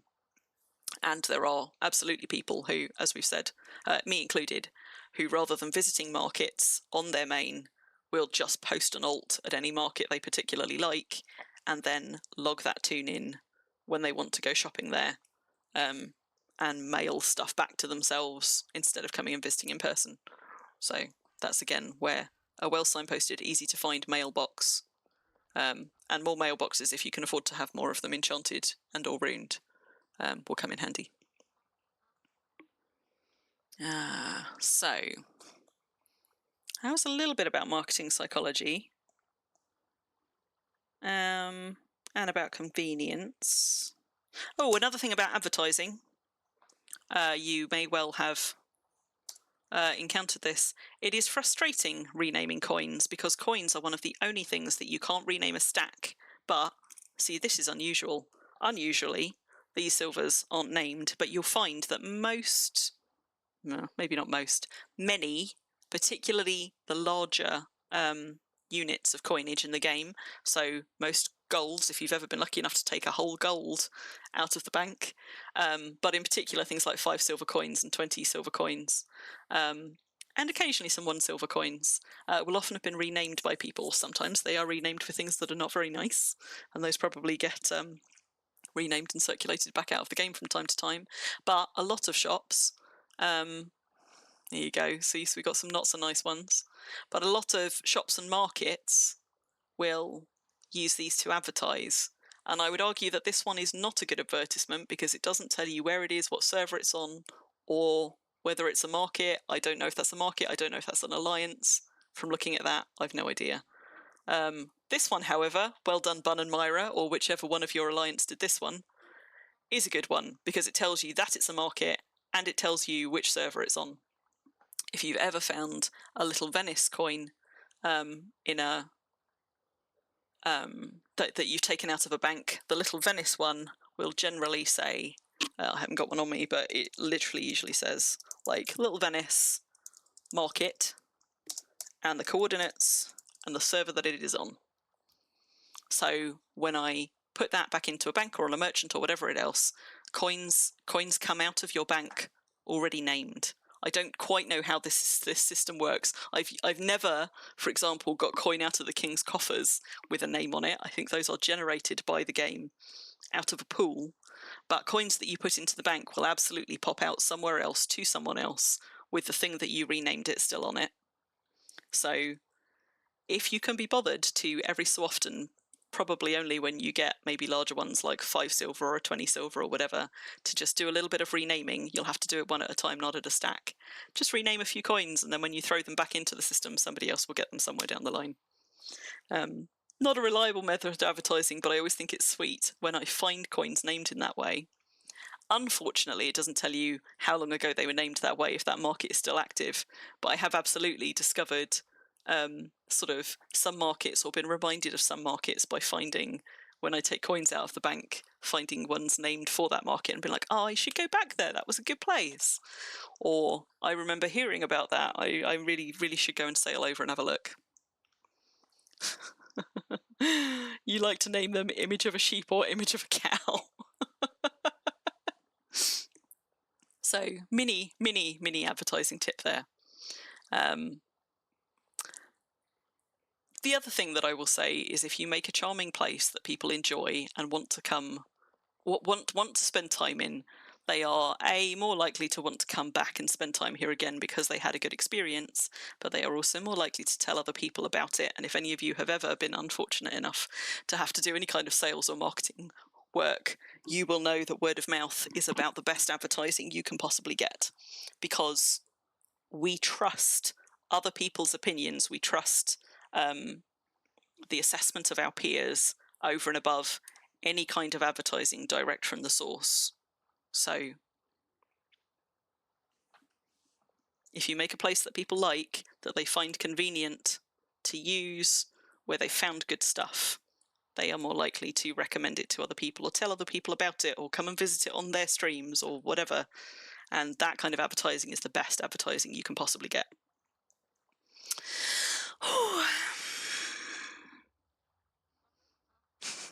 Yours are named Bank memers. Good. So, how am I doing on my list? Oh my goodness, it's almost 1 a.m. I can talk a little bit about deco, and that won't take long. You don't suck at decorating and making things look nice, Mad. It is harder in a way to decorate. I mean, you've got a bit of a challenge there in two ways. Like, one, your market is off-deed, so you're limited in the ways that you can decorate it that won't decay or just have people walk off with it. So that makes it harder. And also, I would say that outdoor kind of community markets with their market stalls are harder to decorate, but at least the market stalls themselves are nice and gemmy kind of looking, so you get like a consistency to them. But you know, one of the reasons that I wanted to put things in buildings was because it gave me an awful lot of exciting opportunities for not only the building design in terms of like the architectural design and what I could do with it, but also because it allowed me to make and decorate spaces, which is one of the things that I would say I probably do best. So it is definitely easier to decorate and make some spaces attractive than others, and you've kind of got a couple of things making it harder for you to do that where you are. But you've done some really nice things there, like it's a nicely laid out space in a nice leafy little area. I think it's a nice little market.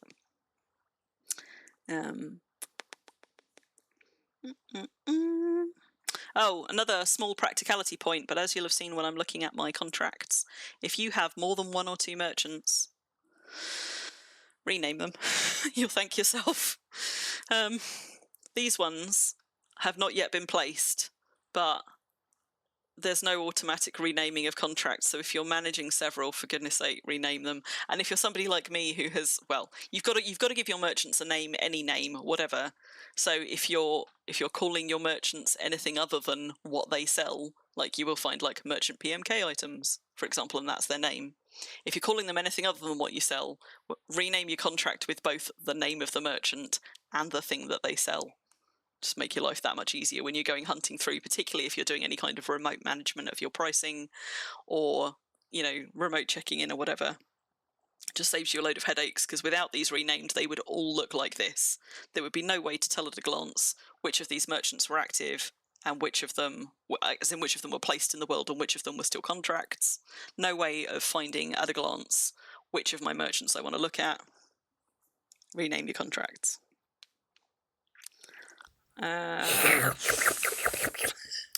Thank you, Sari. Good prompt. Why do some contract... Oh. Mumik, somebody asked this last time, and the answer is I don't know. Because they are death kept, they are not droppable. I don't know. Some of mine were obtained through trade and are quite old contracts, and I suspect those are the ones that are lower quality. Like this one, for example, down at 25. I've no idea why. Basically, anything which is more modern, more recently bought, those will be at 80 quality, because at some point, I think around about the time that they released the Silver Shop, they started consistently setting the quality of a lot of game-spawned items at 80. So these were all bought, for example, in the sale they had one Christmas or Black Friday, where they put merchant contracts at half price. And because I intend to put more shops in Little Venice at some point, I took that opportunity to buy my contracts then. So the 80 ones are all ones that have been bought since the Silver Shop was released. The others that are a smattering of qualities, I don't know if it's that it used to be when you bought them through traders in the game, they just came out at a random quality, or if at some point maybe they were droppable. I don't know. Maybe somebody else knows. Mad, do you reckon the QL's random and not related to anything? Yeah, but it's not random anymore. So now they will all come out at quality 80. But they didn't used to, basically. And the quality of the contract has absolutely no effect on anything at all. Because they can't be dropped, they therefore can't take damage or decay. And it bears absolutely no relation to anything at all, except, that you could sort it by quality in your inventory, but why would you? So I think it's just one of those quirks. But if you've bought personal merchant contracts off other players, you may still find that you acquire ones that are not this consistent 80 quality, but I think all the ones from the Silver Shop will now be the 80 quality. Vaults for storage, convenience, we've talked about perm stuff. We've talked about renaming items and price tracking, remote pricing. Oh, okay. Here's a small point, but while we're here, why not? If you are doing shops like this and you are decorating and creating spaces, and you want to create a space that people can't cross, either because you've set up your perms in such a way that you need to restrict access to certain areas to stop people picking stuff up, but you still want them to be able to see that, or just because you have made something like, for example, a bar, and you want it to behave like a bar where you can't actually cross through it. Pro tip. Furniture of a certain height, in particular things like bookcases and cupboards, you can nest certain fences into and they won't be visible. So these are done with chain fences, which is what prevents access. Now, I actually set this up in such a way that there is an access point for anybody here. This tile doesn't have a fence on it, but most people won't come all the way down here to try and get through. Although, interestingly, it looks like I maybe need to move that one, because it's showing there and it isn't showing there, and I don't think it used to. Maybe I've nudged something. But yeah, you can essentially make invisible barriers if you want to try and prevent access to places. Yes. Magnificent. And a clever trick that I learned from, I want to say, Toel and Lunarayan at their Tarsis Harbour Market, which is over on Xanadu.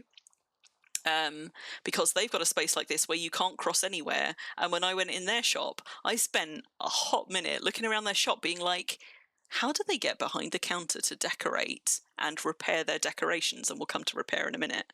Because I could not see any hatches, I couldn't see any hidden doors or anywhere where they could be hiding doors, because bookcases are great for hiding doors behind, so are wardrobes. And so I spent a while being like, maybe they've just literally blocked themselves off from it, and if they need to get back in there, they'll just destroy a floor and then rebuild it.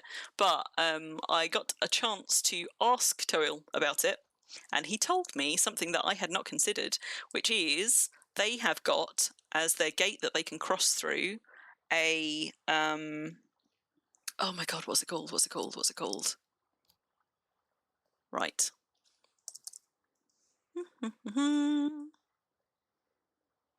Come on. A round pole fence gate.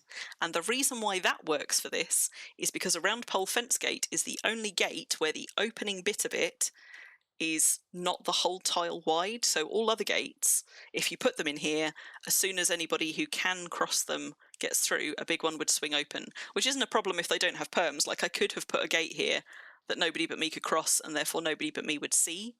But I didn't want it like swinging out every time one of my toons with permissions went by, and I wasn't really trying to prevent people from getting back there. I just wanted it to be like a bar that, you know, that behaved like a bar. But if you're trying to nest stuff in furniture and make it invisible, even when you are around managing your market, a small round pole fence, it fills the fence. Although the fence gate, rather, although the gate covers the whole tile, the actual opening bit of the gate only covers sort of like the middle third, which means if you're nesting in something like cupboards, it is neither tall enough nor deep enough that it will be very visible. And in fact, round pole fences would probably be less visible in some ways than some of these. If I were using two lots of bookcases facing one another, for example, you could hide them entirely in there and nobody would ever see them. But I was using bookcases, and I wanted bookcases to essentially be treated like shelves behind the bar. So when you were looking from outside the window, you could see like the stuff stored on the shelves. And the compromise for that was, therefore, you can see bits of the chain fences through here, because I couldn't hide them completely on low bookshelves. But good night, Galandria. The big question is why I have 2 deed contracts for pools closed.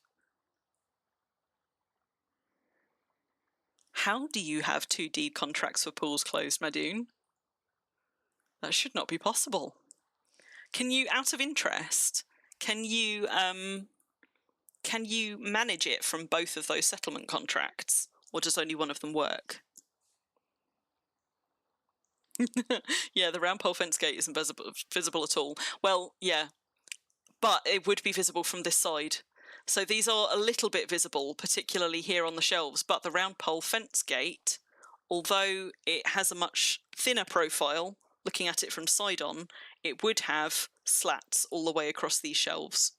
Now, I might be able to position it in such a way that it kind of just looks like gridding on front of the shelves, maybe, particularly if I dyed it.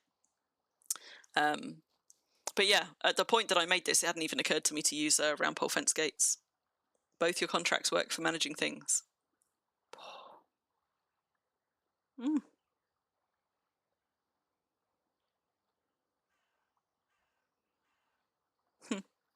But yes, so you can create complete barriers and have them nicely nested and hidden in furniture by using things like round pole fence gates, depending on what furniture you're using, or have them fairly invisible or completely invisible if you're not looking for that open shelf look on the inside, by using things like low stone fences.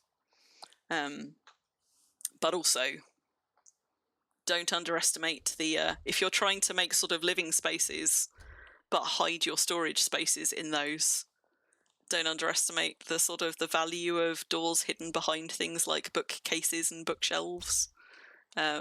Bookcases and like wardrobes and stuff. You can hide doors behind things like crate racks. In practice, I haven't.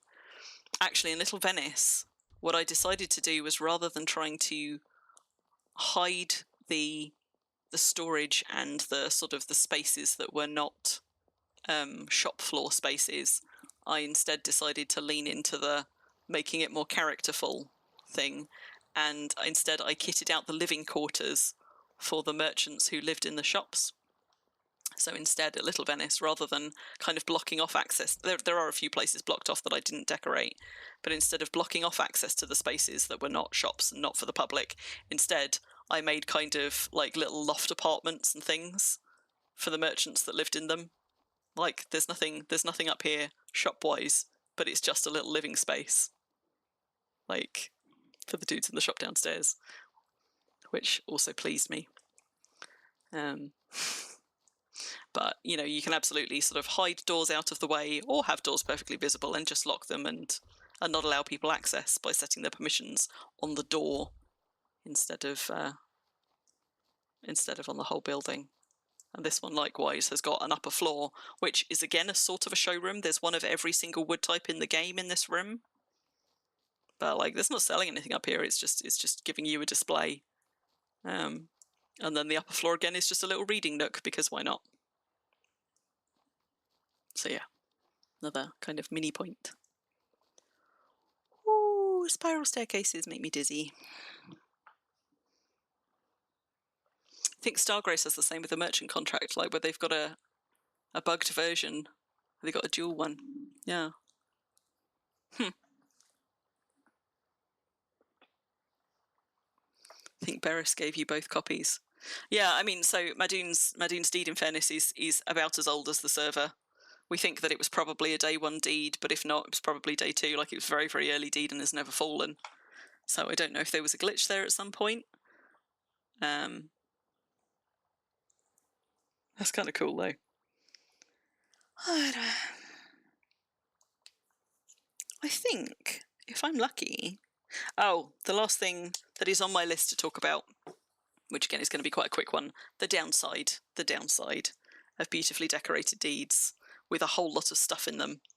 And I'm actually going to switch back to Crim. Hang on. Be right back.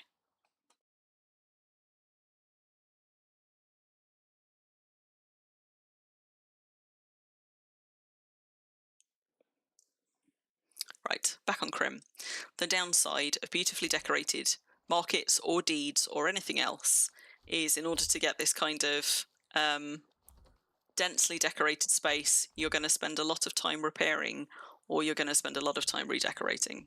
And when I say a lot of time, like, I don't actually have to repair this stuff more than sort of once every few months, but I do have to periodically bring my best repairer over here, which is obviously Crim, my main, and just go seeing what can be repaired, because some of these items count as decoration and some of them don't. And if you forget to do this, you will find all of that time that you took decorating, and it does take a bit of time to do decorating like this. Didn't mean to do that. Decorating this deed took about 3 times the amount of time that it took to both create the island and build it. All of that time that you spent decorating will start to deteriorate if you're not going and just periodically mousing over and repairing all of the things. These should all be fine. But these New Year's chests, for example, will have things in them. They're about the only containers that do have things in them. Some of them are not repairable. Oh, kills me. But for an intensely decorated deed like this, or a marketplace, just make sure that every so often you remember to go around and repair stuff. And as Bun, I'm sure, would tell you, I don't know if we still got Bun in chat or not, but higher quality items decay slower, so it behooves you to keep things well repaired, because when they are damaged, their effective quality is lower. So the more damaged they are, the more damage they are taking more rapidly as time goes on.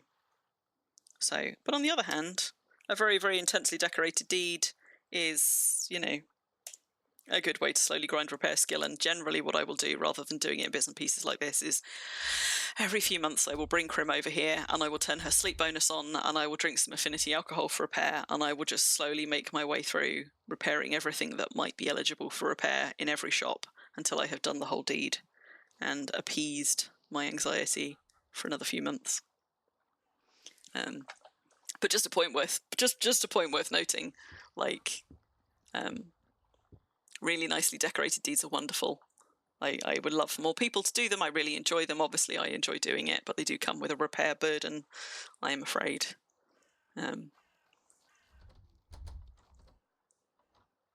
And at some point, if and when I get around to doing the expansion to Little Venice that I intend, Little Venice won't get any bigger, but I figured out how I can reconfigure some of the shop spaces, and I've got a few shop spaces like upstairs in the Warrens where there are spaces for shops that I haven't yet put anything in. But I've got sort of plans for some more shops in Little Venice at some point, and one of those shops that I really wanted to do was a food shop, like a cook shop. Not because it's going to sell much, but because it was going to be fun to decorate. And for that one, I am going to have to bring a large magical chest over here, nest it into some furniture, and use that as a way to display some foods, because there is no way otherwise that I would manage to, like, I would be forever replacing the display food. It just wouldn't work. Incidentally, I'm not going to be selling on that merchant food which decays in their inventory, because it will decay in their inventory just like it decays in yours. But there's a whole bunch of foods, for example, like soups and stews and things, which you can put in jars and seal them to sell them. There's things like recipes as well, and all kinds of things, interesting things that I think I could put in a cook shop, like some kinds of pre-prepared ingredients which can then be sealed in some way and sold that are a bit of a faff, like you know, like barrels of passata and different kinds of vinegars and oils and stuff like that. So at some point there will be a food shop here, I hope. But that's going to be a bit of a decorating nightmare in some ways as well. Seri, so you have 3 shops scheduled as a monthly loop. And on the 4th, you go through each building and start again. Mimics decorate with QL95 items or bust. I try, and so anything that I'm going to display, I try and get it up to quality 50 or higher. Obviously, you could do higher than that, but 50 is enough of a buffer that it's not just going to go poof, basically. Like for pottery, I tend to only bother that the amount of display pottery that I have to use, I try and get it up to about 50. Some of it is probably found stuff that's only at 30. But when I'm creating items for display that I know are going to decay, I tend to try and get them up to about 50-ish, because that buys me enough time. I certainly don't tend to display anything below like 30 QL, because it will just go too fast and I am forgetful. Right, I'm flagging. It's 1:15 in the morning over here, but I've got a little bit of time for wrap up. If I don't know if anybody, you've probably asked all the questions that you had to ask, but if there's anything that you wanted me to talk about that you don't think I did, any questions that you've got, now's your chance to throw some in the chat. I think most of you that are here were here more or less at the beginning, but just in case you weren't, I'm just going to pop some things back in. If you want notifications from Discord, if you don't trust Twitch, there's a server that you can join and a notifications channel that you can get if you want your notifications to just come reliably from me than perhaps less reliably from Twitch. Also, what I haven't posted this time at all, but if any of you don't know about and you enjoy markets like this, or if you're thinking about setting up a market and you want to go and see some other examples of them, because I love markets, I have kept for some years now a thread on the forums trying to track the marketplaces on the Southern Freedom Isles. I don't have all of them on there. I've got a list of 4 or 5 that need adding to it, including Seri's place, Dragonwick, which is lovely and well worth a visit. So I need to update and add a few more onto there, and I am always finding more to add on there, but also because I quite regularly go sailing around shopping in all of the different markets that I know about. I also try and keep it updated every few months, where I know markets have fallen or new markets have popped up, where markets have expanded and have got selling new stuff or new merchants. I try and update that kind of information as well. But that's a sort of, not comprehensive, but as good a list as you're going to get on the forums of a bunch of markets that are still active. And if a market on there stops being active, it tends to only be a couple of months before I notice or somebody tells me, and it gets taken back off. So that's a pretty reliable list. But as I say, there's a few more that I do need to put on there, particularly for Xanadu ones that I'm aware of, that have not been added to it yet. So the only thing that's preventing me is not having the information. I need to go and count up how many merchants they've got, the kind of stuff they're selling, confirm the coordinates on the map, and then I will put it on there. Seri, if you want to save me a job and like PM me how many merchants you've got there and just like the array of kind of things they're selling, I can do yours a lot quicker, but I do plan to go back there anyway because I'd like to take some pictures of it. Because I have been adding markets to my cooldown screens on this so that I can advertise the markets that I'm aware of across the Southern Freedom Isles over time. It's no worries if you don't, Seri. As I say, I'm going to be back there at some point during the Mardi Gras thing anyway, intending to take some pictures so that I can make a cooldown screen of it and so that I can count up. It's just if you wanted to beat me to it. Some people know that off the top of their heads. Just give me a count and, like, I don't know, an array broadly of the kinds of merchants that are there, like what they're selling, and I will get you something up in the forum and tell me your in-game map coordinates. Pretty please and thank you. Memers. See, if I were active on NFI at all, I would do it for NFI, but I have been there a couple of times, but I have not managed to really consistently keep a tune on there, so it just wouldn't be practical for me to do, I don't think.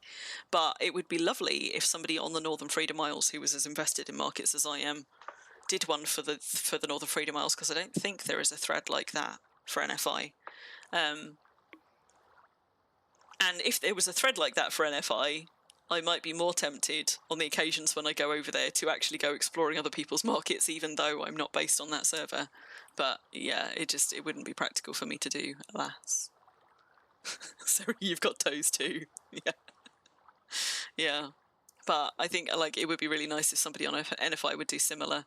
As I said, I mean, I did it partly because I really like markets. I wanted to help them advertise, because I want markets in-game to be more sustainable, more viable. I want people to go and visit them so that they stick around. But also because I like visiting them, since I was keeping a list anyway for my own purposes of all the markets that I knew were active, and notes about what kinds of things I could buy there so that I could go back shopping in those places, so that I could know where to go, which places I'd enjoyed. I figured since I was keeping those notes anyway, I might as well keep them in a place where other people could also benefit from them. And initially, as you can see from the title, it was just, here's the markets I know about. If you've got a market that I don't know about, please tell me. And instead, it ended up kind of morphing into this, you know, place on the forums to gather all of the info in one place. And I know that there are some people who have benefited from that over the years and find it a really useful resource, which is why I keep it up. Keep it updated in a public place where other people can have it too. So if you know of any markets on the Southern Freedom Isles that are not on there, I don't tend to put ones where there's just like one or two merchants, although there's a couple that are quite small like that if they've got particularly good stuff on it. There aren't many starter town, like there's a bunch of little markets outside starter towns which I haven't put on there, if in my experience they are ones that are populated with tools for newbies, because you can find those outside pretty much any starter town. But there's a couple of ones where there's a market outside a starter town where it's more than just newbie tools, and there's something of interest there, or it's a particularly nice design or whatever. So those are on the list as well. So I don't really have a kind of a rule, like a hard and fast rule about what ones do or don't go on there, but basically ones that I think people might want to travel to visit that are of a size or have more than just newbie items or just like enchanted tools tend to go on there. I'm kind of umming and ahhing about whether or not I should be putting animal markets on there as well. Like I've got Catspur's one, Malena's horse market on there because it's a particularly nice example of a horse market. It's one of the original examples of that kind of architecture. There are others that I could put on there and haven't, so at some point maybe I should sort of expand properly and put animal markets on there as well, but you know. Moomix, there will be a market on your deed eventually. Well, in a decade's time, you are welcome on my list if so. Okay, I think I've worn myself out, and I'm sure I have worn you lot out as well, talking incessantly at you for... God, 5 hours. Has it really been 5 hours? 8:30? Yeah. So, I'm going to wrap up there, because this has definitely been a much longer one than the last time, which I managed to keep to about 2.5 hours, because I had a deadline on me. It's always dangerous without a deadline. So thank you for coming and hanging out with me, Lex Mimix. I hope that I know that the perms bit's a little bit thorny. Like it might be that that's one of those things where if that is of interest and of use to you, actually you kind of want to come back to it with a clear head and go and find the bits of information in that were most useful.